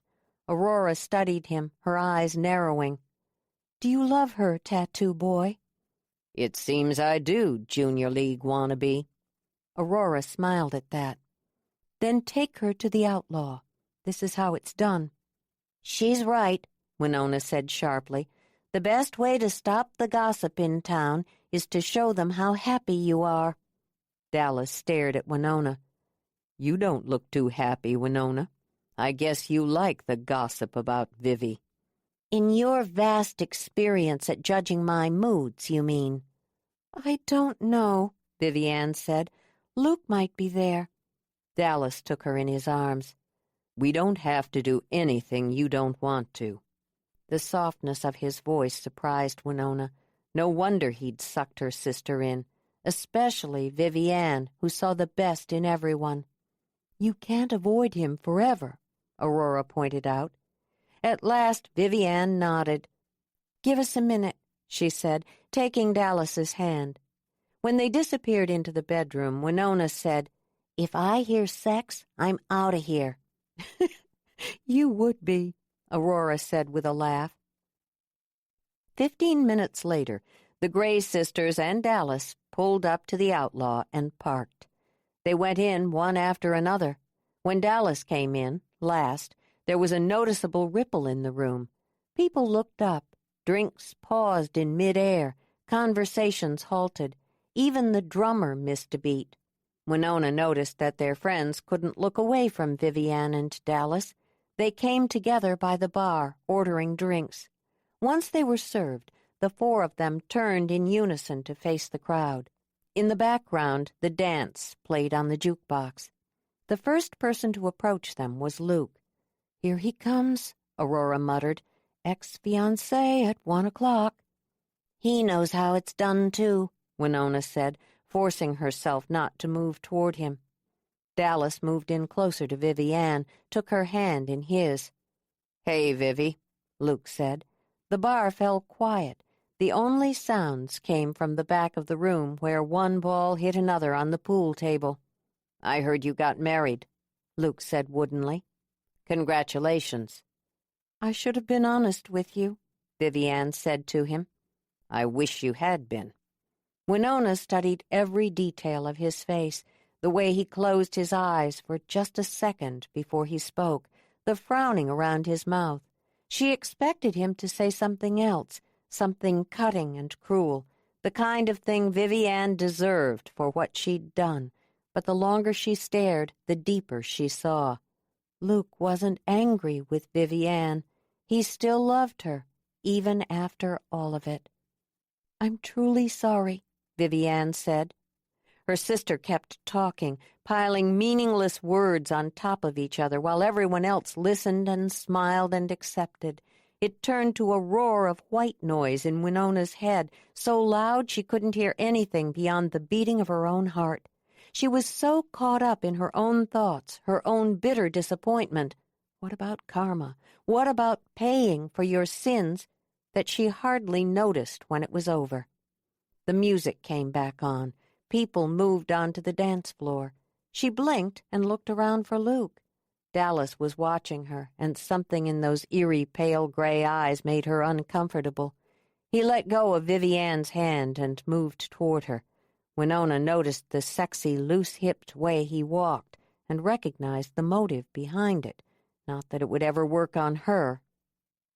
"Poor Luke," Dallas said in a silky voice that made her nervous. "I'll bet he needs a shoulder to cry on." "You don't know me." "I know you," he answered, smiling now. Winona thought then, he's dangerous, and Vivi Ann had brought him into their family. It proved to Winona that she'd been right to try to protect Vivi Ann from this man.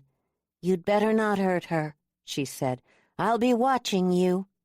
"She might forget what you did, Winona, but I haven't.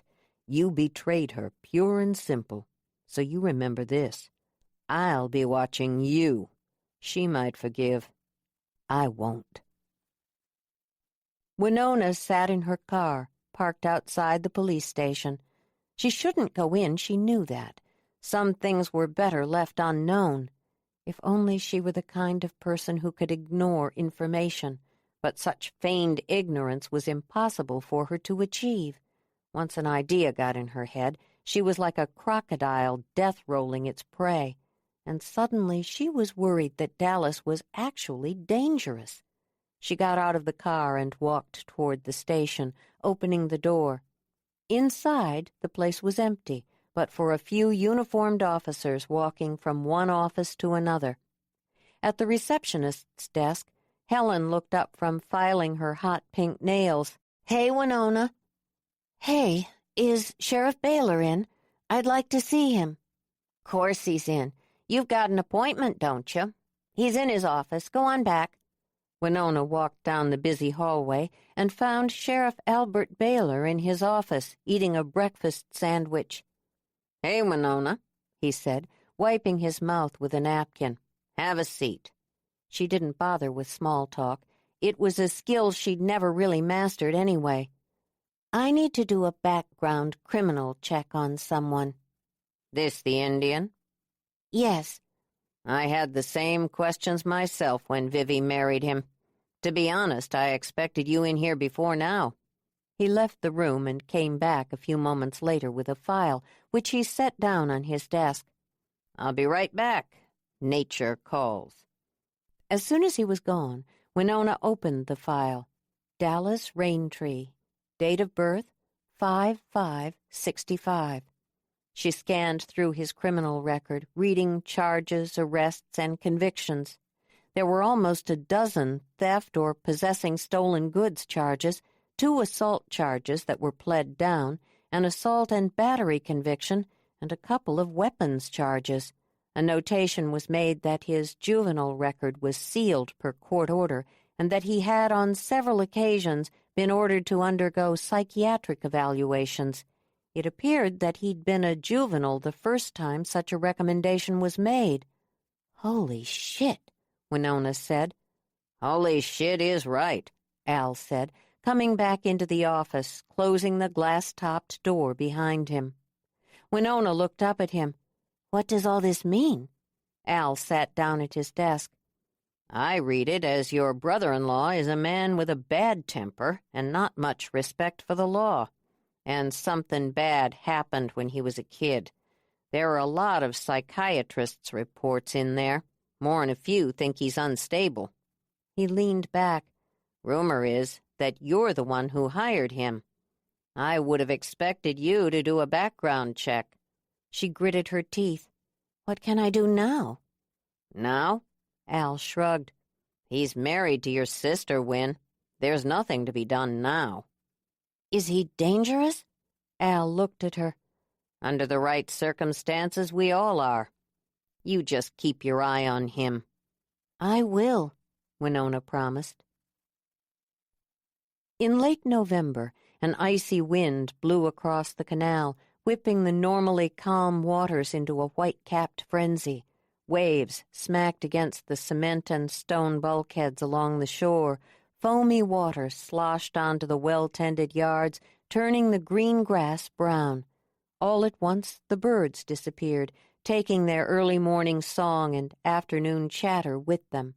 Bare trees shivered in the cold, their last multi-hued leaves plucked away by the wind.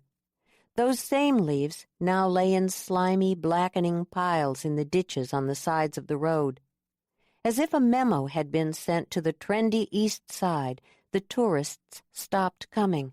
No boats dotted the canal, no motors were heard purring in the afternoons. Instead, the portable docks were pulled ashore for the season, and the permanent ones were shut down, their water spigots covered and turned off. All up and down the shoreline, barbecues were hauled off the decks and placed in garages for the winter months. Planters full of precious, fragile flowers were taken in, too. Without sunlight, everything looked washed out, especially when it was raining, and it was almost always raining. Not hard, pounding storms, rather a steady, thready mist.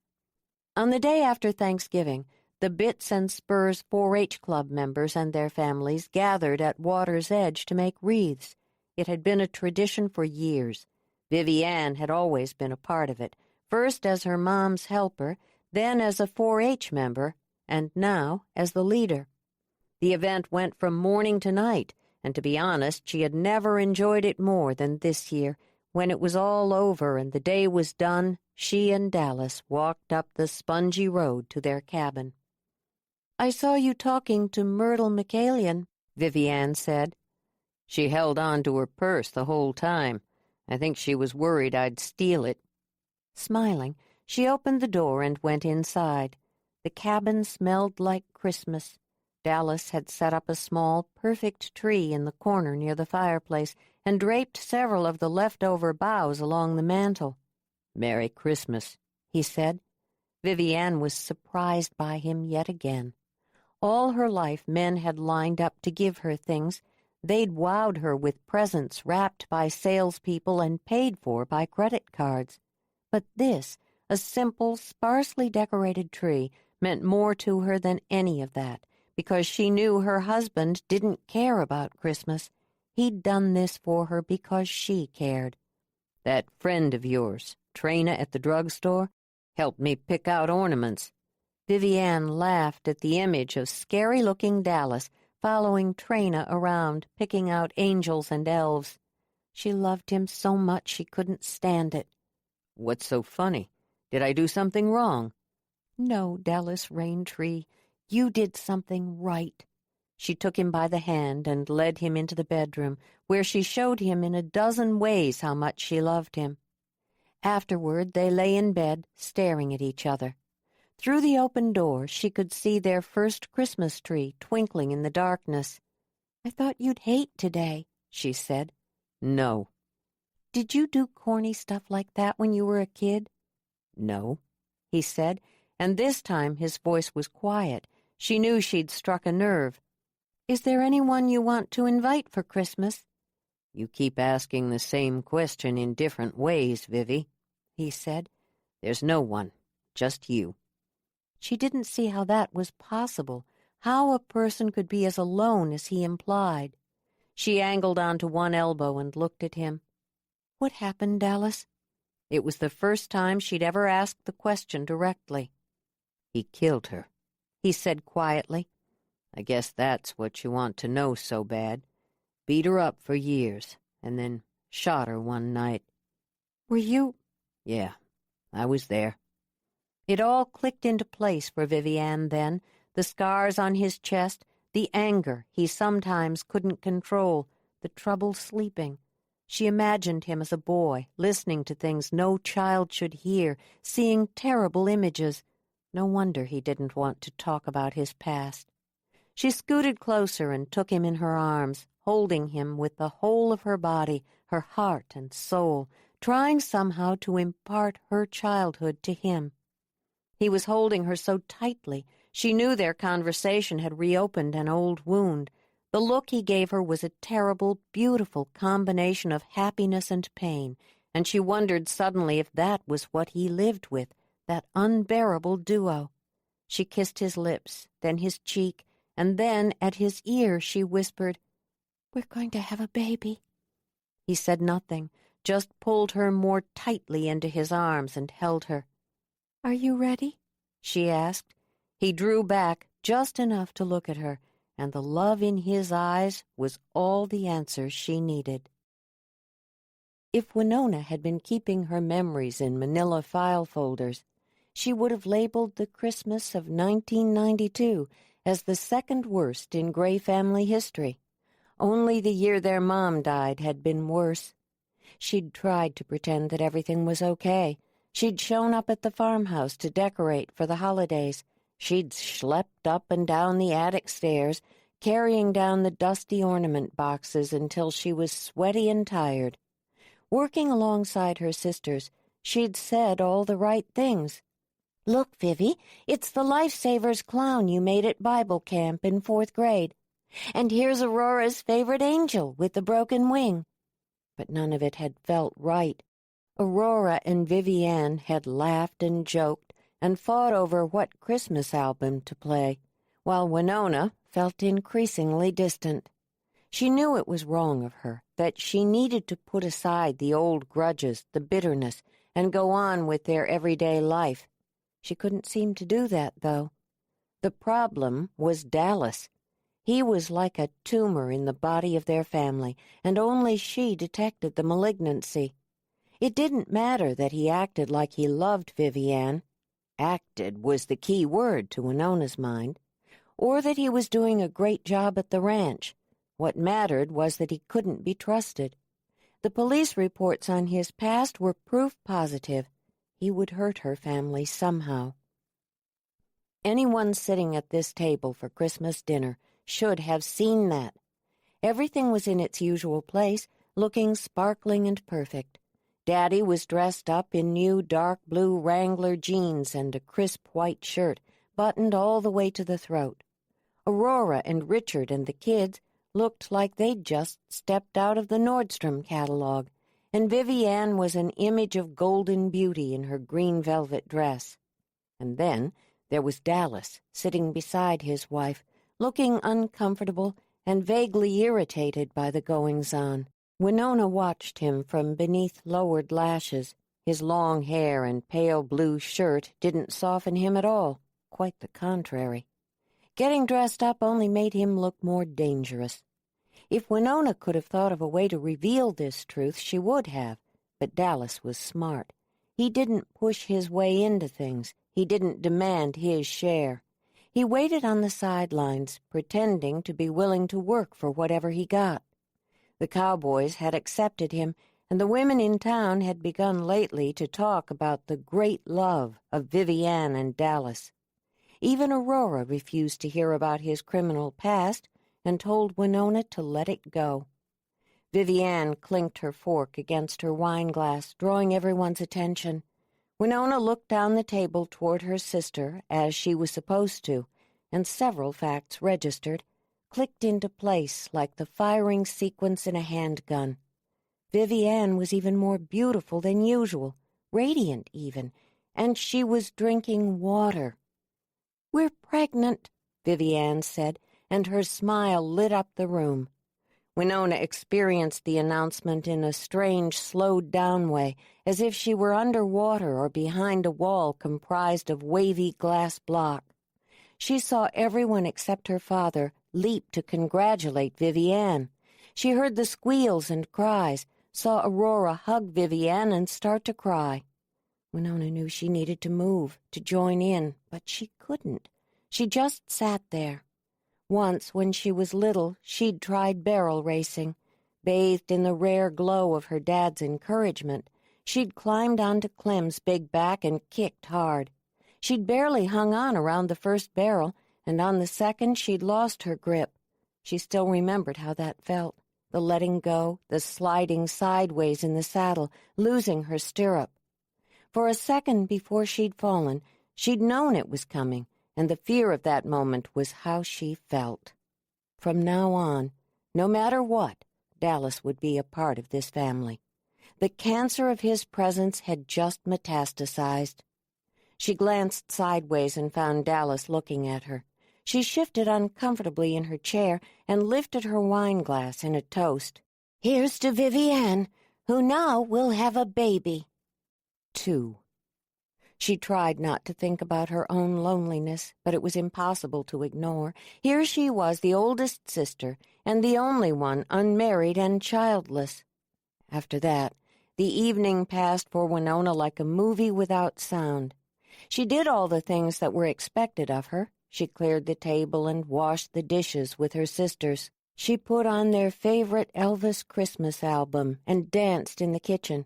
She read The Night Before Christmas to her niece and nephew, but none of it felt real. "You're not very good at pretending to be happy." Winona hadn't even heard him approach. It seemed that sneaking up on people was a particular skill of his. She turned slightly, found Dallas beside her, sipping his beer. "I've never been good at pretending to be anything," she answered. "And you don't fool me for a second. I've seen your record." "She's happy, you know," he said. "What about you? I wouldn't peg you as the daddy type." "You don't care how I feel about anything." It was a relief to be understood, not to have to pretend. "You're right." "And why is that?" "This family was happy before you got here." Dallas glanced around the room. His gaze stopped on Aurora and Richard arguing quietly by the tree, and then moved on to Dad, who was well into his third bourbon and staring at an old picture of Mom. "Was it?" he asked. "So you were happy that Vivi was dating your boyfriend?" "He wasn't my boyfriend." Dallas gave her a knowing smile. "That was the problem all along, wasn't it?" "Fuck you." He laughed. "Is that a traditional holiday greeting?" She pushed past him and walked away. For the rest of the evening, she tried to be her old self, surrounded by the people she loved, but he was always there, on the fringes, watching them, watching her. Winona counted the days until Luke returned from his Montana vacation. They had spoken on the phone on Christmas Day, and he'd sounded better. Finally, their friendship still felt fragile these days, not quite healed. But Winona was trying to be patient. He needed time, that was all. He'd come around. For Luke, she would be patient. The evening he got home, she made a date for them to go see a movie. In these winter months, night came early, so that by the time she left work, got dressed, and drove to his house, it was already dark out. When he opened the door, she threw herself into his arms and hugged him tightly. "I'm so glad you're back." He eased out of her embrace and led her into the living room, where a fire glowed in the hearth, and Christmas lights still twinkled on the tree she'd helped him decorate. While she sat down, he went into the kitchen and came back with 2 glasses of wine. "Booze, thank God," she said, taking her glass and scooting sideways to make room for him. Kicking off her slouchy ankle boots, she put her stockinged feet up on the coffee table. As was usual lately, he said little. It fell to her to keep up the conversation. You have no idea how weird these holidays have been.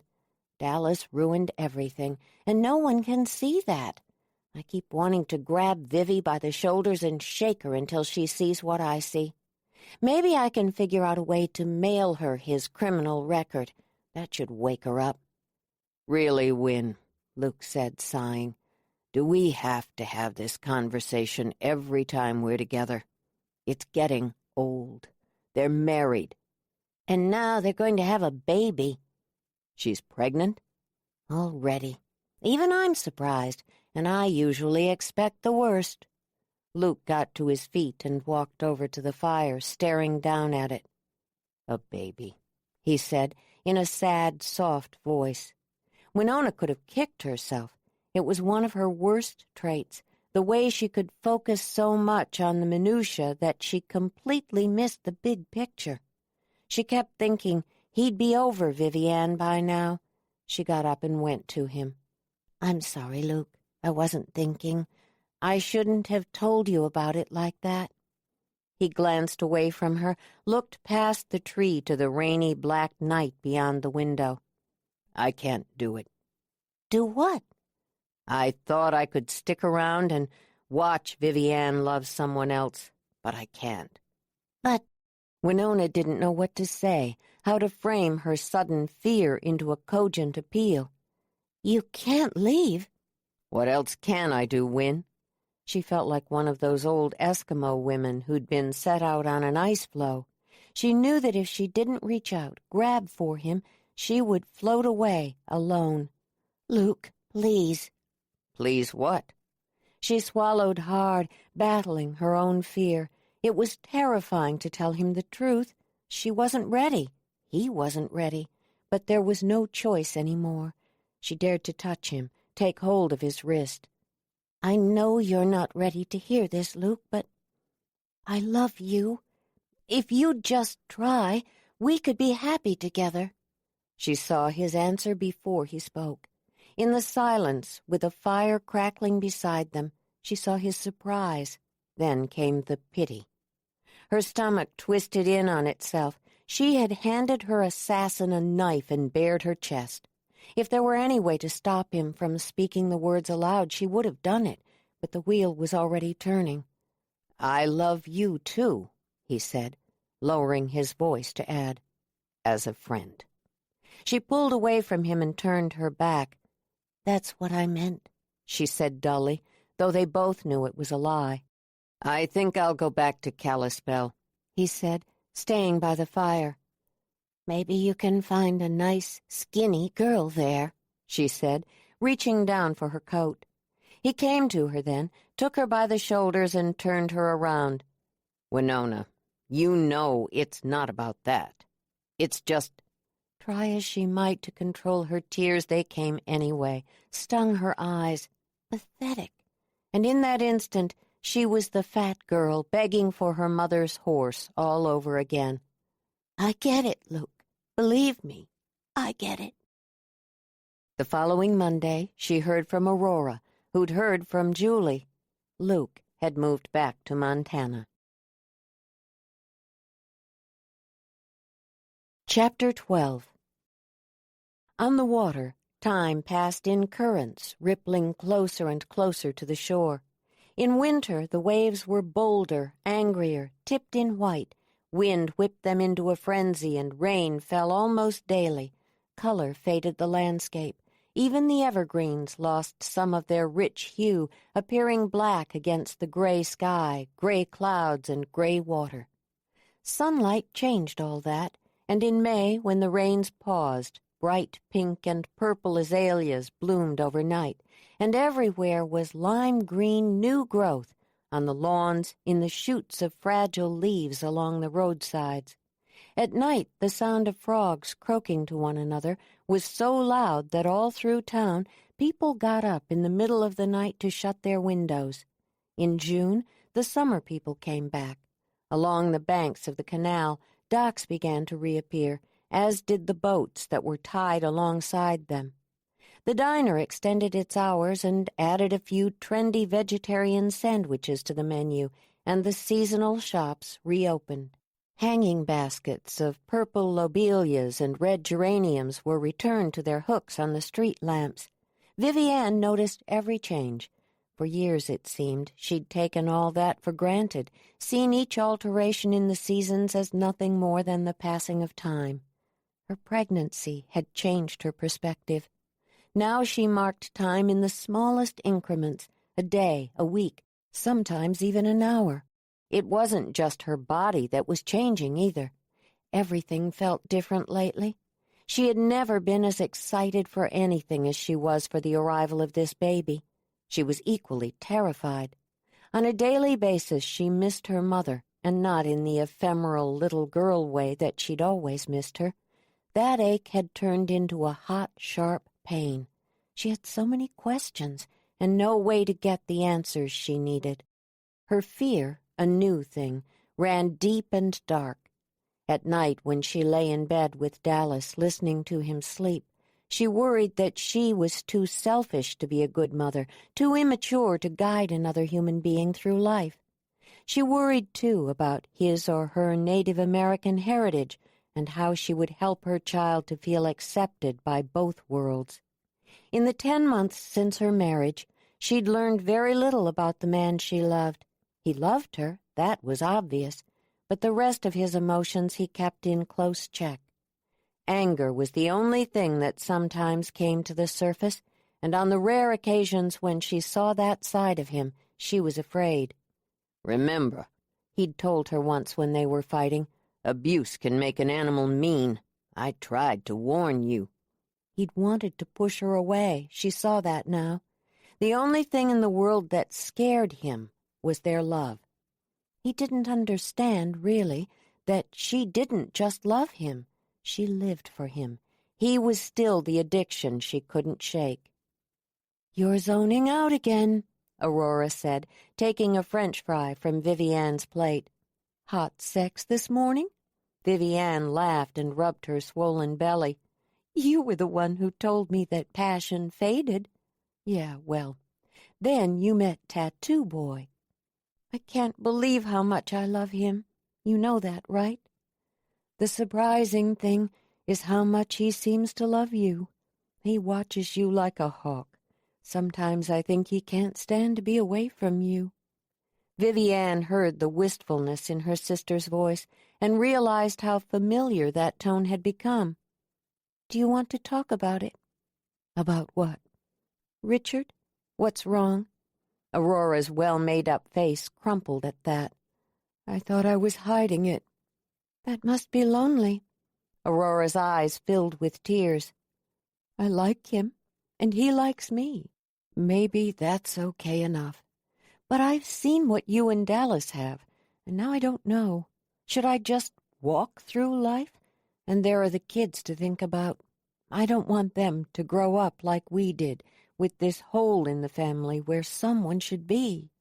Vivi Ann reached across the table and laid her hand on top of Aurora's. "Everyone thinks Winona's the smart one of us, but it's you, Aurora. You see things. You pay attention. You'll make the right choice." "Maybe I don't want to choose." Vivi Ann knew all too well how seductive that idea was. "Not doing anything is a choice, too. Not a good one, trust me. Winona's still pissed at me for hurting Luke, and she's right. It's the only time in my life I've ever been purposely cruel. No one can hold a grudge like Winona, that's for sure. Sometimes I think she hates me. Believe me, Vivi, the person Winona hates is herself. She's spent her whole life trying to get blood from a stone, and because she doesn't know how to give up, she can't stop. She keeps waiting for something from Dad that she'll never get." "That's because she needs words, and he can't do that." Aurora sighed. "Vivi, you have a different dad than I do. That's all I can say. To you, he's like one of those horses you rescue." "He is like that, Aurora. He loves us." "If he does, Vivi, it's a pathetic, watered-down version, and God help any of us if we ever need him to show it." "I saw him cry once," Vivi Ann said. It was a memory she'd never been able to share before. Dad? That last night, when Mom's hospital bed was in the living room and we slept in sleeping bags on the floor. Aurora's smile was unsteady. She wanted us with her. Vivi Ann nodded. I woke up in the middle of the night and saw Dad sitting by her bed. Mom said, "Take care of my garden, Henry. Love them for me." And he wiped his eyes. My garden. The fragile moment bound them. They were bean and sprout again, a pair of little girls sitting at the kitchen table with their mom, making seashell-encrusted Kleenex boxes for the bathroom. What did you say to Dad? Nothing. I pretended not to be awake, and when I woke up again, she was gone. It could have been dust in his eyes. It wasn't. Aurora sat back. Vivi Ann looked down at her swollen belly. I miss her lately all the time. I want to... She gasped in surprise as a cramp squeezed her abdomen, hard. She had just gotten her breath back when another one hit. This one hurt even more. Are you okay? Aurora asked, leaning forward. No, Vivi Ann gasped. It's too early. Vivi Ann had never been one of those people who thought about the bad things that could happen in life. When she heard people say, life can turn on a dime, she usually smiled and thought, yes, it can always get better. On the rare occasions when morbid thoughts did cross her mind, she pushed them away quickly and focused on something else. She'd learned early on that optimism was a choice. When asked about the buoyancy of her outlook, she replied jauntily that good things happened to good people, and she believed it. Now she knew why people often frowned at that answer. They knew what she had not yet learned. Optimism was not only naive, often it could be cruel. Bad things did happen, even when you did everything right. You could get married when you fell in love, conceive a child in the bed of that love, give up every habit that endangered your child, and still give birth 6 weeks early. Can I get you anything else?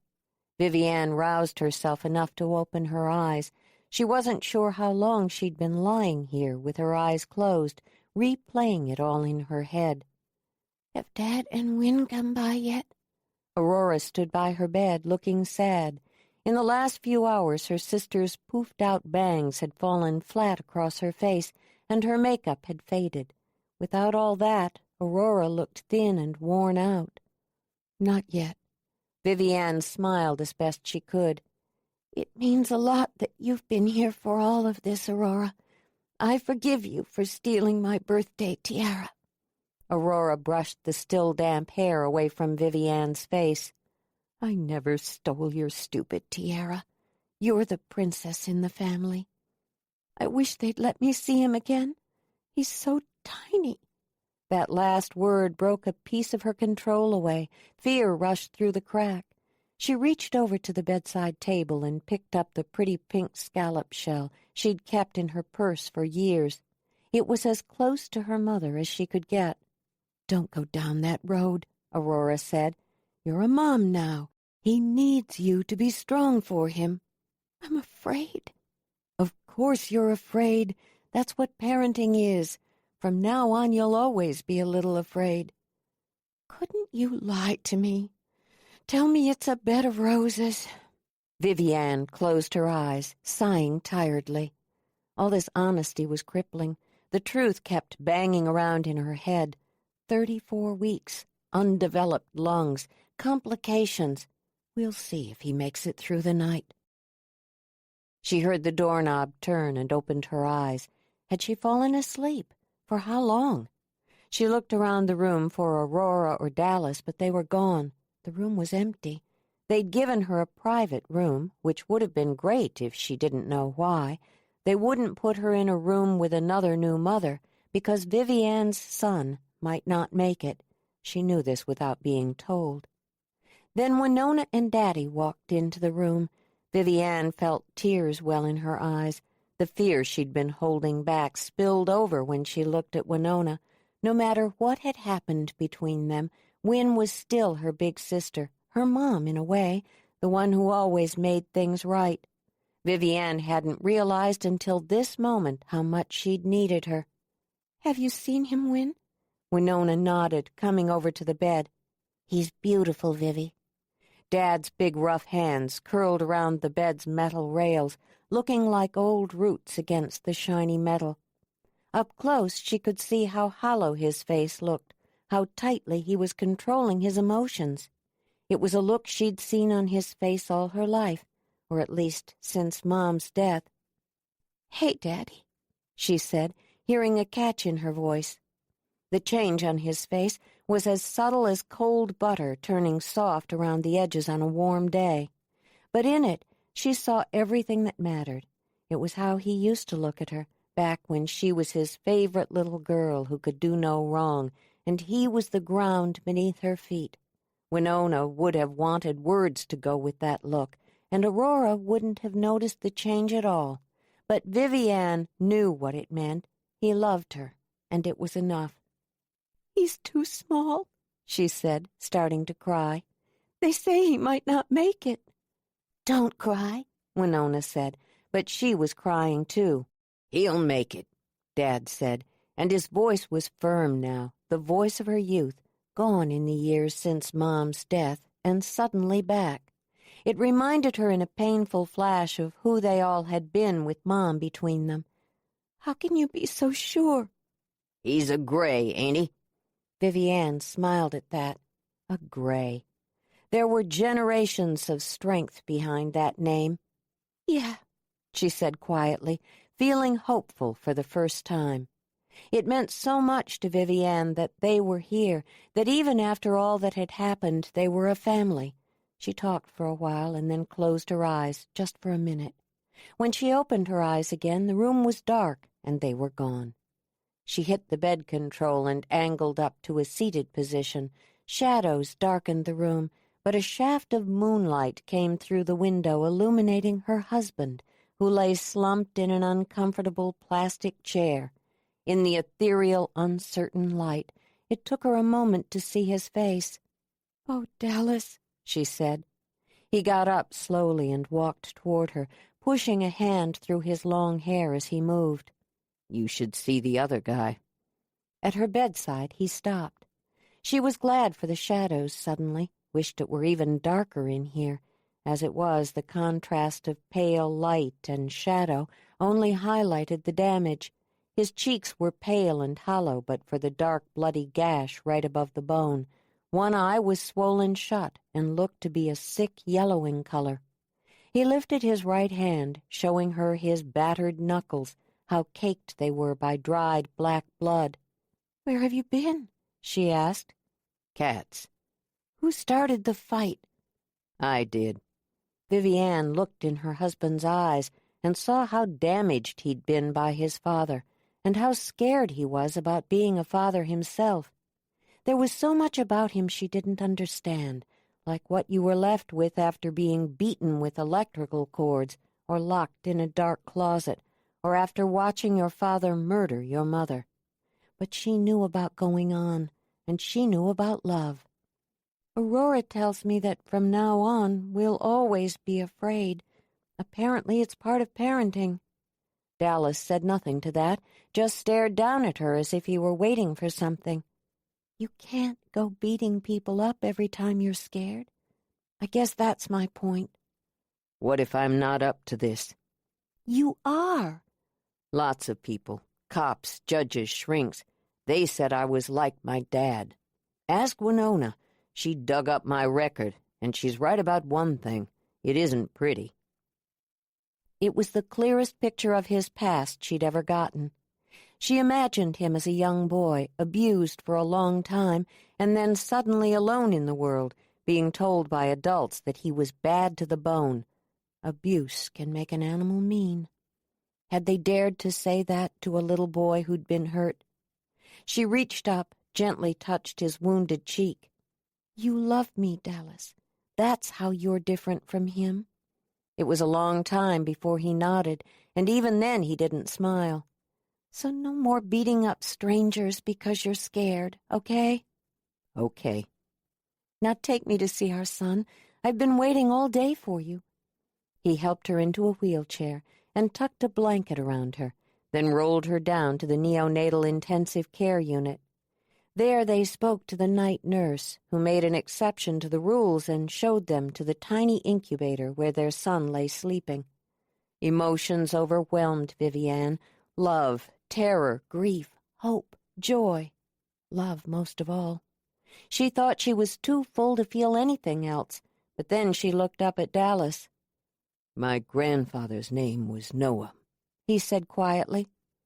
"Noah Gray Raintree," she said, nodding at the sound of it. "I didn't know it would feel like this," Dallas whispered. "If anything happens to him."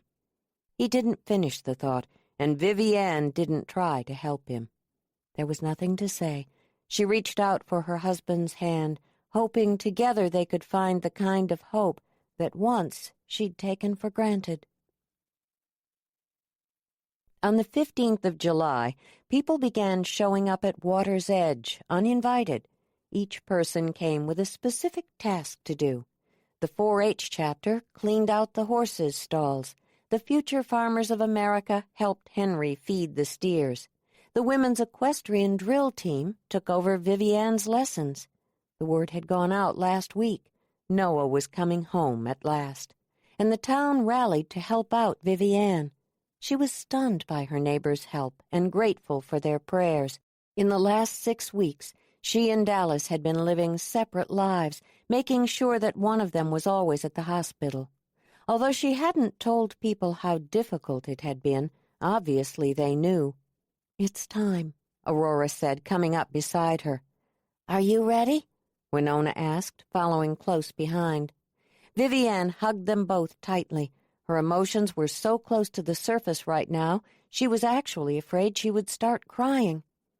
"Thank everyone for today, will you?" "Of course," Aurora said. Just then, Dallas's primer gray Ford truck came out from behind the barn and drove slowly through the parking area toward them. It was an old, rounded model that had seen better days, but the engine worked perfectly. He pulled up in front of them and parked. Vivi Ann thanked her sisters again and opened the truck's heavy door. It screeched and rattled, then slammed shut behind her. On the ripped leather bench seat, the robin's egg blue car seat looked bizarrely out of place. "You ready, Mrs. Raintree?"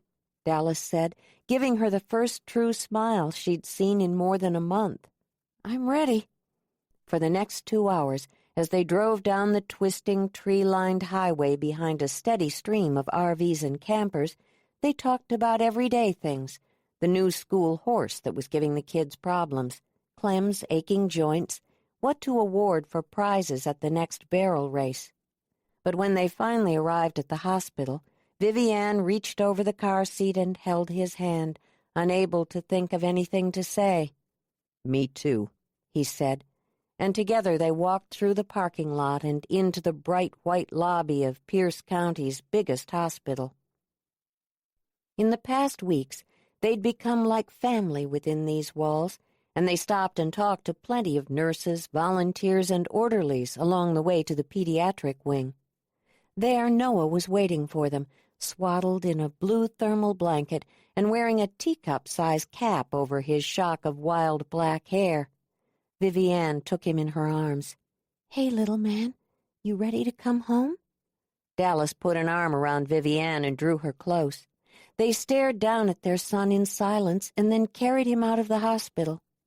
It took Vivi Ann a ridiculous amount of time to get him into the car seat, so much that she was laughing by the end of it.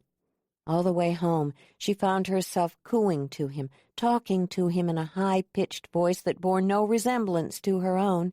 He responded by spitting up all over himself. "Note to self," she said, laughing. "Keep diaper bag handy." Looking for a tissue or a wad of drive-in napkins, she clicked open the glove box. She heard Dallas say, "Don't," sharply beside her, but it was too late. The glove box lid flipped open, and she saw what he'd wanted to hide: a gun. She started to reach for it, but he said, "It's loaded," and she drew back as if stung. Why in the hell do you have a loaded gun in your truck?" He pulled over to the side of the road and parked. They were just past Belfair at the rounded end of the canal, where the low tide exposed hundreds of feet of oozing gray mud. Docks jutted out into it, waterless on either side. Boats lay angled on the ground, waiting for the tide to lift them up again. "You don't know what my life was like before you." It scared her, that simple declaration of a different world. She'd known it all along, but in her naivete, she'd thought of him as a wounded, abused child, vulnerable. This was new. This reminded her that he hadn't been a kid for a long time, that he'd grown into a man that sometimes she hardly knew. Against her wishes, she remembered the fight he'd started at Kat's and the steely look in his eyes when a fight had almost started at the outlaw, and the criminal record he'd told her about. Stealing cars had sounded almost romantic, reckless, but now she wondered. "Okay, but I know what it's like now, and you don't need to keep a loaded gun in your car. Jesus, Dal, a kid could find it." "The truck is always locked." "You're scaring me." "I am who I am, Vivi Ann." "No," she said. "That may be who you were. You're different now. Get rid of it. Promise me." He released his breath. She knew then he'd been holding it, waiting. Leaning past the car seat, he reached out and closed the glove box. "You'll never see that gun again." Chapter 13. In the 2 years since Noah's birth, the gossip about Vivi Ann and Dallas died down. Not away, of course. It was simply too entertaining to release altogether. But other transgressions by other lovers had come along to replace it. The only people who seemed determined to hang on to the old animosities were Winona and Dad, and Vivi Ann understood their concerns.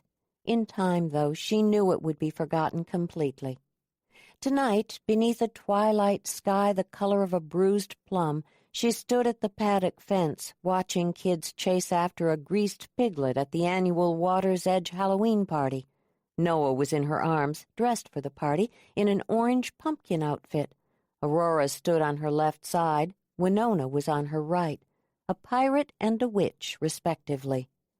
"Remember the first time you and I went after a greased pig, Winona?" Aurora said. "All the rest of the kids were behind us by a mile." "I'm sure people said to one another in awe, 'Wow, that fat girl sure can hang on to a pig,'" Winona said. "Oh," Aurora said, "someone is feeling sorry for herself tonight. I thought it was my turn." "You always think it's your turn," Winona said, sipping her beer. "Have you spent any time with Rick and Jane lately? They're the children of the corn, and Richard is losing his hair so fast I need to bring a vacuum to the dinner table. Top that, Miss Town's best attorney." Winona turned to her. "You actually think it's better to be fat, childless, and single?" Duh. Again, I point to my offspring and husband. It's not like I'm married to that hot tattoo guy." Vivi Ann laughed. "He is hot, and you're not fat, Win. You're big-boned." "Lies and pretense," Winona muttered, "the new family motto." Vivi Ann recognized the irritation in her sister's voice and knew Winona was having one of her bad days when nothing made her happy. "On that note," Vivi Ann said, "I'm going to go find my husband. This mermaid costume is itching like crazy, and it's time for my little man to go to bed." Saying goodbye, she carried Noah through the crowded parking lot, weaving in and out of people who were standing around talking. She heard snippets of conversations. They were the same words she always heard at a gathering like this, a mixture of local gossip. Who was screwing whom, who was late on their mortgage, whose kid had gone off the deep end. All she really cared about was that she and Dallas were no longer on the top of the rumor menu. As she neared the barn, she found kids and dogs running around in the dark, squealing and barking. The salty tang of the sea air was sharpened by the smell of wood smoke and barbecuing hamburgers. The arena was dark, except for dozens of strategically placed Chinese lanterns that hung from the rafters. A portable dance floor had been placed over the dirt, and every step taken on it sounded like thunder. Over in the corner, a local band was playing a popular mix of 70s and 80s music. People danced while teenagers bobbed for apples and dug through bowls of cooked spaghetti looking for grape eyeballs. "Do you see Daddy?" she asked Noah, who sleepily babbled something that ended with, "Go Dada." Vivi Ann." Turning, she saw Myrtle McCallion, dressed in a pink polyester princess outfit. Her plump features were outlined in bright color. Blue eyeshadow, rosy pink blush, red glittery lipstick. A cheap tin tiara sat on her head amid a pile of graying curls. "Hey, Myrtle," Vivi Ann said. "Great costume." "Where's your husband?" "I was just looking for him. Why?" "Well, I don't usually trade in gossip." Vivi Ann kept from gritting her teeth by sheer force of will. While it was true that the gossip about their affair had faded, Dallas was still a man to be watched in Oyster Shores, especially by the older, more conservative people like Myrtle. They didn't like the way he drank too much, fidgeted in church, played poker for money, and, perhaps most of all, that he didn't seem to care about their opinion of him. "I'm sure I already know whatever you're going to say." "Really?" She leaned forward, whispered loudly. "Last Saturday, I was closing up late, and I saw Dallas and that Morgan woman walking across the street. They got into that beater car of hers and drove away." Vivi Ann nodded. She'd heard this story in one form or another for 2 years. Dallas and Kat had been seen together at the mini-mart, at the gas station, at King's Market buying beer. "They're just friends, Myrtle." "I'm only saying this, Vivi Ann, because your mama can't. She was a good friend, and if she were here, she'd tell you that no good can come of giving a man that kind of freedom." "I love my husband," Vivi Ann said. To her, that was answer enough. She loved her husband, and she trusted him. So what if he let off a little steam drinking and playing poker once a week at Kat's? The small-minded gossip meant nothing to her. She knew her husband too well to be jealous. "I love my dog," Myrtle said crisply, "but I keep him chained up when the bitch across the street is in heat." Vivi Ann couldn't help laughing at that. "Thanks for the heads up, Myrtle. I'll keep a closer eye on my husband." "You do that." Still smiling, Vivi Ann left the barn and went up the hill to their cabin. In the past year, Dallas had added on a big wrap-around porch, as well as about 800 square feet of space, which they'd turned into a new kitchen, nursery, and bathroom. New French doors ran the length of the living room, framing the majestic canal view and leading the way out onto the white porch. In the back bedroom, decorated with horses and cowboy hats, she changed Noah's diaper, put him into his dinosaur PJs, and lay him down in his crib. "Good night, little pumpkin." Out in the living room, she found Zorro standing beside her new sofa. He stepped sideways and turned on the stereo. His cheap black polyester cape caught on something, and he pulled it free with a muttered curse. She smiled. "You said you never dressed up for Halloween." "I said there was no Halloween when I was a kid. That's different." He came so close she could feel his breath on her cheek, smell the whiskey he'd drunk.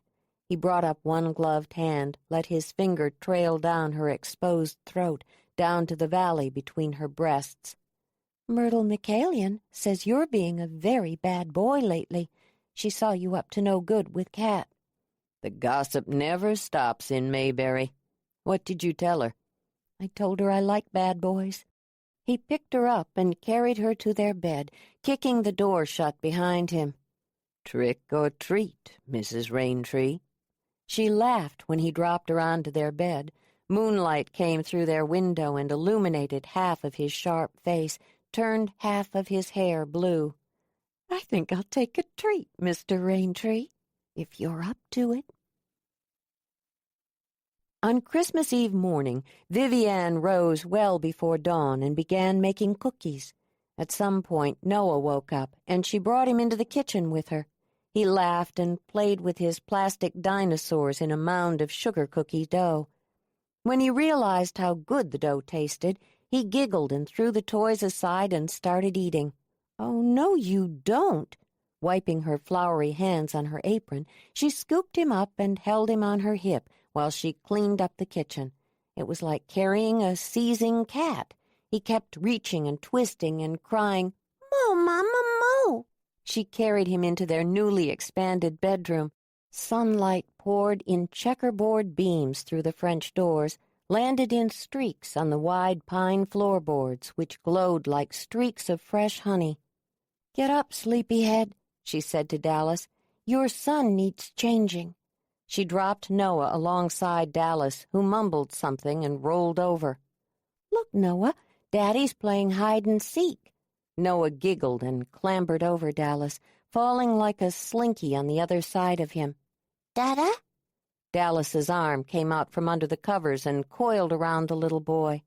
Noah immediately settled down, as he always did around his dad, and snuggled in close, resting his cheek on his father's tattooed bicep. Closing his eyes, he started sucking his thumb and fell quiet.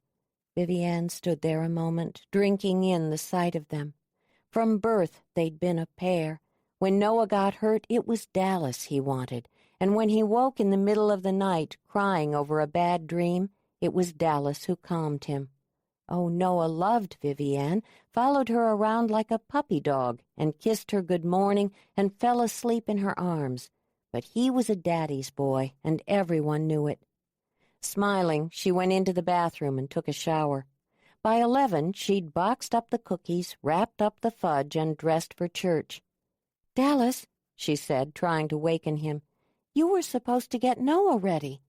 He rolled over onto his back. With Noah tucked protectively in the curl of his arm, he came awake slowly. "I don't feel good." She sat down beside him, noticing how dull and glassy his eyes were. A few beads of sweat dotted his hairline. She reached down, pressed the back of her hand to his forehead. "You're burning up." "It's that stupid play group. Every time I drop Noah off there, I get sick. I think there's something wrong with me." "There's nothing wrong with you. I'll get you some aspirin." When she came back, he was asleep again. She jostled him awake, made him take 2 aspirin and drink a glass of water. "I was so excited about today," she said. "The gray Christmas Eve tradition," he said. "Ugh." "What? You don't like shopping all day, having dinner at the Waves, going to a movie, and then ending it all with night services at church?" She pushed the damp hair away from his eyes, let her touch linger on his face. "I'd rather eat my own boots." "I thought you'd want to help me find something for Noah." "I made him a dream catcher. My mom made me one when I was about his age." He smiled. "I kept it a long time." "What's a dream catcher?" "Indian thing. You hang it over your bed and it keeps the bad dreams away." She touched his bare, damp chest, letting her fingertip trace the ugliest of his scars. It was an oblong-shaped pucker with pink edges. "Okay, Mr. Raintree, because I love you, I'm going to tell my sisters you're sick today. But tomorrow is Christmas morning, and we're going to Dad's. So if this is some kind of Ferris Bueller trick, you only get 1 day off." "It's no trick." She leaned down and kissed him, germs and viruses and all. "I love you, Dal." "I love you, too." She reached over for Noah and picked him up. Taking him into his bedroom, she changed his diaper and put him in a red and green flannel shirt, Oshkosh overalls, and his coat. Then she went back to Dallas, put a cool, wet rag on his forehead, and kissed him goodbye. The following morning, Vivi Ann woke just as dawn was beginning its gentle rise from the horizon. Rolling over, she faced her husband. She hadn't known before that your whole world could sometimes be found in another person's face, that creases could seem like valleys to be explored, lips a mountain range. She leaned closer, pressed her naked body to his in the way she'd done so many times before. "Merry Christmas," she whispered against his lips. "Merry Christmas." His voice was gravelly and low, as if he'd been yelling all night or smoking cigars. "How do you feel?" "Better." They lay there for a while longer, and then Vivi Ann kissed him one last time and got out of bed. Almost from that moment on, they were both in motion. They took showers and got dressed. While Vivi Ann readied Noah for the big gathering down at the farmhouse, Dallas fed the stock and checked the water in the fields. By the time he returned, the fullness of daylight had settled across the pastures, catching in the puddles and drops from last night's rain and giving everything a silvery sparkle. Vivi Ann packed the truck with food and presents. "Oh, there's one more thing," Dallas said as they were heading out. "Just a second." He went into the bedroom and came out a moment later carrying a big pink-wrapped box. She could tell he'd wrapped it himself. The Scotch tape was at odd angles and covered every possible seam. The white foil bow was hanging on by a thread. "You know we open presents at Dad's," she said. "Just put it in the truck." "Not this one." She laughed. "What is it? Edible underwear? Or a nightgown that doesn't quite cover my nipples?" "Open it." The way he was watching her caused a little shiver to skip down her spine.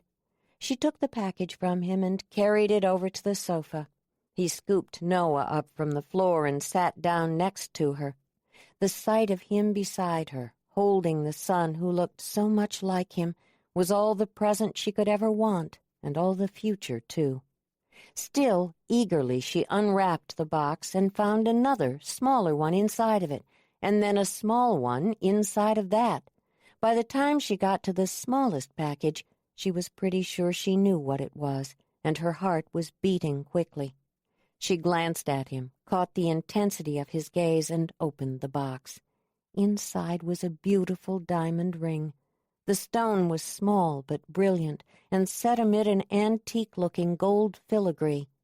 "I'm sorry I couldn't afford one when we got married." He took the ring out and slid it onto her finger, butted it up against the plain gold band she'd worn since their wedding day more than 3 years ago. She held his gaze. "I never needed a diamond." "I wanted to give you one." "It's perfect." Holding hands, they went out to the truck and drove down to the farmhouse. Vivi Ann stood back, looking at the house. White Christmas lights embellished the eaves and glittered along the porch's handrails. Through the front window, the decorated tree cast prisms of multicolored light through the ancient glass. Inside, the party had already begun. The Glen Campbell Christmas album, a family staple, was on the turntable, pumping music into the house. Ricky and Janie were running around playing hide-and-seek with their dad, while Aurora and Winona worked in the kitchen. Dad was by the fireplace, drinking bourbon already, and looking at a photograph of Mom. Aurora greeted them at the door. In her green leggings, high-heeled ankle boots, and red velvet tunic, she looked like an elf come to life. Her jewelry ran on some kind of battery pack and came on and off in bursts of light. "There's my gorgeous nephew." She reached out for Noah and carried him over to the tree. "The usual carnival," Dallas said, looking around at all the Christmas knickknacks. Richard chose that moment to join them.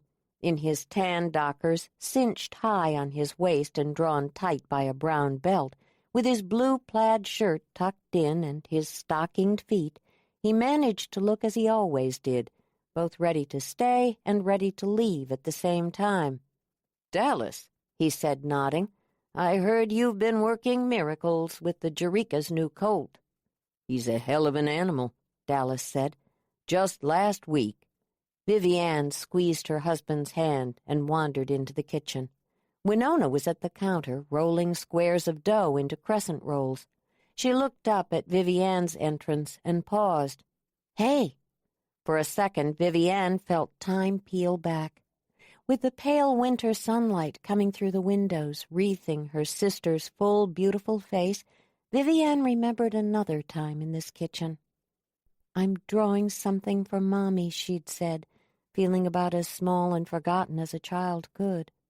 That was what she recalled most about her mother's funeral, feeling invisible. But Winona had seen her, had bent down beside her and touched her head and said, "We'll put it on the fridge." Vivi Ann had assumed back then that they would always be connected, she and Win, that nothing could rend two sisters apart. That was before she'd known about passion, of course, and though Winona wouldn't admit it, Vivi Ann knew that their reconciliation was imperfect. Winona still didn't trust Dallas, and she hadn't entirely forgiven Vivi Ann for hurting Luke. In Winona's world, everything was black and white, justice most of all, and she thought Vivi Ann had been rewarded for doing the wrong thing. Vivi Ann reached out suddenly, took Winona's hand, and spun her in time to the music. It was a flick of a switch, that movement, a spinning back to the 70s when dancing in the kitchen had been a normal part of Christmas morning. "Come on, garden girls," Mom used to say, dancing all by herself. "I need some swing partners." Aurora skidded into the room, pushing her way between them and taking the lead. "No way you bitches are dancing without me. You know I'm the one with all the rhythm." "Comes from all that pumping of your hips you did in high school," Vivi Ann said, laughing.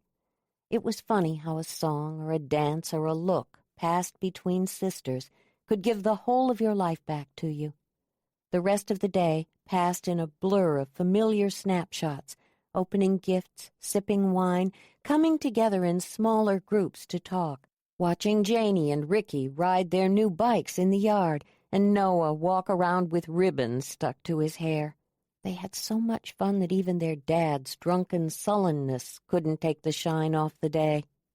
At the end of the meal, as the girls had just finished serving pie and retaken their seats, Dallas stood up. "My son will grow up with this." He made a motion with his hand, a gesture that included all of them. "Thank you." Vivi Ann gazed across the table at her husband. "My dada," Noah said in her lap, grinning. "Yeah," she said quietly, "that's your daddy." In no time, they went back to talking at once and cracking jokes and commenting on various pies. After dinner, Vivi Ann tried to talk everyone into a game of charades. "Come on, you guys, it'll be fun." Then the doorbell rang, and Sheriff Al Baylor walked in. "Hey, Al," Aurora said, pushing back from her chair to greet him. "Tell Vivi Ann we are not playing any games. We're still sober, for God's sake."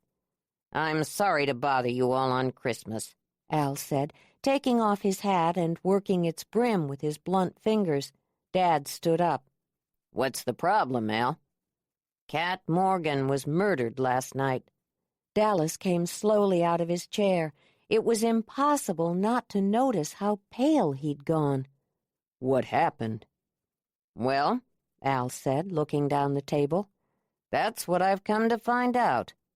Where were you last night, Dallas?"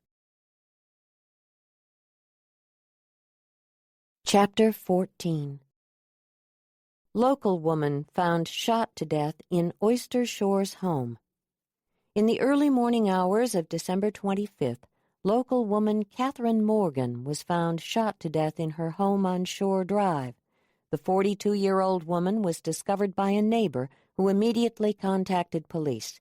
Investigators are continuing to gather evidence at the scene. Sheriff Albert Baylor has reported only that the death appears suspicious and that they are following all leads. Sources outside law enforcement confirm that Ms. Morgan was shot in the chest at close range and that there was no sign of forced entry at her residence. Reports of sexual assault remain unconfirmed at this time. Anyone with information is asked to contact Sheriff Baylor. William Truman, Oyster Shores Tribune. Vivi Ann got out of bed slowly. In the last 48 hours, she'd learned how to move quietly, to be both there and gone at the same time. Wrapping her terry cloth robe around her, she walked out into their living room and found Dallas exactly where she'd expected him to be, slouched over the kitchen table, rereading the newspaper accounts of the murder. She put a hand on Dallas's shoulder, felt him flinch. He cocked his head and looked up at her. There was a wildness in his eyes that made her want to draw back, but she knew how close to the edge he was and how much he needed her to keep him steady. She knew, too, that he was waiting for her to ask him if he'd done it. The whole town was talking about his connection to Kat. Rumors were running rampant about his late-night visits, his trips to the store for beer, with her at his side. They knew this, both of them, although they hadn't spoken of it. "Today's the funeral," she said quietly. "We need to get Noah to the babysitter at 11. "I don't think I should go." "You have to. People are talking." "You think I give a shit what these small-minded bastards say?" "I think we have to care." "I should leave. Just leave. I never should have stayed." She grabbed his arm then, pulled him up to face her. "Don't you dare say that." "They'll come after me for this, don't you know that?" "No, they won't. It's just gossip. They need facts to make an arrest. It'll go away." "Ah, Vivi," he said tightly, "you're so naive. This will destroy us." He turned away from her and went into the bathroom and closed the door. She stood there a long time, staring after him. Her hands were trembling, and she felt close to following him, but she didn't. "They'll come after me for this." He sounded so sure, as if he knew something she didn't. She wanted to brush it off, tell herself it meant nothing, but she couldn't do it. Taking a deep breath, she walked through the shadowy cabin and went outside. His gray truck was parked deep in the trees. Through the morning mist, it looked like an old elephant fallen to its knees in the shade. She slipped into the rubber boots by the door and clomped through the muddy grass. Opening the passenger door, she stared at the glove box, feeling panic rise like the fog around her. Reaching forward, she clicked it open. The gun wasn't there. She didn't know whether to be disappointed or relieved, but fear remained, settled into a hard knot in her lungs. Moving stiffly, she closed the truck back up and went inside. She found Dallas in the bathroom, dripping wet, wearing a towel slung low on his hips. "Where's your gun?" she asked, watching him closely. He sighed. "I gave it to Kat." Vivi Ann closed her eyes. It felt as if everything were draining away, blood, hope, life. "You told me to get rid of it, remember? And she had that guy who was harassing her last year." "That's why you're sure they'll come after you." "It's why I'm afraid." He reached out, touched her chin. "Go ahead and ask me, Vivi. I know you want to." She heard the desperation in his voice, saw it in his eyes. All his life he'd been let down, and he expected it of her. But she knew him. She knew how he looked at his son when he was sleeping, and how he talked about their family. There was darkness in her husband's past, but those days were behind him. Love wasn't a surface emotion for Dallas, nor was friendship. No matter what he'd done wrong before, she knew he wouldn't kill Kat. "I don't have to, Dallas. I know you're innocent." He seemed to deflate before her eyes. Saying nothing, he looked away. "Now get ready. We've got to go to your friend's funeral." For the next 2 hours, they went through the morning routine in silence, except for Noah's nearly constant babbling. At 11 o'clock, Aurora and Richard showed up, looking glum and concerned. Vivi Ann and Aurora stared at each other for a long moment, neither speaking, and then they all got into Richard's rain-spotted black Suburban. They dropped Noah off at their house, along with Janie and Ricky and the sitter, and then drove to the church. There the pews were almost full of black-clad mourners. Throughout the short, impersonal service, Vivi Ann held Dallas's hand. She could feel his tension. Sometimes he squeezed her hand so tightly it hurt. When the funeral was over, she got to her feet, pulled him up awkwardly beside her. Together they merged into the aisle and went downstairs, where food filled the table, and no one would make eye contact with Dallas or Vivi Ann.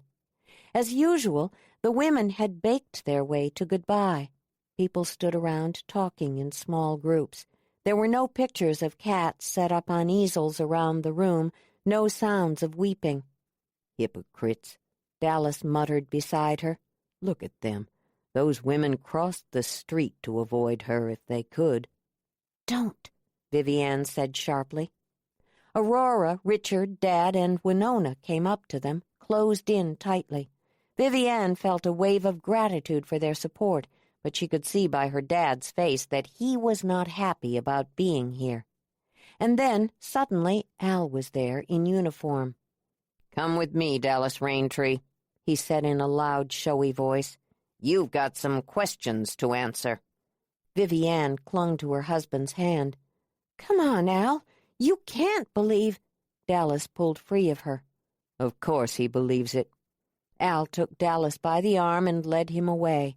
The crowd parted, stunned into an uncharacteristic silence by the drama unfolding in front of them.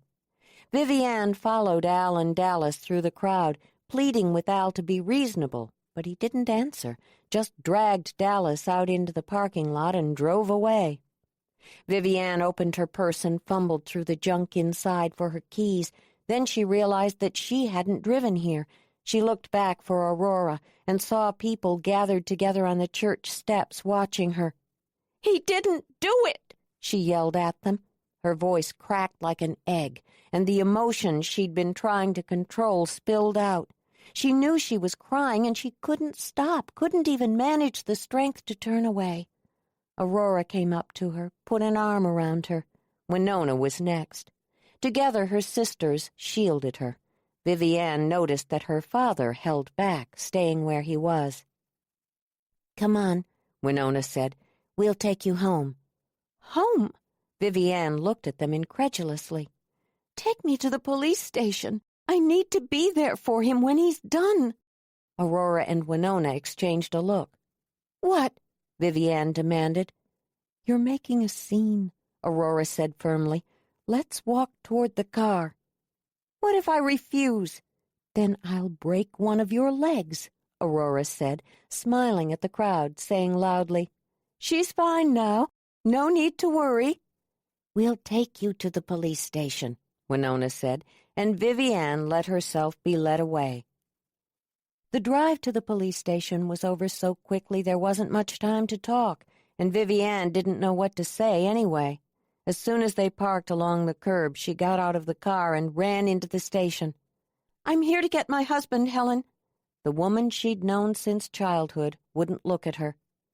"He's being questioned, Vivi Ann. Albert says he'll return him as soon as he can. You can wait in the lunchroom if you want, but it might be a while." Aurora and Winona came up behind her and led her down to the lunchroom. There they sat in molded plastic chairs at formica tables, drinking bitter coffee from a vending machine. For the first 2 hours they talked about nothing.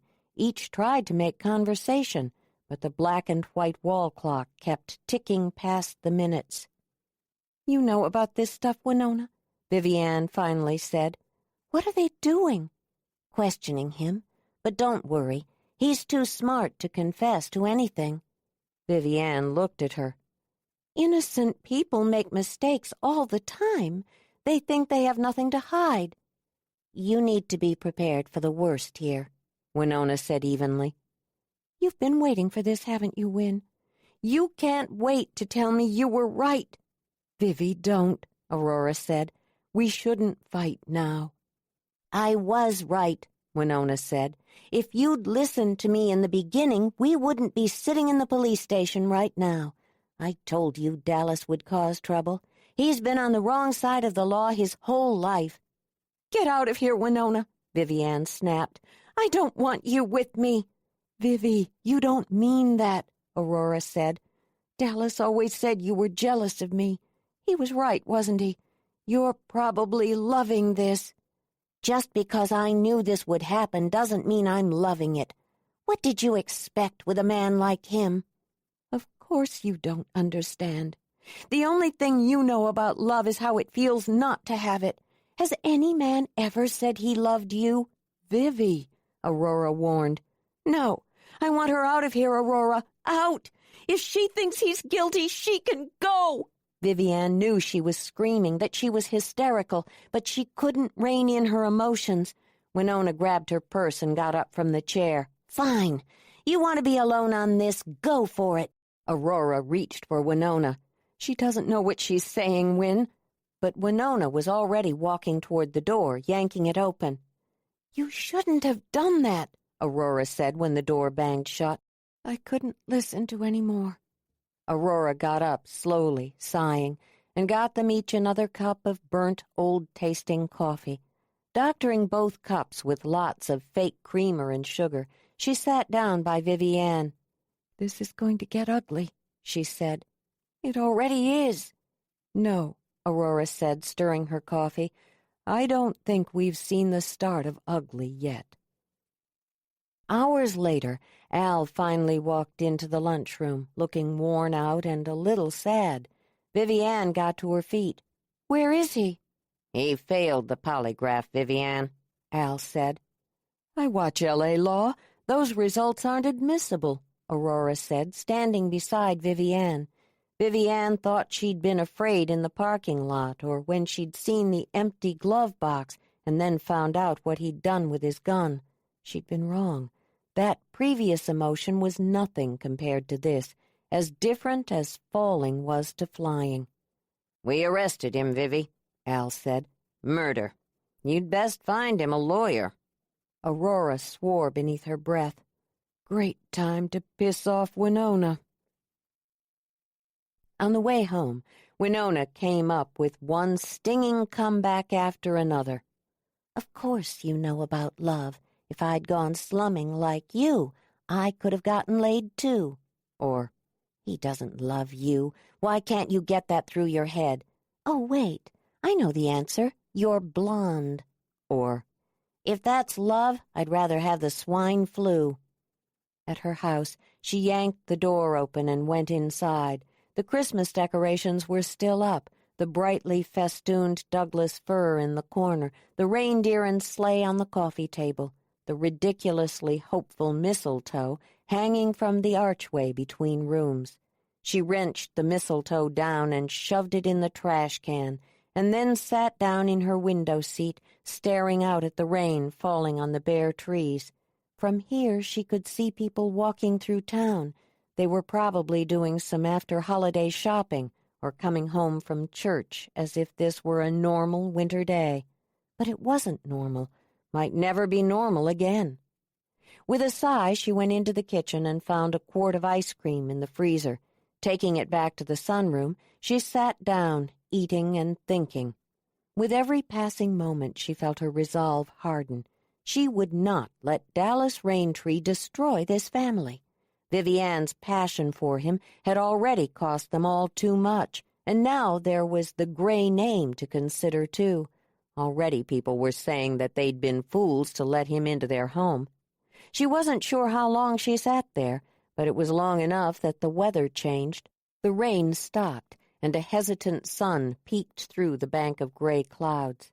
She heard a knock at the door, but didn't answer. There was no one she wanted to talk to right now. A moment later, Vivi Ann walked into the sunroom. Already Winona could see changes in her sister, the panic lurking at the edges of her mouth, the desperation in her green eyes, the knotting together of her hands. You caught me, Winona said, taking another spoonful. I'm stress-eating.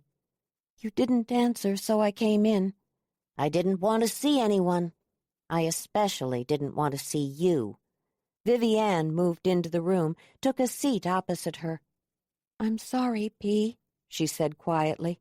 Winona knew she was using the old nickname as a kind of shorthand reminder of all that they were to each other. Sure, they fought and said things they didn't mean, but they were sisters. In the end, what mattered were not the breaks in the chain, but the links. Winona took another bite. How do you think Mom knew what we'd look like when she gave us those nicknames? What do you mean? You're the bean, right? How did she know I'd be the round, fat pea? They were just the veggies that grew in her garden, Win. That's what she saw, what she wanted, us growing up together. You were too young to know what she wanted. Winona put the empty ice cream container on the floor at her feet, with the spoon handle sticking up inside of it. I know she wanted us to stick together when times got tough, says the girl who just threw me out. I said I was sorry. Of course you are. They arrested him, didn't they? Vivi Ann nodded. And you just realized that he needs a lawyer. So here you are. Vivi Ann leaned forward. It doesn't matter that he failed the polygraph, right? He failed a polygraph? Yeah, but even I know that's not admissible. They might not be admissible, but they're reliable. And he failed. He's innocent, Vivi Ann said stubbornly. He has no alibi. He was sick, remember? Even though he was fine the next morning. I'll do anything, Winona, please. Just help me save him. Winona stared at her younger sister, seeing how close she was to breaking. Vivi Ann had probably never begged for anything before, but Winona knew how that felt, that pathetic desperation, how your need warred with your ego and you wanted to shout, "Fuck you," even as you whispered, "Please." He needs a criminal defense attorney, Vivi, a good one. I'll handle his arraignment if you want me to, but after that, I'd be in over my head. I'm just a small-town civil lawyer. I don't care about all that. What he needs is someone who believes in him. That matters more than experience. And there it was, the thing Winona had thought about as she sat in her window seat staring out at the rain, the thing that would break their bond. But there was no way to avoid it. I heard about the fight he got into at Kat's, she answered quietly, knowing her words would hurt Vivi Ann and unable to change that. This pain was inevitable. It had been moving this way slowly, advancing on them, probably from the moment Dallas took the job at Water's Edge. What do you mean? The night you had Noah, Dallas picked a fight with Eric Engstrom. Word was he almost killed him. We thought Noah would die that night. He was scared. He's dangerous, Vivi. Everyone but you can see that, Winona said evenly. I tried to tell you. Is that what this is about? I told you so? No. I'm trying to protect you. I'm trying to be a good big sister. Do you actually think he killed her? It doesn't matter. This thing will break your heart, Vivi Ann. You're not strong enough to... Doesn't matter. Winona wasn't saying the right things or in the right way to make Vivi Ann understand. I'm sorry, Vivi Ann. What I mean is, my opinion doesn't matter. I can't help Dallas. I'm not experienced enough, and there's probably a conflict of interest. He needs... Vivi Ann stood up. You keep talking, she said. I didn't hear anything after. It doesn't matter. Believe me, Win, I got your point loud and clear. You think I'm married to a murderer. She turned and ran for the door, trying twice before she wrenched it open. Vivi, wait, please. Winona ran across the porch and out into the yard, but her sister was already gone. Chapter 15. After a long and sleepless night, Vivi Ann woke up tired. Still, by 9 o'clock, she was dressed in the only suit she owned and heading out to her truck, with Noah squirming in her arms. Now more than ever, he needed her to be strong, and she would be. Her son would someday hear about all of this and say, Mommy, what did you do while Daddy was in trouble? And she would say, I never stopped believing in him, and I made everyone in town see how wrong they were. All her life she'd been dismissed by people because of her beauty, considered naive because she saw the best in everyone. Finally, she would show people that her innate optimism wasn't a weakness or an ignorance or even a flimsy kind of hope. It was made of steel, and she would wield it like a sword. Driving through town, she passed Gray Park and saw the sign, Land donated by Elijah Gray in 1951. For the first time, she thought not about her family's prominence in this community's history, but rather about their durability in the face of adversity. Her great-grandparents had traveled the Oregon Trail in a covered wagon, making their way through countless dangers. Her grandparents had hung on to this land through the Great Depression and 2 wars. The land was still theirs because they'd refused to give up or give in. That tenacity was in her blood, and she would call on it now. On the street in front of the diner, she parked and got Noah out of his car seat. As she headed to the restaurant, she felt people watching her, shaking their heads. Their whispers pissed her off, renewed her determination to prove her husband's innocence. As expected, she found Aurora at the diner with Julie and Brooke and Trina having coffee. At her entrance, they all looked up, and their expressions of pity said it all. Poor Vivi, such a fool. "Hey, Vivi," Julie said, sliding sideways in her booth. Her silver bangle bracelets twinkled at her wrists. "You're just in time for breakfast." "Thanks, but I can't. Aurora, you still okay with taking Noah for the day?" "Sure." "Why?" Trina asked. "Are you going to the jail?" "Not yet.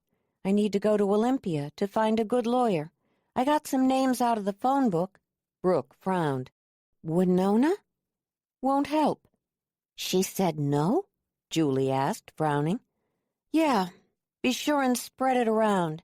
Winona turned her back on us." She kissed Noah's plump cheek and handed him off to Aurora along with his diaper bag. Noah went to his aunt happily, immediately playing with her beaded necklace.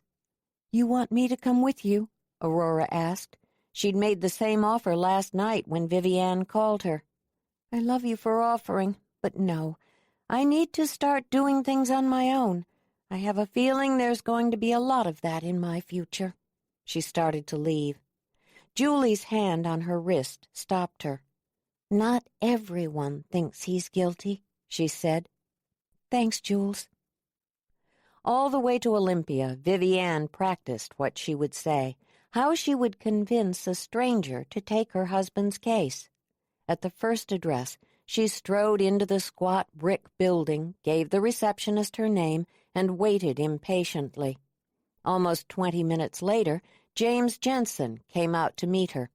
She smiled brightly when he finally appeared. "Hello, Mr. Jensen. Thank you for seeing me on such short notice." When one is looking for a criminal defense attorney, it's often a rush. Here, come into my office and sit down. For the next 20 minutes, Vivi Ann gave him the facts of the case, at least as much as she knew. She was careful to be professional and unemotional. She didn't want to look like one of those women who stupidly believe the best of their husbands. When she'd exhausted the limited facts, she talked about what a wonderful husband and father Dallas was. Then she waited for him to speak. At last he looked up. She had waited for that look. Now he would ask if Dallas was innocent, and she'd nod and tell him how she knew that to be true. "So, Mrs. Raintree, I would need a $35,000 retainer. Then we could get started." What?" "My fees, in advance. Not all of them, of course, just enough to get started. A case like this requires a lot of manpower, private detectives, lab work, motions. The discovery alone is often mind-numbing." "You haven't asked if he did it." "And I won't." "I don't have that kind of money." "Ah, I see." His flat, pudgy palm made a muffled thumping sound on the wooden desk. It reminded her of a closing door. "There are some good public defenders." "But they won't care like a private attorney would, like you would." He lifted his hands, palm up. "Such is the system. I will hope that you can get the money together, Mrs. Raintree. From what you've told me and what I've read in the newspapers, your husband, who, as you know, is no stranger to American jurisprudence, is in serious trouble." He stood up, shuffled her to the door with the ease of one who was experienced in this action. "Best of luck to you," he said, and closed the door between them. In the next 4 hours, 5 attorneys told her the same thing. Their offices and personalities were different, but the deal was always the same. a large retainer up front, or no lawyer. The last lawyer she'd seen, a lovely young woman who seemed genuinely interested in Dallas's fate, had said it most clearly. "I can't take on a case of this complexity for free, Mrs. Raintree. I've got children to feed and a mortgage to pay. I'm sure you understand. I'd be happy to handle the arraignment, but if you want me to file a notice of appearance on behalf of your husband, I'll need a substantial retainer, at least $25,000. There was only one option left. She needed to find $25,000. She drove home from Olympia at twilight, turning onto the canal road just as the last rays of sunlight were polishing the winter waters to a silvery sheen, and the snow in the mountains had turned lavender gray. When she pulled up in front of her father's house, it was full-on dark. She found him in his study with a drink in his hand, reading a newspaper. All the way home from Olympia, she'd practiced what she'd say, how she'd say it, but now none of that mattered.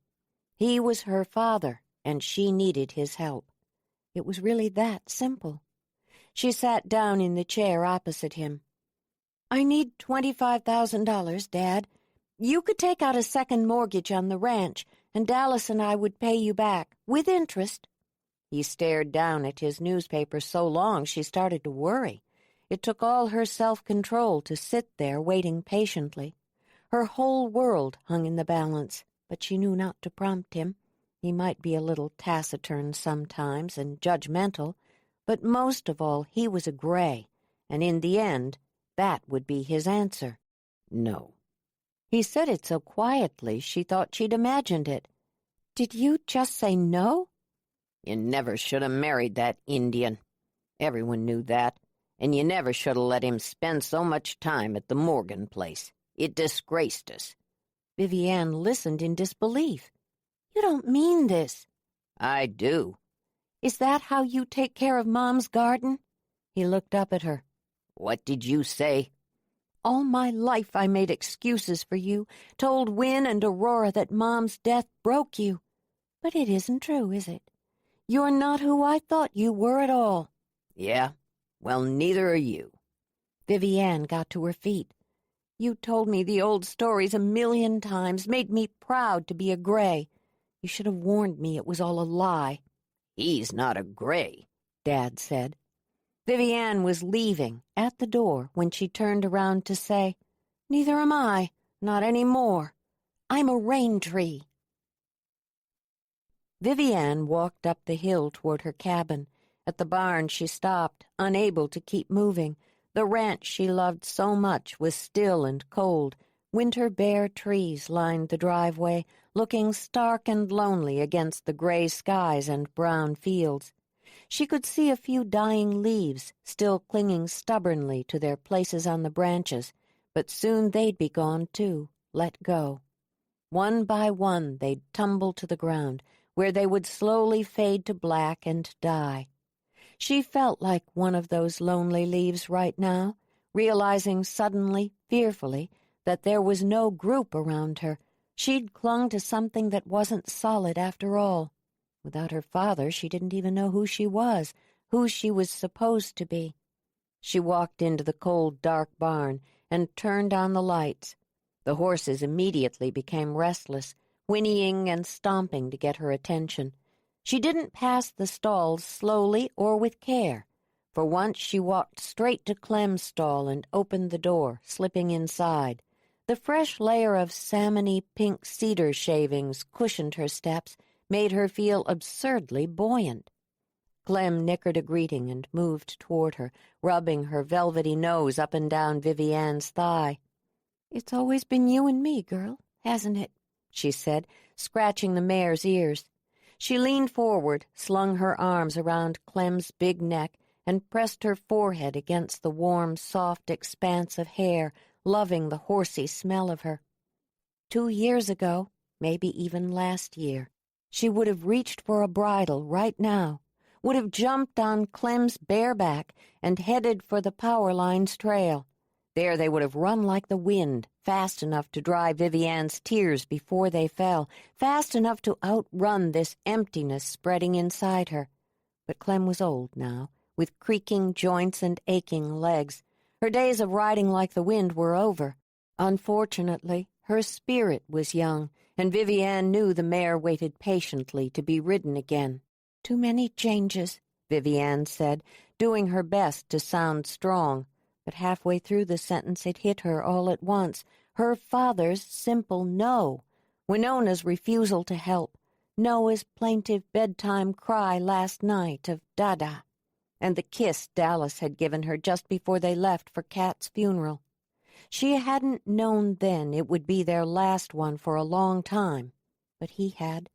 She remembered what he'd said so quietly that morning, dressed all in black with his gray eyes so impossibly sad. "I love you, Vivi. They can't take that." She'd laughed at him, said, "No one is trying to take it away. Trust me." Trust me. She wondered now if she'd ever be able to laugh again. And then, in the stall with this horse that was somehow her childhood and her spirit and her mother all wrapped up in one, she cried. This part of the county had been economically devastated by decreased logging and dwindling salmon runs. In the heart of downtown, several storefronts were empty, their blank, blackened windows a reminder of the people and revenue this community had lost. Dirty, dented pickup trucks, many with for sale signs in the back window, lined the street, gathered in front of the taverns on this Thursday afternoon. Vivi Ann stood on the sidewalk, staring up at the gray stone courthouse. Behind it, the lush green hills of the Olympic National Forest rose into a cloud-white sky. It wasn't raining yet, but it would be any moment.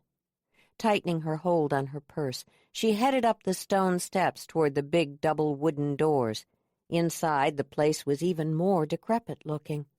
Tired wooden floors, peeling walls, people in cheap suits moving up the stairs to the courtrooms and down the hall to various closed doors. She walked over to a harried-looking receptionist and smiled. "I'm here to visit someone in jail," she said, embarrassed. The woman didn't even look up. "Name?" "Vivi Ann Raintree." "Not yours, the inmate's." "Oh, Dallas Raintree." The woman punched some keys into her bulky beige computer, waited a few moments, then said, "P-cell. Visitation begins at 3 and ends at 4. She pointed one stub-nailed finger down the hall. "Second door on your right." "Thank you." Vivi Ann began the long, slow walk to the jail. When she got there, another receptionist was waiting for her. "Name?" "Dallas Raintree." "Not the inmate's, yours." "Vivi Ann Gray Raintree." "Identification, please." Vivi Ann's hands were shaking as she opened her purse and extracted her driver's license from the wallet. The receptionist took it, wrote some things in a logbook, and handed it back. "Fill out this form." As she stood there, Vivi Ann heard people come up behind her, forming a line of sorts. It forced her to write faster. "Here you go," she said, handing the sheet back to the receptionist. "Over there," the receptionist said, tilting her chin without looking up. "Put all your personal items in one of those lockers. No purses, wallets, food, gum, keys, etc. The metal detector is at the end of the hallway.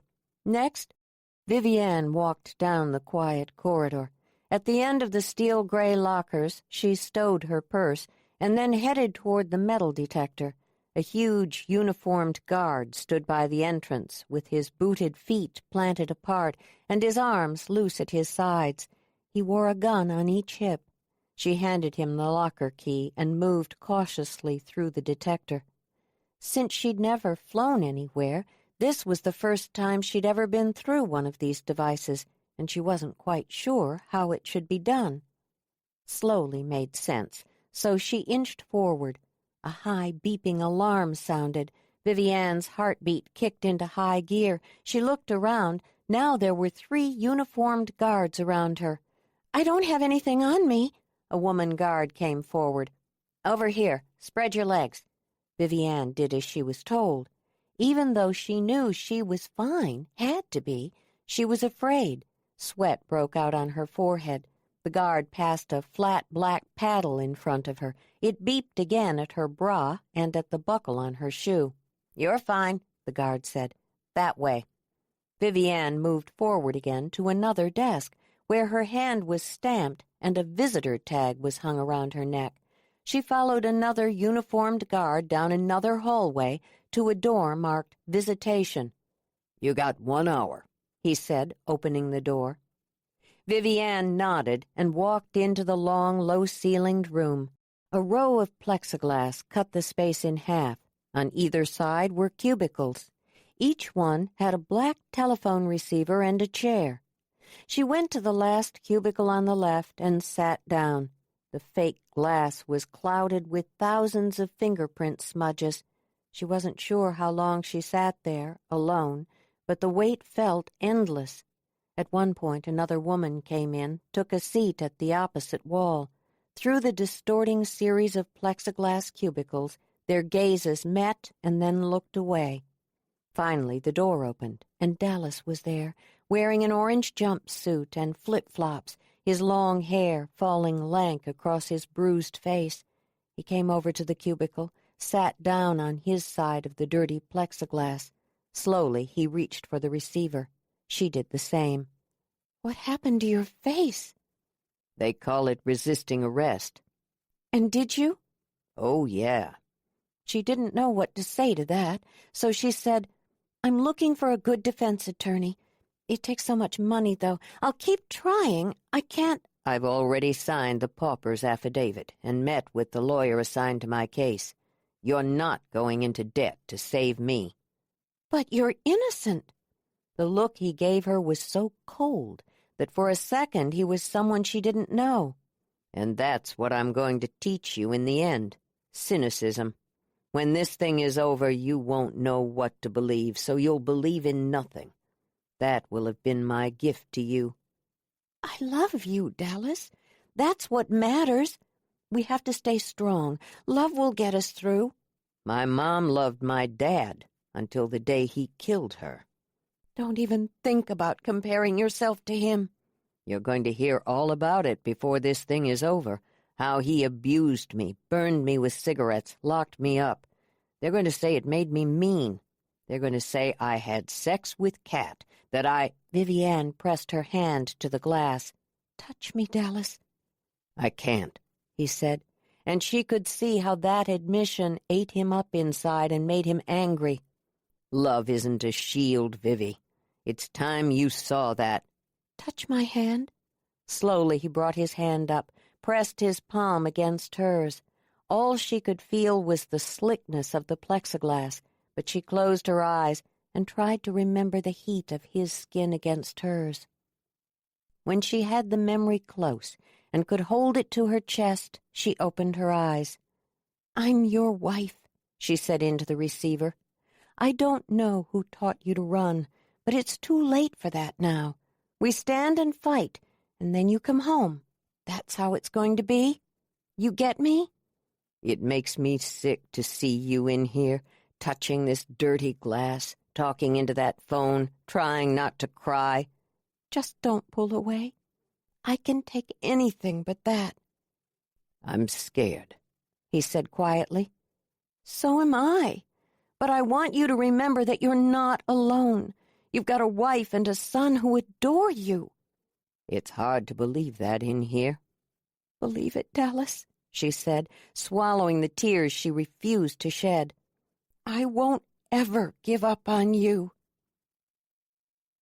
All that winter and for the following spring, the upcoming trial of Dallas Raintree dominated town gossip.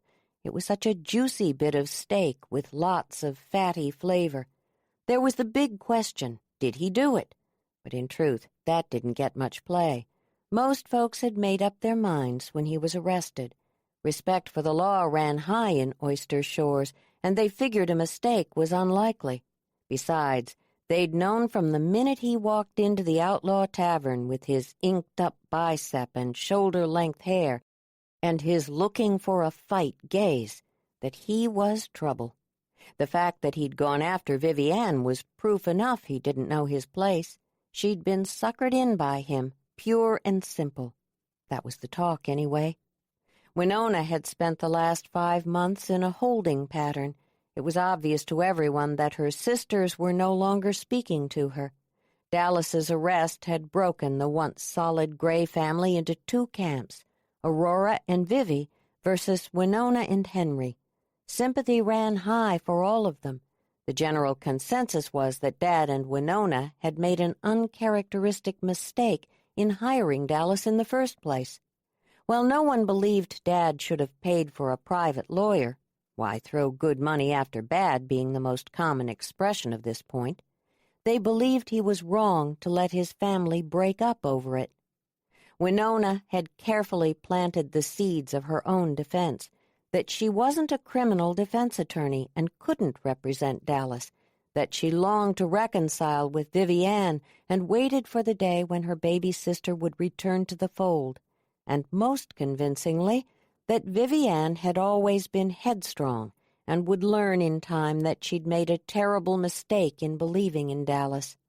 On that day, Winona always said, "I'll be there to dry her tears." It was true, too. Every day of her estrangement with her sisters was a nearly unbearable burden on Winona. For the first few months, she had tried to bridge the gap, repair the damage, but each of her attempts at reconciliation or explanation had been ignored. Vivi Ann and Aurora would neither speak to her nor listen. They didn't even sit in the family pew at church anymore. By mid-May, when the rhododendrons burst into plate-sized blooms and the azaleas in her yard were bright with flowers, she was hanging on by a thread, waiting for the trial to begin. When it was over and Dallas was convicted, Vivi Ann would finally face the ugly truth. Then she would need her family again, and Winona would be there, arms open, waiting to take care of her. On the first day of the trial, Winona woke up early, dressed in a suit, and was among the first spectators allowed into the gallery of the courtroom. As she watched the poor defense attorney enter the room, dragging his file boxes toward the defense table, she knew she'd done the right thing in declining to represent Dallas. She could never have handled a trial of this magnitude. Last week she'd watched voir dire and several of the pretrial motions, and known without a doubt that she would have been in over her head with this trial. Although, to be honest, she had her doubts about the defense attorney's competence, too. He'd allowed a couple of local residents on the jury, which didn't seem smart to Winona. She went to a place in the 3rd row and sat down, hearing people file in behind her. The gallery filled up in no time. Everyone in town wanted to be here today. The whispering was as loud as a rising tide in the wood-paneled room. On the right side of the courtroom, at the front table, sat the assistant prosecuting attorney, Sarah Ham, and her bright-faced young assistant. On the left side, at the defense table, sat Roy Lovejoy, the attorney assigned to Dallas's case. Winona had tried her best to get information out of the prosecuting attorney's office, but everyone had been close-mouthed during the discovery process. All she knew was what everyone knew, that the rape charge had been dropped and the murder charge remained. The media hadn't been much help either. The murder of a single woman in a small town in a rural county didn't warrant much in-depth coverage. Sensationalism about Dallas's and Kat's unsavory pasts abounded. True facts were harder to come by. At 8:45, Vivi Ann and Aurora walked into the courtroom holding hands. In a loose-fitting black suit, Vivi Ann looked incredibly fragile. Light gilded her pony-tailed hair, softened the thinness of her face. She looked like a piece of bone china that would crack at the slightest touch. Aurora looked as grim and determined as a bodyguard. They passed Winona without making eye contact and took seats 2 rows in front of her. Winona fought the urge to go to them. Instead, she straightened, folded her cold hands in her lap. And then 2 uniformed guards were bringing Dallas into the courtroom. He wore a pair of creased black pants, a pressed white shirt, and a black tie. The months in jail had left their mark on him. He was thinner, sinewy, and when he looked at Winona, she froze, heart thumping. Vivi Ann stood up, rising like a white rose from a messy garden, and tried to smile at Dallas. Before Dallas was seated at the defense table, the guards removed his restraints. Judge Deborah Edwards entered the courtroom, wearing her flowing black robes. She took her place on the bench and looked at the attorneys. "Are the parties ready to proceed?" "Yes, Your Honor," the lawyers said in tandem. The judge nodded. "Bring in the jury." The jurors filed into the courtroom in quiet order. All of them stared openly at Dallas. Several were already frowning. Sarah Ham stood up. With that simple act, she commanded attention. An imposing woman in a crisp blue suit with a needle-thin white pinstripe. She looked professional and calm. She smiled at the jury and moved toward them confidently. "Ladies and gentlemen of the jury, the facts in this case are simple and straightforward." She had the voice of a fairy tale witch, smooth and honeyed on the surface, but with a layer of steel beneath. Winona found herself leaning forward, hanging on every word. "During the course of this trial, the state will prove beyond a reasonable doubt that Dallas Raintree feigned an illness on Christmas Eve of last year to avoid having to attend church services with his family. While his wife and child were away, he went to Catherine Morgan's home and he killed her. How do we know this beyond a reasonable doubt? The answer is evidence. Mr. Raintree left a trail behind him that investigators were able to follow. First, and most obvious, was his long-term association with the victim. Several eyewitnesses will testify as to Mr. Raintree's regular weekend trysts with Ms. Morgan. These evenings have been described as rowdy, drunken, lewd gatherings that went on long into the morning. But association doesn't equal murder. For that, we have to look to the physical and forensic evidence, of which there is plenty. Sarah held out a photograph of Cat Morgan. In it, she was sitting on her porch, smiling at the camera. In the next photograph, she was slumped against a bloody wall, naked, a torn, dark bullet wound in her chest. Several jurors flinched and looked away. Others glared at Dallas. Sarah Ham strolled in front of the jury, pausing now and then in front of the female jurors as she went on, describing the crime in excruciating detail. When she was finished with that, she turned to the jury again. The state will introduce evidence that the gun used to kill Catherine Morgan was owned by Dallas Raintree. Experts lifted his fingerprints from the weapon. That alone could be enough to establish his guilt beyond a reasonable doubt, ladies and gentlemen. But the state has even more proof. An expert from the Washington State Crime Lab will use hair samples gathered from the scene to place Dallas Raintree in Catherine Morgan's bed that night, and an eyewitness will testify that he left her house at just past 8 o'clock that evening. The medical examiner has placed Ms. Morgan's death at somewhere between 6 and 9:30 on the 24th. DNA samples from the crime scene will establish that Dallas Raintree is the same blood type as the man who had sex with Ms. Morgan just before her death. Coincidence? Hardly. When all this evidence is put together, the answer is inescapable. Dallas Raintree, who had a very public affair with Catherine Morgan before his marriage, went back to the affair sometime thereafter. After an argument of some kind, things went wrong for the lovers. Evidence will show that they fought for control of the gun, and Dallas Raintree won that fight. He shot her in the chest at point-blank range, and then went home to his wife, celebrating a cozy Christmas, while Catherine Morgan lay dead in her house. Ladies and gentlemen, this is a common-sense case. There is no doubt, reasonable or otherwise, that Dallas Raintree murdered Catherine Morgan in cold blood, and at the conclusion of the evidence I am confident that you'll find him guilty of this heinous crime. The mistake Miss Morgan made on that dark Christmas Eve night was in believing that the defendant was her friend and letting him into her home. She died for that mistake, ladies and gentlemen. Let's not compound it now. Let's make sure that Dallas Raintree is never able to hurt anyone again." She returned to her seat and sat down. "Thank you." Winona sat back in her seat, finally releasing the breath she'd been holding. She glanced up at the clock, seeing that it was nearly 10:30. The hour and a half Sarah Ham had been talking had flown by, but it was the jury that captured her attention. Almost all of them were staring at Dallas through cold, angry eyes. Dallas's attorney rose. He appeared nervous and ill put together next to the elegant prosecuting attorney, and when he spoke, his voice cracked and he had to clear his throat. Winona wondered how many murder trials he'd done. "Ladies and gentlemen of the jury, you have just heard the story the state would like you to buy.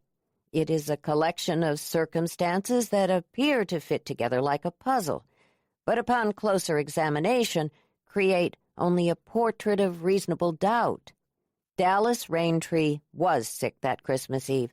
He never left his home that evening, and he certainly never killed the woman he identified as a friend. A good friend, but not a lover. Evidence will show that Catherine Morgan had lots of men in her life. Additionally, the DNA evidence left at the scene does not identify Dallas Raintree as the man who had sex with Miss Morgan. Experts will testify that the sample was too small to be tested, and the matching of his blood type is meaningless. 40% of the population shares that blood type. The state has arrested the wrong man. It is as simple as that. Dallas Raintree is innocent." With a nod to the jury, a kind of head-bobbing exclamation point, the man returned to his seat and sat down. Winona couldn't believe it. Lovejoy's opening had taken less than 14 minutes. A look at the jury convinced her that he hadn't swayed one mind, not after the prosecutor's brilliant blow-by-blow account of the crime. She saw Vivi Ann frown at Aurora, who shrugged. Winona wasn't sure what to make of it. She didn't know much about criminal law and knew very little about trials, but the defense attorney seemed to be making a crucial mistake. The judge looked at the prosecuting attorney. "Miss Ham, you may call your first witness." The rest of the day and all of the following afternoon were taken up with the slow lacquering of facts, layer by layer. The prosecuting attorney brought in a series of crime scene witnesses, from Sheriff Baylor to his deputy, to the dispatcher, to the photographer, to the medical examiner. In total, they confirmed everything that Sarah Ham had promised in her opening. Somewhere at or around 5 on the afternoon of Christmas Eve, Cat Morgan let someone into her home, presumably someone she knew, given that there was no evidence of forced entry. Several disreputable-looking witnesses testified that Dallas was at Cat's every Saturday night and repeated the speculation that they'd been lovers. Photographs of the bedroom revealed evidence of a fight. A lamp was knocked over and broken. A picture had fallen off of the wall. Defensive wounds on Cat's palms suggested that she'd fought her attacker, and her prints on the gun suggested that she'd actually fought for control of the weapon. Winona sat in the gallery day after day, riveted by the slowly expanding web of circumstance and fact. She learned more than she ever wanted to know about fingerprint analysis, DNA testing, and blood types. The prosecution introduced one expert after another, proving, bit by bit, their assertion that Dallas's fingerprint had been found on the gun, which had once belonged to his father, a convicted murderer himself, and that his blood type matched the sample left at the scene. The defense argued that the semen sample had been too small to run a DNA test on, and that the blood type match was meaningless, and perhaps most importantly, that 2 unidentified prints had also been found on the weapon, but the damage had already been done. On the morning of the fourth day of trial, the prosecuting attorney called Dr. Barney Oliver, a forensic criminologist. After presenting more than an hour of testimony about his credentials and testing methods, Sarah got to the point. "Dr. Oliver, we've established that you are an expert on hair analysis. Were hair samples recovered from the crime scene?" "Indeed." Ms. Ham moved to admit a series of hair samples found at the scene, and then said, "I know this is complicated scientific testimony, Dr. Oliver, but could you explain your findings to this court?" "Certainly. May I go to my boards?" he asked, indicating 4 large easels. The judge nodded. For the next hour, Mr. Oliver explained everything there was to know about hair sample analysis, including itemizing the hairs found at the scene, textures, thicknesses, cuticles, and more. Winona could see the jury losing interest, taking idle notes until the prosecuting attorney said, "And of the 9 pubic hairs found at the scene, which you examined and subjected to your rigorous testing methods, did any match the defendant's?" "Objection," Roy said, coming out of his chair. "The use of the word match is misleading." "Sustained," the judge agreed. Dr. Oliver barely paused. "Of the 9 pubic hairs found at the scene, 6 were microscopically consistent with the defendant's." "Meaning that, judged side by side by a trained professional doctor, Mr. Raintree's pubic hairs were scientifically the same as the killer's." "Objection! Sidebar," Roy said, shooting out of his seat. Winona watched as the attorneys approached the bench, argued back and forth, and then retreated. Ms. Ham said, "Dr. Oliver, is it your expert testimony that Dallas Raintree's pubic hairs are microscopically consistent with those found at the scene?" "It is." Roy came forward when the prosecutor sat down. "You cannot prove that the pubic hairs found at the scene came from Dallas Raintree, can you?" "I can testify that the hair samples, when viewed at the tiniest microscopic level, are entirely consistent with Mr. Raintree's, but not that they in fact came from him." "Not conclusively, no. But as a medical professional—" "Thank you," Roy said. "You've answered my question." Miss Ham stood up. "Dr. Oliver, is it your considered medical opinion that the hair samples found at the scene could have come from Mr. Raintree?" "Yes, it is." "Thank you."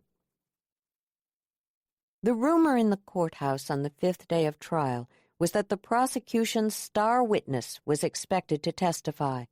Speculation ran rampant. Everyone was trying to guess who it would be. Excitement was a buzzing, tangible presence as people walked into the courtroom and took their places in the gallery. Winona sat in her regular seat, watching her sisters walk past her. This week had taken a toll on Vivi Ann. She moved slowly down the aisle, no longer able to look anything other than weary and afraid. Her blonde hair, usually so shiny and cared for, hung in a lank, board-like sheath down her back. She'd given up on makeup, and without color her face appeared wan and pale. Her green eyes looked startlingly bright by comparison. Winona longed to be beside her, helping Vivi Ann, but she wasn't welcome there. The judge walked into the courtroom and took her seat at the bench. As soon as the jury was seated, the proceedings began. "The state calls Myrtle McCallion." A wave of whispers moved through the courtroom, so loud that the judge reminded the gallery to be quiet. Winona was as surprised as everyone else. She'd been certain that the star witness would be one of the seedy men who frequented Kat's house on the weekends. Myrtle walked into the courtroom, trying to look confident, but the attempt only emphasized how frightened she was. Already her hair was damp with sweat. In her floral polyester dress, she looked like an aging legal secretary. "State your name for the record." "Myrtle Ann McCallion." "Your address?" 178 Mountain Vista Drive, in Oyster Shores. How do you make a living, Miss McCallion? My parents opened the Blue Plate Diner in 1942. I took over management in 1976. My husband and I opened our ice cream shop in 1990. That's down on the end of Shore Drive. And where is the ice cream shop in relation to Catherine Morgan's home? Down the alley. You go right past us to get to her place. Please speak up, Miss McCallion. Oh, yes, sorry. Were you working at the ice cream shop on Christmas Eve of last year? I was. I wanted to make a special ice cream cake for the evening service. I was running late as usual. The people in the gallery smiled and nodded. Myrtle's tardiness was well known in town. Was Oyster Shores busy that night? Heavens, no. Everyone was at church by 7:30. As I said, I was late. Did you see anyone that night? Myrtle gave Vivi Ann a sad look. It was about 8:10. I was almost ready to go. I was putting the finishing touches on the frosting when I looked up and saw a Dallas rain tree coming out of the alley that leads to Kat's house. Did he see you? No. Myrtle looked miserable. And how did you know it was the defendant? I saw his profile when he passed under the street lamp, and I recognized his tattoo, but I already knew it was him. I'd seen him there before at night, lots of times. I'd even told Vivi Ann about it. It was him. I'm sorry, Vivi Ann. No further questions, Miss Ham said. Roy rose and asked about Myrtle's eyesight, which wasn't good, whether she'd had her glasses on. She hadn't, and whether Dallas had looked directly at her. He made valid points. The man hadn't looked at her. It had been dark. His face had been partially hidden by a cowboy hat. Lots of men had been known to come and go from Kat's house, and at all hours of the night, and white cowboy hats and Levi's were hardly noteworthy in these parts, but none of it mattered to the jury, Winona could tell. Myrtle's testimony had done the last thing necessary. She'd placed Dallas near the scene on the night in question, when he'd told his wife he was home in bed with a fever. No one in that courtroom believed Myrtle was lying.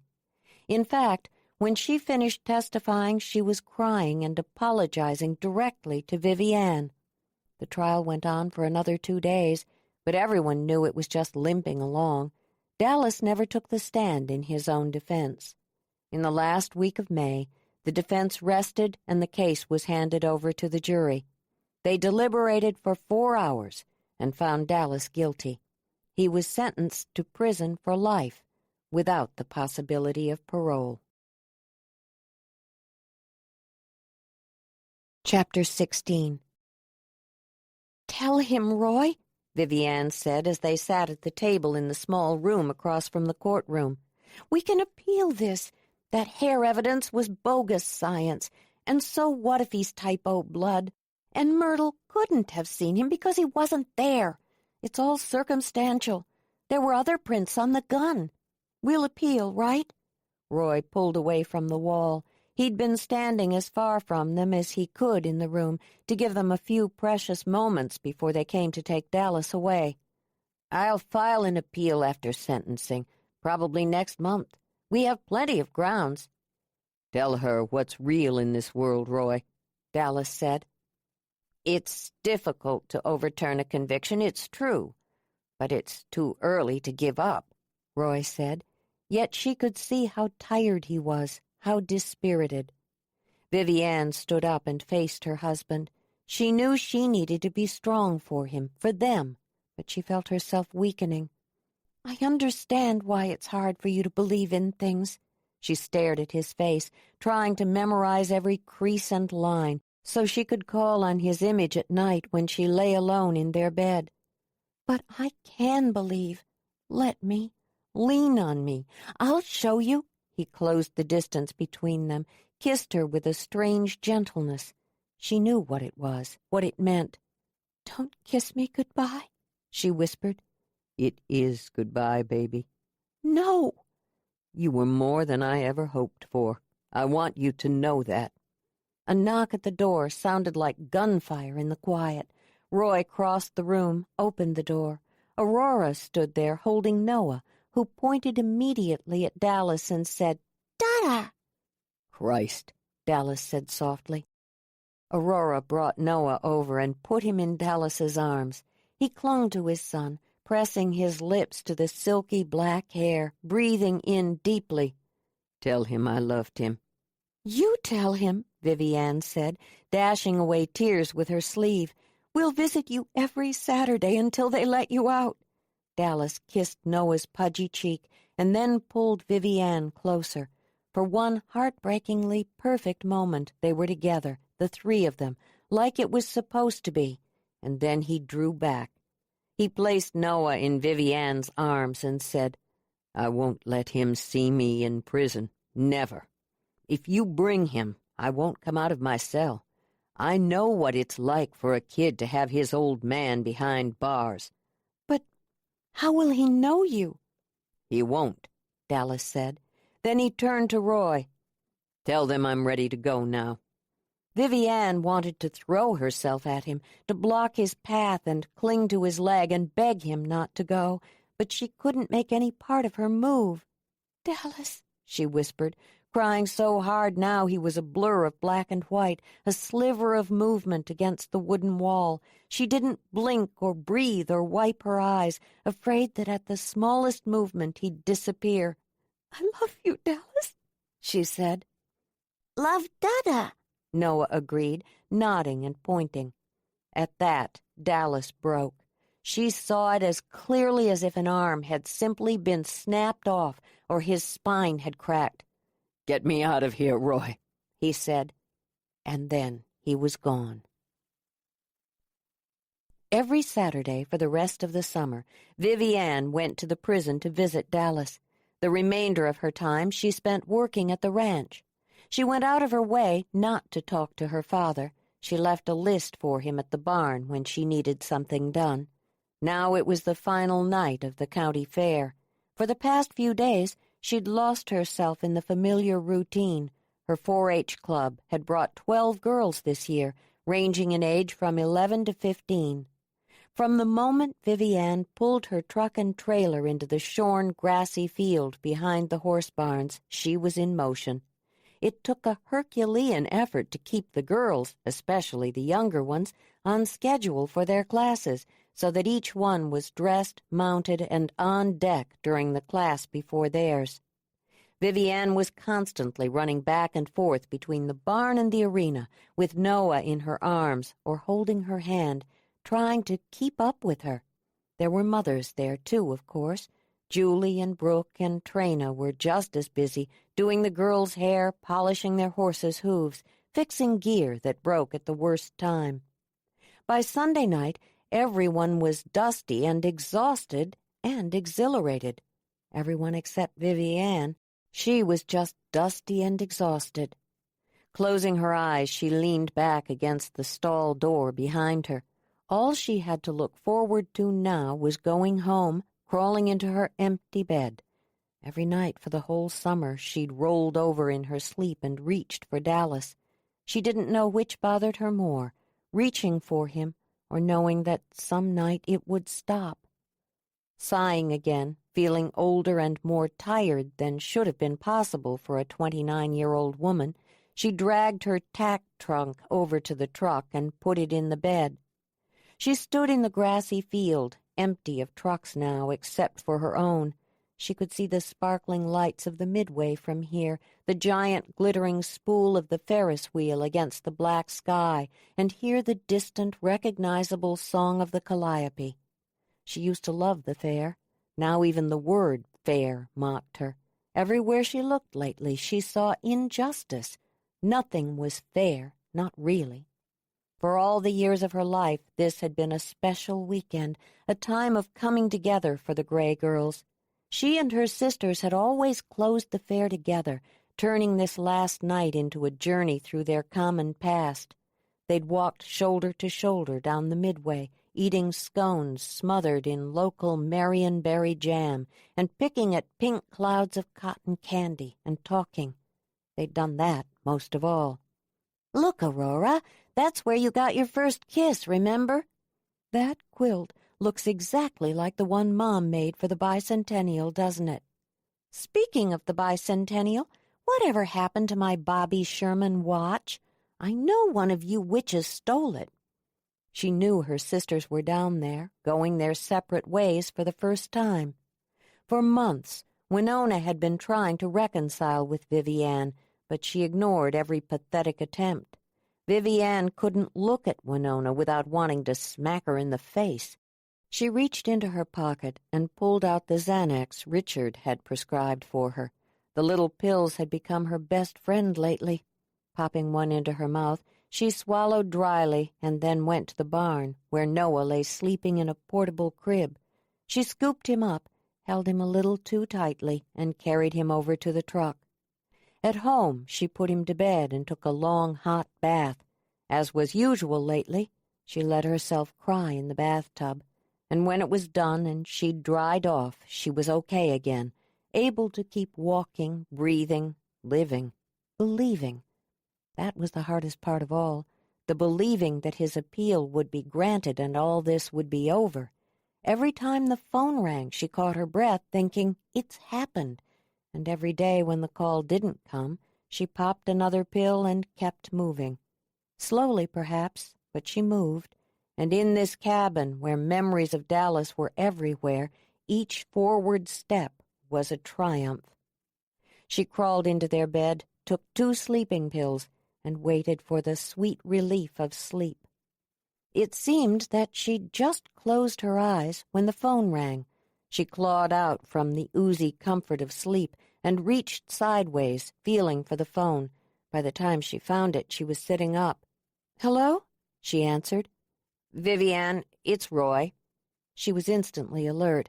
Glancing at the clock, she noticed that it was 8:40 in the morning. She'd overslept again.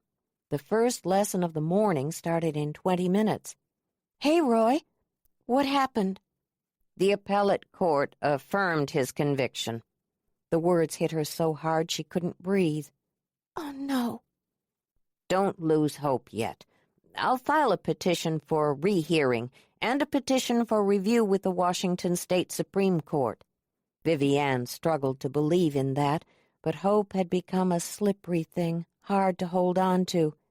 And, don't bother going to the prison on Saturday. "Why not?" Roy paused. When Dallas got the news about the decision, he went a little nuts. They've got him in solitary for a month. "Did he hurt anyone?" Roy paused again, and in the silence the answer came loud and clear. "It's killing him," she said. And me too, she thought. It won't help him to start fights.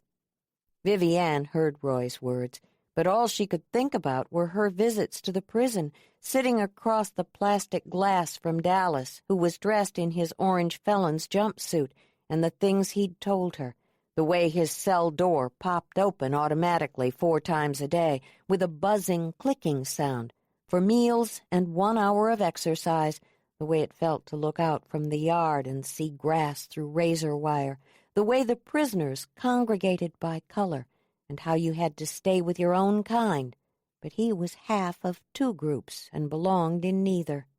The way the girls, guys dressed in as close to drag as their jumpsuits would allow, trolled for takers, while bullies looked for victims, and the way it felt to believe you'd never see the stars again, never ride a horse at night or hold your son.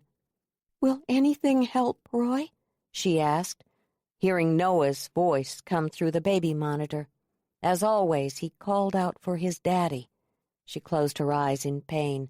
She couldn't help wondering if one day Noah would forget about his father and go on without him, or would he always remember and always keep reaching out for a man who wouldn't be there. "Don't give up yet," Roy said. "I won't." She couldn't imagine a moment when that would be possible. As much as believing in hope hurt, not believing would hurt even more. Vivi Ann hardly noticed the changing of the seasons. As the golden summer of 1996 slid slowly into a cold and rainy autumn, she struggled to act like her old self, to keep moving forward.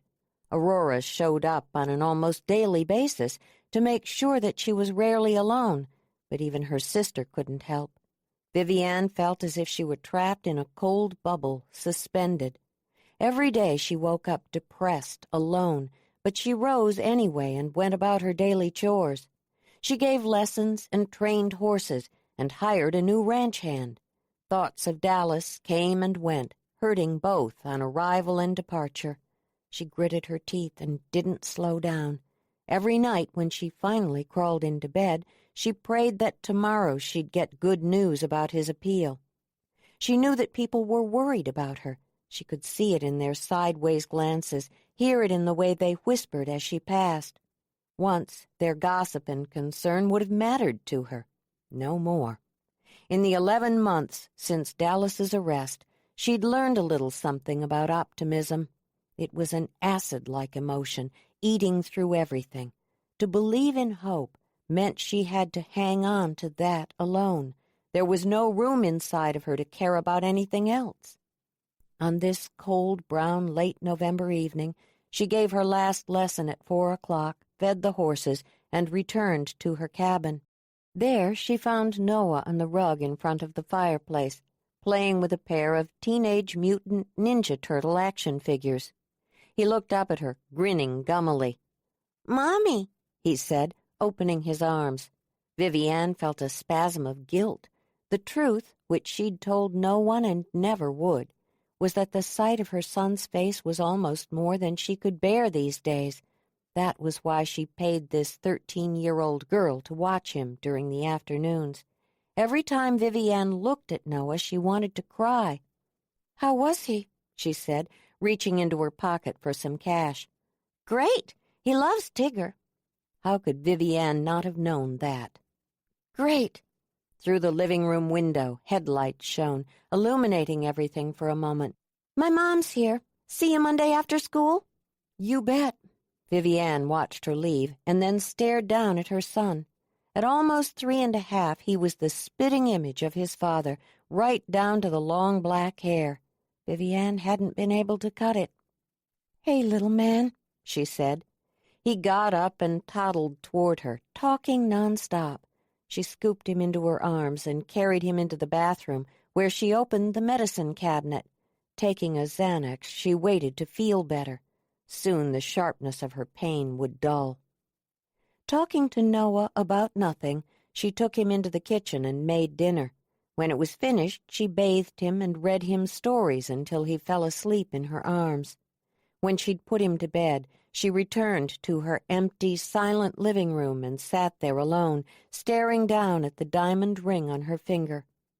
"Tomorrow will be better," she said aloud, trying to take comfort in that. "The court will probably give us their answer. Maybe it's in the mail right now." A knock at the door startled her.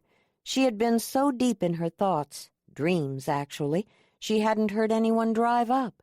Before she could even stand, the door opened, and Aurora stood there, backlit by the glow from her headlights.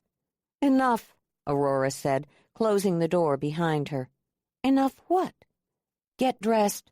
We're dropping Noah off with Richard, and we're going to the Outlaw." Aurora crossed the room, sat down beside Vivi Ann. Gone were the shoulder pads and glitter of the early 90s. In their stead, Aurora had moved on to the Meg Ryan sweetly frumpy look of baggy pants and T-shirts.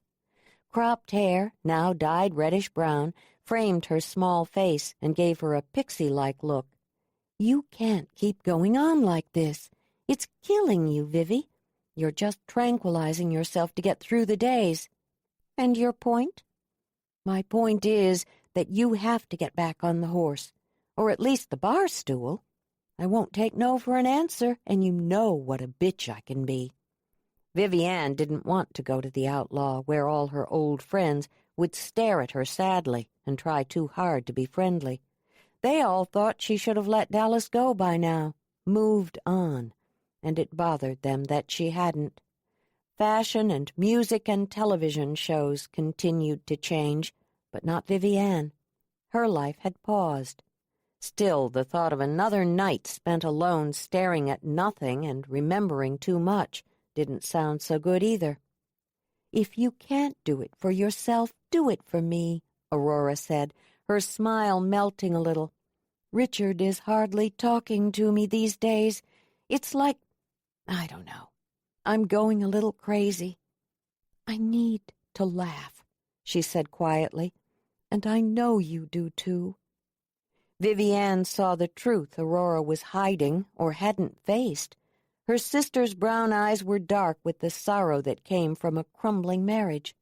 There was plenty of sorrow to go around these days, it seemed. "We could stop off at Winona's house, maybe see—" "No," Vivi Ann said. All her life she'd been a forgiving person, but not on this. She didn't see how she could ever forgive Winona for turning her back on them when they needed her most. "But I'll go." She got up and went into their room, and found a pretty out-of-date Laura Ashley dress with a ruffled collar and flounced skirt. Not bothering with makeup, she anchored her hair off her face with a headband and slipped into her caramel-colored cowboy boots. At the last minute, she put a pill in her pocket, just in case. Then she got Noah out of bed and went into the living room. "I'll follow you," she said to Aurora. "The car seat is in the truck." Noah squirmed and cried when she put him in his car seat. "It's okay, little man. You're just going to go visit boring Uncle Richard. Don't worry, you'll fall right asleep." She followed Aurora to her house, dropped Noah off, and walked with her sister down First Street. Vivi Ann tried to keep talking, but as they turned on Shore Drive, she felt her stomach tightening up. Memories came at her. "I don't know if I want to do this," she said as they approached the tavern. "You want to dance?" she remembered. "But you will." Aurora took her hand and led her inside. The usual weekend night crowd was here, playing music and pool, line dancing, laughing and talking. Vivi Ann could feel them looking at her, whispering, "They haven't seen you here in almost a year." "That's all it is," Aurora said. Vivi Ann nodded, smiling as naturally as possible. Holding her head high, she walked straight to her old bar stool. "Tequila straight shot," said Bud, sliding it across the bar to her. "On the house." "Thanks." Vivi Ann downed the drink and ordered another, drinking it as quickly. She scanned the crowd, seeing Butchie and Eric in the corner with their wives, and Julie and Kent John in the back playing pool. Winona was on the dance floor with Ken Otter, the dentist who'd recently divorced his wife. "I hear they just started dating," Aurora said, following Vivi Ann's gaze. "Lucky him," Vivi Ann said bitterly. The band finished one song and started another. It took Vivi Ann only a note or two to recognize it. "Mamas, don't let your babies grow up to be cowboys." Vivi Ann ordered another straight shot and drank it down, but it didn't help to get rid of this titanic sense of loss. And then she saw Winona coming her way. "I gotta go," she muttered. "Don't," Aurora said, reaching for her. Vivi Ann pulled free and ran stumbling through the crowd.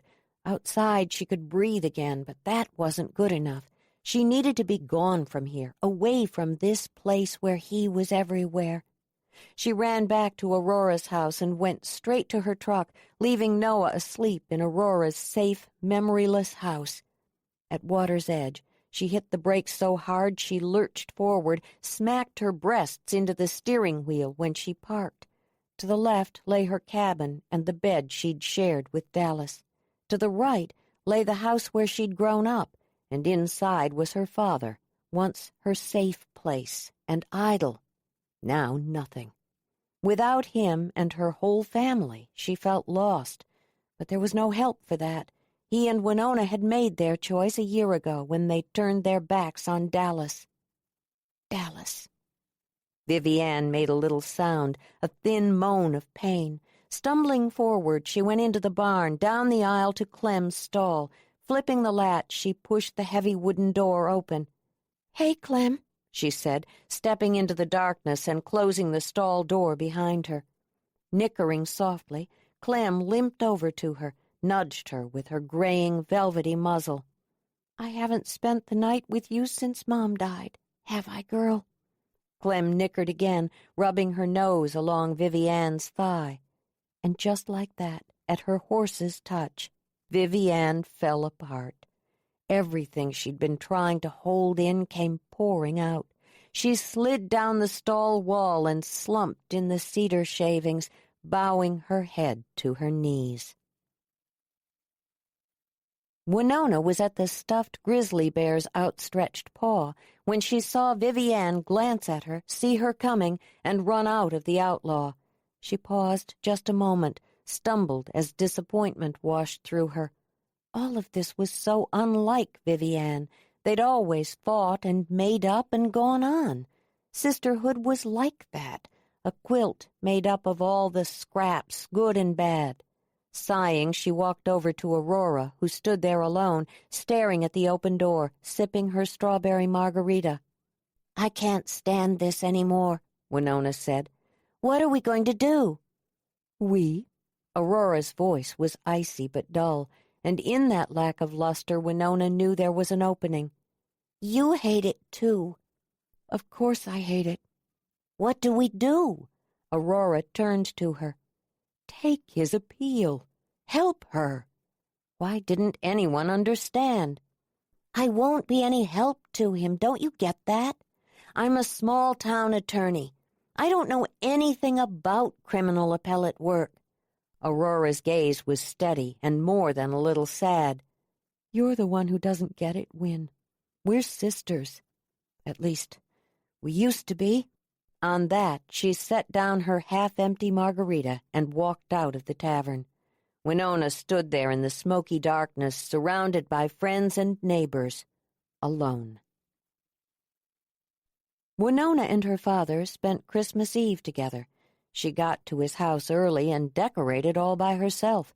She went up to the attic, found the worn, creased cardboard boxes marked Xmas, and carried them down to the living room. There it was quiet. There were no sisters laughing together, drinking wine, and arguing about what holiday movie to watch while they decorated. No wonder Winona had put off the decorating until this late date. She'd known how it would feel. Still, she refused to skimp on any tradition, and so she decorated the house from stem to stern using everything in the boxes. She curled fresh cedar boughs up the banister and tied them in place with glittery gold ribbons. She put the miniature Christmas scene along the mantel, fake snow, tiny people with cars and carriages, and replicas of downtown storefronts. As a girl, her favorite part had been to fit the tiny oval of mirrored glass on top of the cottony snow to make a minuscule skating lake. The girls had fought over that job for years. Winona refused to think about that. Instead, she poured herself another glass of wine, put dinner on the stove, and cut herself a big piece of cake. She'd used food to tide her over for most of the past few months. Whenever she'd felt depressed, she'd gone into the kitchen. Now she had probably 10 dozen cookies in Tupperware containers in her refrigerator, and she'd gained at least 15 pounds since Dallas's arrest. Don't think about that either. She went into Dad's study, finding him there. He was holding a drink and staring out at the canal. The view was crisp on this cold, late December day. Purple mountains crowned in pink snow, steel blue water, gray shoreline. The few docks that could be seen from here were thick with sleeping seals. Seagulls lined the railing one after another, like yellow-beaked bowling pins. "Hey, Dad," she said, coming up behind him. "Hey," he said without looking at her. She was trying to think of something else to say when the phone rang. Grateful for the interruption, she said, "I'll get it," and ran to the wall phone in the kitchen. "Hello?" she said, slightly out of breath. "Merry Christmas Eve," Luke said. "Luke," she said, smiling for the first time all day. Yanking the long cord out behind her, she sat down at the breakfast table and put her feet up. "How's Montana?" They didn't talk as easily as they once had. Their conversation was punctuated with lengthy silences, things unsaid. Still, he told her about the house he'd bought a few weeks ago and how it was going with his new partner. She told him a funny story about her recent date with Ken Otter and said it was what she had expected, dating a thrice-divorced dentist. "It's better than being alone, though." There was a pause. Then he said, "How is she?" "Is that why you called? To ask about Vivi Ann?" "It's about you," he said. "I know how much it's killing you to be on the outs with her. Quit waiting for a chance and go up and make one. Just walk up to the house, knock on the door, and say you're sorry." "Can we talk about something else, please?" Winona said, and for the next hour they talked about ordinary things, and when they ran out of topics, he said, "Well, I just wanted to say Merry Christmas." "You too, Luke," she said, hanging up. But as she walked away from the phone, his words stayed with her, echoed. Aurora and Richard had taken the kids skiing for the holiday, probably because they knew the loneliness that would lurk at water's edge this year, and so she knew Vivi Ann and Noah were up there alone. Could she do it? Just walk up to the cabin as if it were a journey back in time? She tried to think it through, imagine it rationally, but the truth was that once she'd had the thought, she couldn't let it go. Longing sank its hooks deep in her heart, and she grabbed her coat from the closet by the front door and slipped into it. Walking carefully, avoiding puddles that floated on the gravel road, she walked up to Vivi Ann's cabin and knocked on the door. Vivi Ann answered instantly, looking awful. Her hair was a rat's nest of tangles, as if she'd been obsessively scratching her scalp, and her face was red and blotchy. Her eyes were watery and bloodshot, and she was unsteady on her feet, almost drunken. "What do you want?" Winona was momentarily taken aback by the sight of her sister. I wanted to talk. I know you're pissed at me, but it's Christmas Eve, and I thought, you're here to gloat, aren't you? You know his appeal was denied." "I'm sorry." "Sorry? You think I want to hear that you're sorry?" Vivi Ann moved forward, lurched a little. "You sat in that courtroom every day listening to the evidence, Winona. My supposedly brilliant sister. Did you question any of it? He was sick on Christmas Eve. I took his temperature. You think Myrtle was lying?" "I think she was mistaken." "She had to be. And that hair evidence was crap. Even you can't believe Dallas was screwing Kat while he was married to me." Vivi Ann's eyes were glassy and a little wild-looking, and Winona felt a flutter of fear. Something was wrong here. In the back of the house, Noah started to cry. "Answer me," Vivi Ann snapped. "Do you think he was screwing Kat? You saw us together." Winona saw how desperately Vivi Ann was trying to convince her. She knew that all she had to do was pretend to agree, and maybe they could begin to mend their breach. But sometimes, if you loved someone, you had to be strong, had to say the thing that needed to be said. Clearly, Vivi Ann was falling apart, losing it. Winona might not know much about the criminal justice system, but believing in miracles within it couldn't be good. She moved toward her sister. Vivi Ann looked like one of those skittish, abused horses of hers, terrified and ready to bolt. "This is killing you, Vivi," Winona said as gently as she could. "Believing in something that will never happen. He will be released. I did sit in that courtroom, and I saw the truth you're trying to ignore. Don't say it, Win." "You know it, Vivi. You must. He's guilty. You need to—" Vivi Ann slapped her across the face so hard she stumbled back. "Get out of my house. We're done talking. Forever." Chapter 17. The years ground slowly forward. 1997, 1998, 1999.